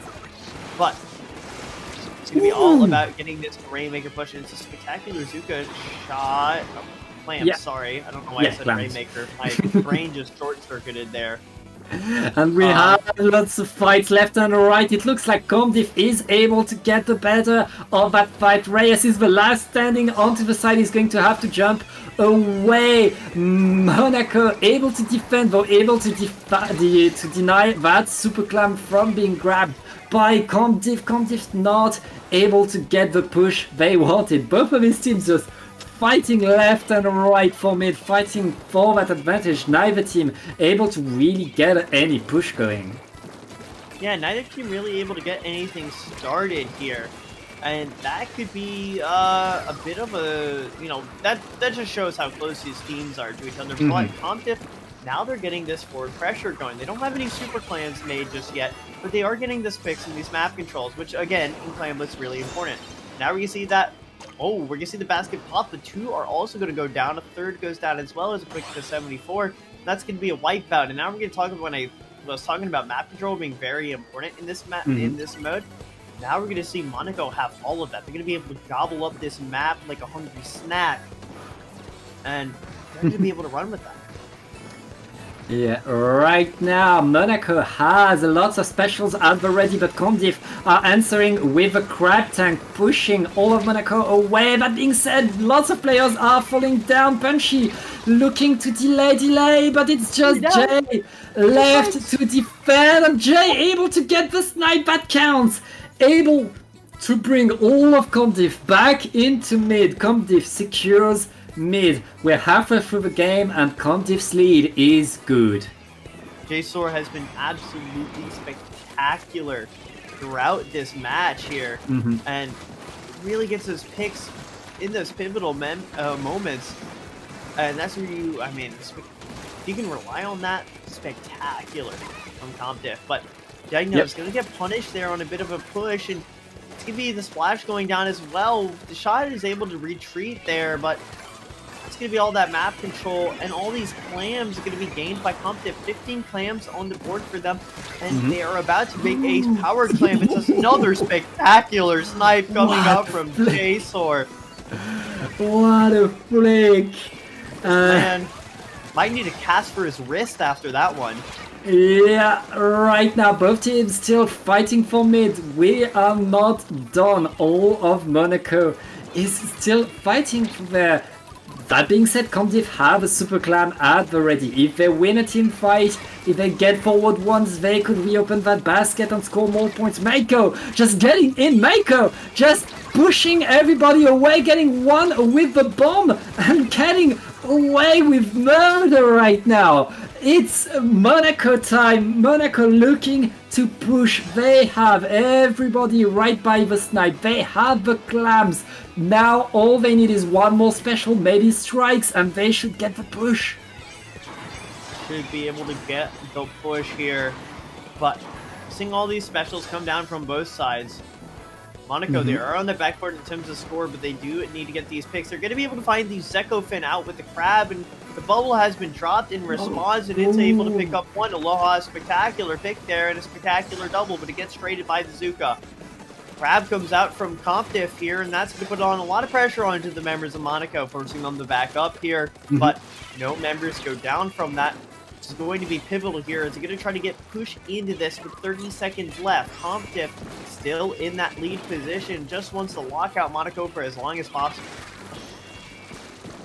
Right now, all Comdiff needs to do is deny that one push for 15 more seconds. Monaco needs to make a super clam right now. I mean, they have a super clam back into their spawn, but they want a super clam right under the basket right now. Aloha, activate the inkjet to just deny, get the splats, and force Monaco back into the spawns. Overtime is started, but Monaco needs a presence into mid. It's going to be so tough for them. 2 down on each side, 3 down on each side. It's just Degno looking to get in, but Degno doesn't have a super clam. It's too late. It's just too late. And Comdiff is going to get game number 3. Comdiff locking it out. It was such a tight map, but they were able to make a singular push. And that was all that was needed, as both teams were fighting tight, neck and neck in that entire match, neither giving each other, room to push. But at the end of the day, that is what Comdiff needed there. was that defense there. They did a spectacular job at it. Great job from CompDiff, as we're going to be going on to a different map mode next. But I mean, just what a tight match between these two. Yeah, very tight match indeed between these two teams. But again, show us so much Jace. Jace just getting crazy flicks with that charger. I love it so much. And yeah, that's game number 3. I mean, Monaco is not out of it yet. We cannot count Monaco out. As long as there any drop of ink left in their tank, they still have the fight in them. We're going to go to Rainmaker on Scorch Gorge. Ooh. That's a tough one. That's a map mode that was chosen by Monaco. Great opportunity to get their head back, to get back into the game and push. They've won on their picks so far. Both teams have won on their pick in that in that set. So like Monaco, all they need to do is what they know they can do. Is what they know they can do. Perfect words for this situation. Monaco, they have their strengths. We've seen them play very well aggressively, and we know that they can break this defense that CompDiff has. But it's going to be about this map here. CompDiff, they're knocking on the door, right? They're about to get let in to being champions here. But it's Monaco's job to lock it tight, get their team locked in, and bring us to that game 5. Thank you, Curbs. And I mean, what a time to join in here. Yeah. This is grand finals. It's match game for CompDiff. Monaco looking to get the comeback against CompDiff again, and the T-Tech is coming back for Monaco. We are back with a double shot. CompDiff, they're not changing their course. I mean, I'd be very surprised if we saw anything other than these 4 weapons from CompDiff. I mean, going to be seeing the double strikes here still, right? We saw it before because, I mean, tower control, right? They're confident in that it's going to work here, and so far it has. As 3 go down on the side of CompDiff, and in the first 30 seconds, there's been a wipeout. Yeah, that wipeout means an early checkpoint for Monaco, and Monaco gets the follow-through techno, grabbing the Rainmaker, bringing to 44. They have the opportunity to score more, provided they just launch forward. 36 is nice. All of CompDiff is ready to defend now. Oh wait, Race is about to get the pop. It's just Jason throwing the strikes to stop the Rainmaker. A bit more points, but all of Monaco is still on the attack. Oh, very nice bomb there by CompDiff. Finally, CompDiff gets to breathe, but in 1 minute, Monaco just already scored 68 points. CompDiff, they are able to get back in on this. Now they're going to be trying to push this advantage here. They have all these specials. That's the strength of their comp. They have these great retake specials, right? And they're going to be using them. They got that inkjet. They got that crab, but it's going to be trying to get denied by the strikes. We're seeing the Zuka also trying to get stuff here, but it is chaos, and it's going to be chaos that pops up another checkpoint. CompDiff answering what Monaco has brought to them with an attack of their own. The strikes have thrown, forcing Medi to drop, forcing Monaco to defend however they can right now. It's a scrap around the Rainmaker. Monaco still has the lead, and it looks like they're going to keep it, pushing CompDiff away. Monaco stays alive. They forfeited the checkpoint, but they keep that lead, and that's all that matters right now. That's all that matters. This is going to be the Rainmaker resetting here soon. As I mean, it's very chaotic. There's a lot of paint on my screen. And it's due to these teams. They're constantly duking it out. It's going to be the Junior going down on the side of CompDiff, however. And that's going to force Monaco, or should force CompDiff to back off. Even their backline goes down, but Aloha. This Shark. I can hear the Jaws team already playing, and Maiko unfortunately gets gobbled up there. Yeah, and now with the inkjet being deployed, this is absolute scramble for Monaco. Comdiv able to get the best of that, get control into mid. That's probably going to be another push, especially with Punchy deep into that territory right there.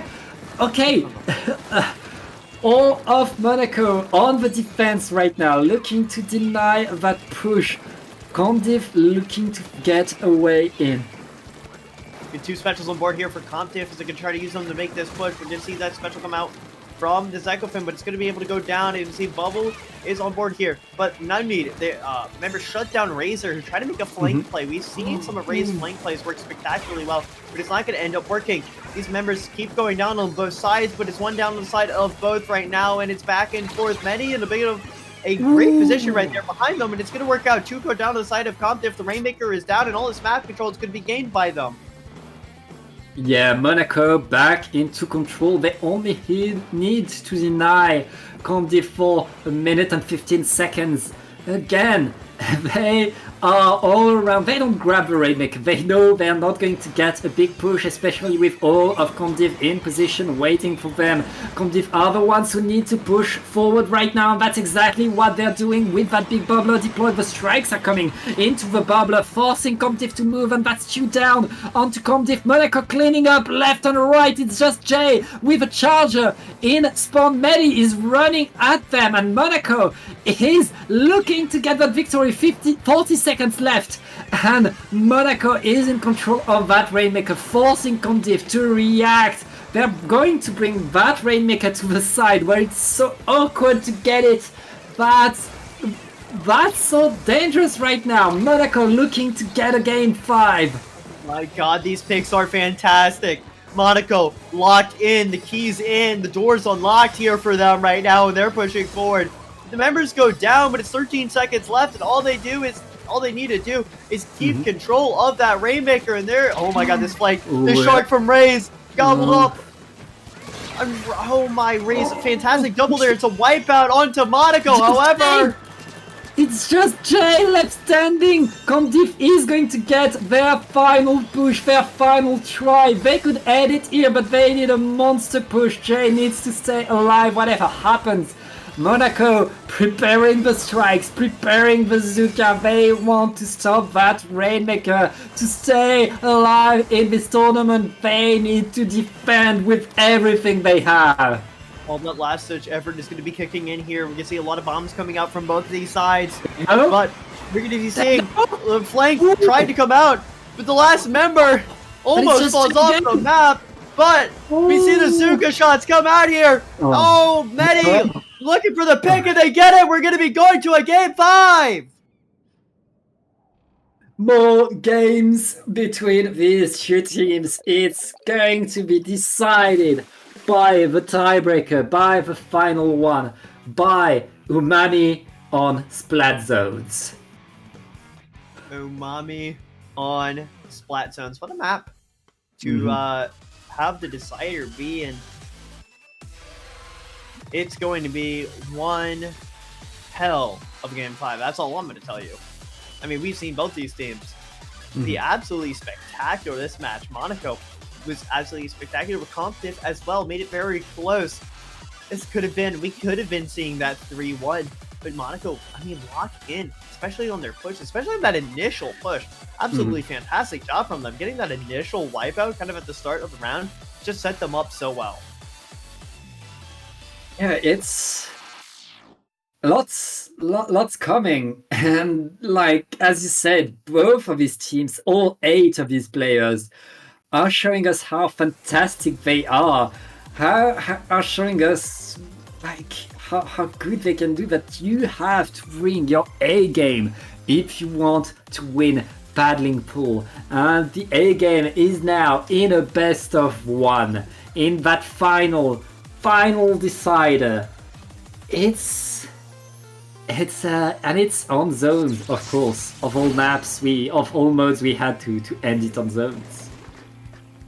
It is going to be on zones. What a way to end this here. We know how powerful Bubble can be here, but we're going to be seeing that double strike come out from the members of Monaco. There is going to be no map-specific, mode-specific swap here. They are locking into this. And they're already go one down here, but they are just trying to wait and build up some time to get that special on their shot, on their ends up here. But it's not going to be a good sign.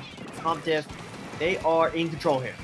They're going to be keeping this map momentum, and it's all going to be about how Monaco can push back in on this.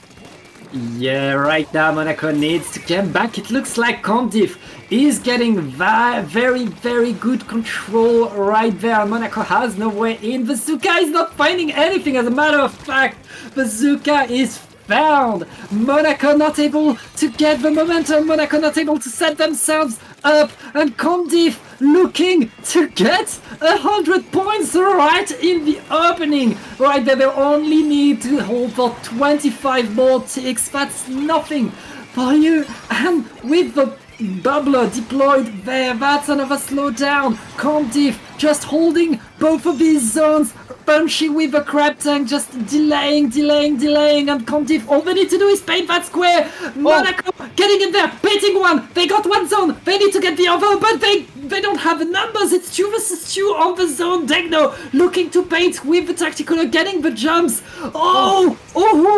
Monaco has that bubbler onto the zone. They're going to kick that zone, but CompDiff has control of the other. Oh wait, it's just a fight on both sides.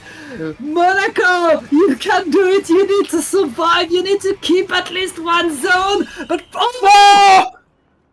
No way! CompDiff, hold on! What a match! And it's gonna be a 100-0 knockout! Coming out! In order to take Grands!